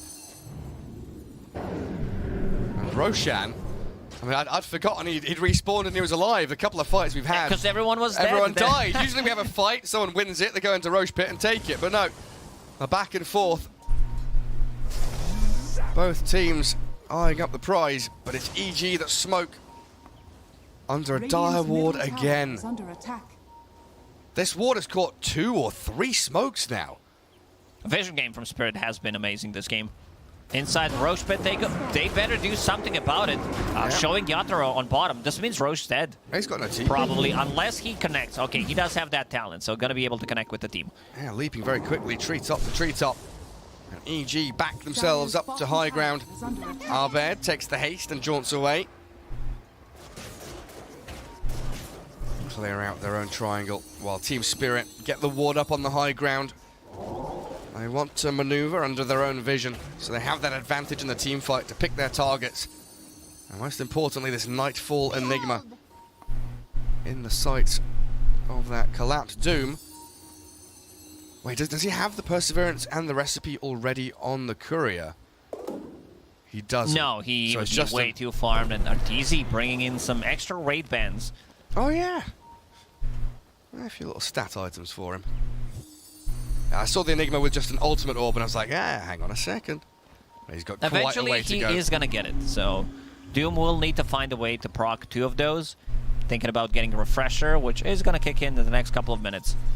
Well, finally, EG smoked with, this time, not under vision, but showing 2 heroes. We will reveal with the Ice Shards where they are sitting. And the Thunder God's Wrath. A vision game again from Team Spirit, just too potent. And, oh, they're pinging Roshan here. I'm going to try and get some D wards. Yeah, get the sentry down. Make sure he doesn't have any forward vision. And hold their positioning while, Abed under a ward. He jumps away from the Remnant. Toronto, Tokyo trying to D-ward now, but he's coiled up and snapped. Snowballed in, the punch from Crit. Trying to focus down the Void Spirit when he's been graved and Astral stepped away. Arteezy inside the Wukongs, they're fighting the bear. Good Both fear. of them, in fact, with the Solar Guardian. There's Fly with a heal and a black hole Again on the on Doom. They catch Collapse, the big target they wanted, but the Grave again, saving him up. Miposhka doing a great job. Can't get the Doom off. They do kill Mira and Collapse now. The buybacks will flow through while Crit running back, but picked off by Yatoro. And Collapse has got Fly. Easy pickings on the Dawnbreaker to end the fight. No buybacks on either of those heroes. So a 5v3 heading into the pit. This is going to be a Roshan. We got to give credit to Arteezy. Some quick reactions with the Savage Roar to be able to get the Doom away from him when he jumped in, and then getting the bash, being able to focus him down. I think they need a bigger black. The only thing Nightfall is afraid of is this Doom. Yeah. So he's gonna be looking out for him. Unless he gets that Lincoln Sphere, then it's gonna be a bit more easier for him. Doom is missing. They're pinging it out. They know that he does not have buyback. Yeah, they need more time, EG. Keep on scaling. But with Aegis and Aghanim Shard in the hands of Team Spirit, this Monkey King has been an immense threat with the Wukong's command. So good at creating a zone that's like impenetrable for EG. Like, yeah, you blink, you black hole, okay, you've got a coil, but my Wukong's defeats you all. Doom did pick up the Shard already, so there is Shard available. The only one who does not have Shard is Void Spirit, so I mean, Monkey doesn't have it, but he does not want it. It's not that amazing on him. I mean, Void Spirit with the Dissimulate, super nice to have. And Collapse just going to hold it for now, though. Abed getting out of the Nimbus and the catch of the Monkey. He wants his own Lincoln Sphere. Once those Lincolns are done, EG become a completely different beast. To restore the void within. Much more able to freely play the team fights as they see fit. That's Scardy now. He might just sell off his Echo Saber in a few minutes. There's still Midas to sell. Like I said, disassemble Echo into this Bloodthorn. Yeah, most likely.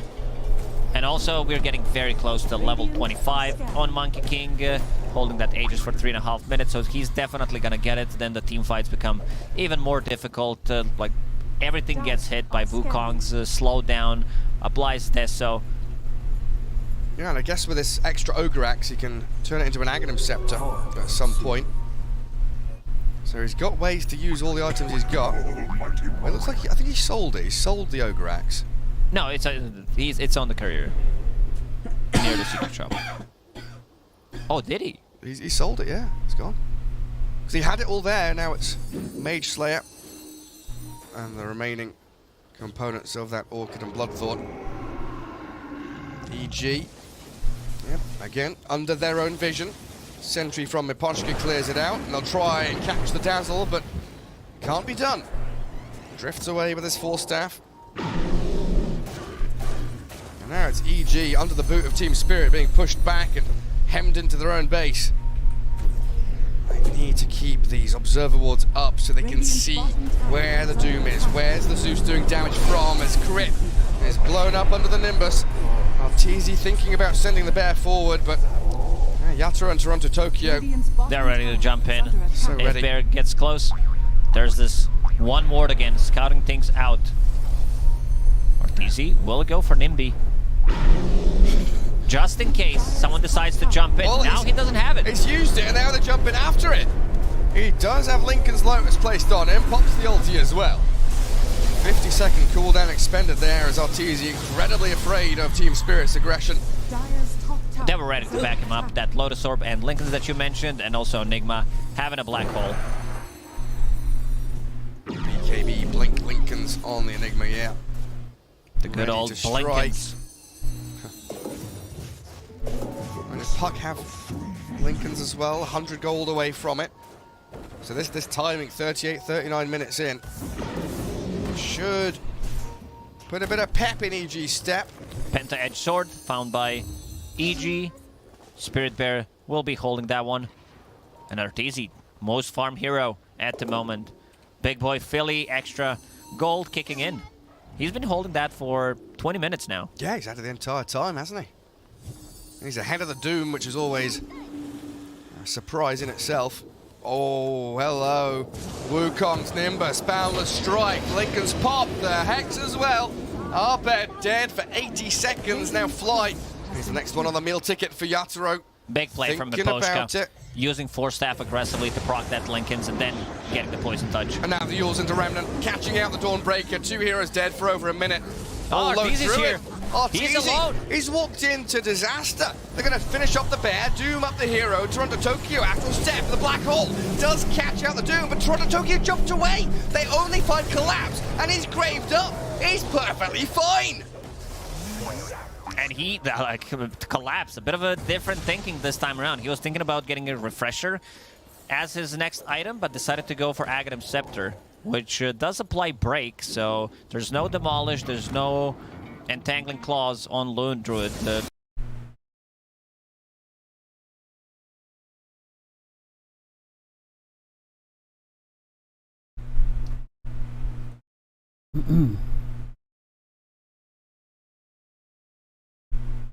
Demolish, there's no Entangling Claws on Lone Druid in the true form.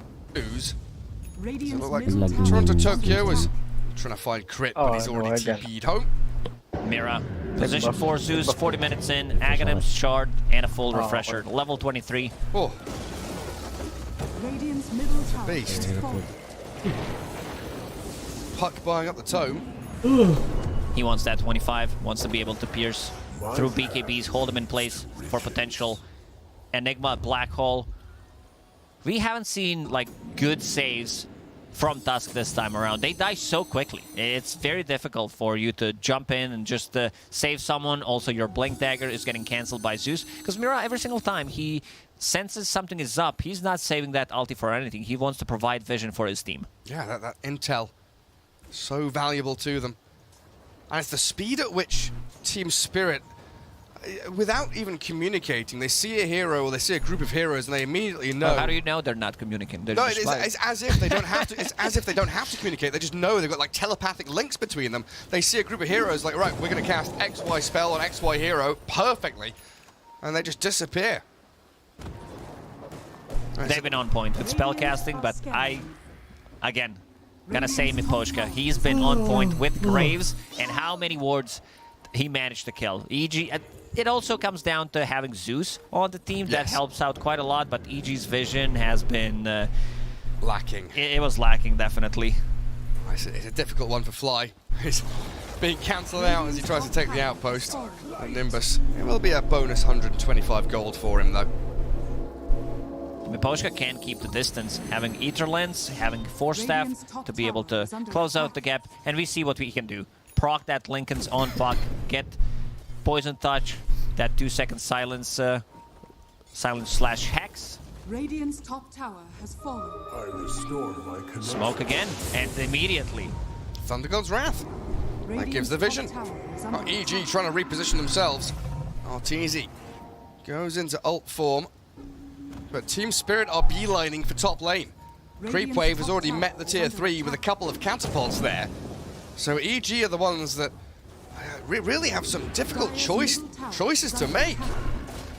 Go for tier 2, yeah, but you're going to start losing your high ground incredibly quickly. Your tier 3 tower, Glyph already forced. Is this going to be a race base? It looks like it might be. Race, let's go. Always down for that. Nah, Team Spirit's going to TP back. Oh, Nimby! Who's it caught? It's caught Arteezy. Collapse, BKB's up, blink in a second. They're trying to move in towards them. The two-man Boundless, and now the Wukongs as well. Arteezy, he's dead. You have a small circle, and you also have a big circle. Like 2 small circles and a Wukong's command. He used Refresher, provided vision. Mira on the Zeus involved in 29 out of 34 kills. Pretty impressive. It's 80 seconds without your lone druid now, and he's not got buyback or anywhere near it. A Yule's Remnant here from Toronto Tokyo is going to find maybe a bonus kill. The Shiva's Guard to slow down Fly. Dawnbreaker came in to try and save the Tusk's life.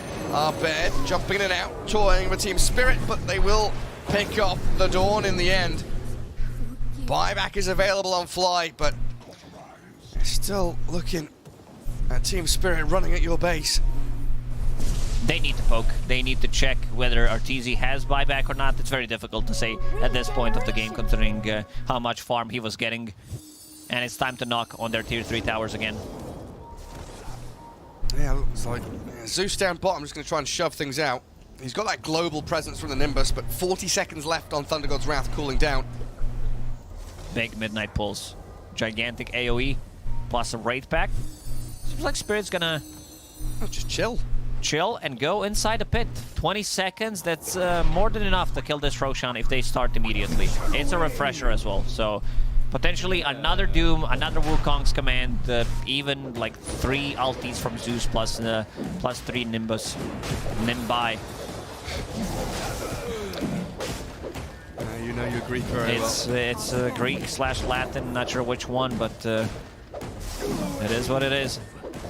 Dire using a scan. Or is it Nimbodies? Not gonna be there on time. No way for EG to get there fast enough. And Yatoro, no memeing this time. Roche is up. It isn't the Monkey King mischiefing himself into Roshan form. The evil geniuses. Maybe an opportunity though. So they see Collapse. Well, look at that quick jump. The black hole only on the Doom. Try and focus Collapse with this Wukong's command. So powerful at zoning EG back.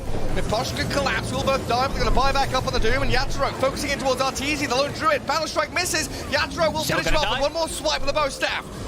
In they move towards the poor Fly Dawnbreaker now. As Team Spirit swipe down with sweet vengeance. Couple of buybacks needed to use on Team Spirit to secure this fight. In 80 seconds without Lone Druid, they do have Aegis. Now it's time to see whether he has buyback or not. Enigma does not have Black Hole available.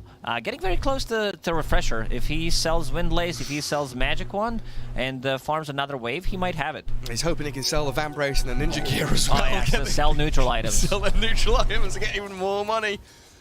Oh, Nightfall.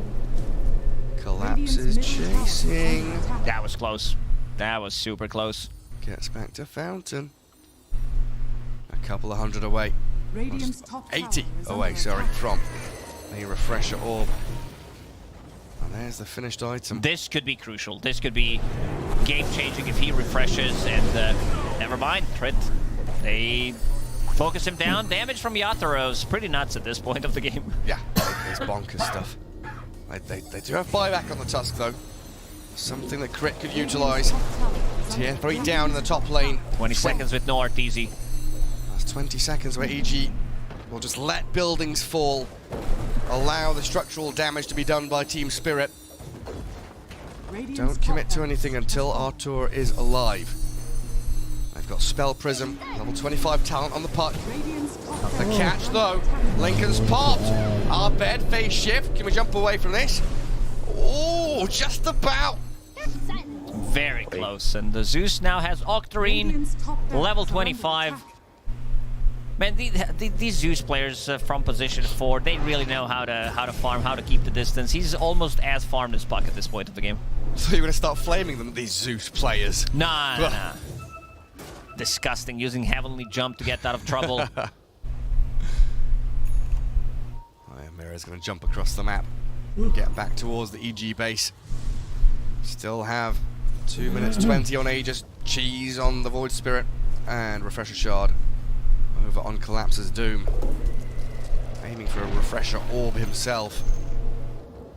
I'm not sure what that tip's for. But Nightfall. Oh, it's a misclick. There we go.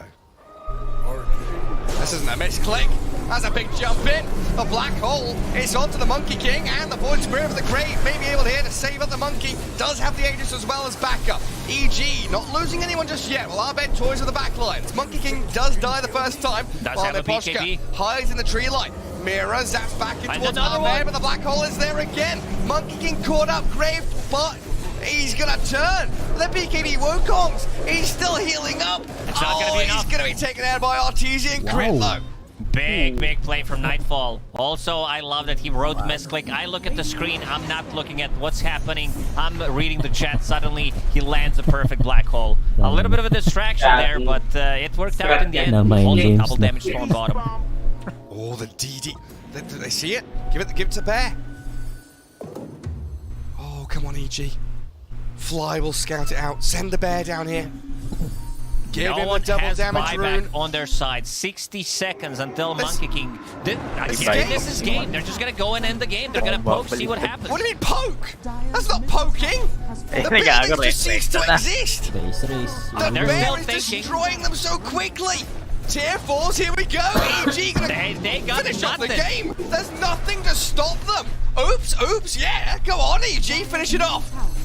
Team Spirit, in such a buybacks dominant are available. position, have just Nanalo pa lost ang everything. puta. GG's called. What an ending. What? I mean, you have the best hero in the game to close out the game like this. I guess they got baited by the misclick. That's ridiculous scenes.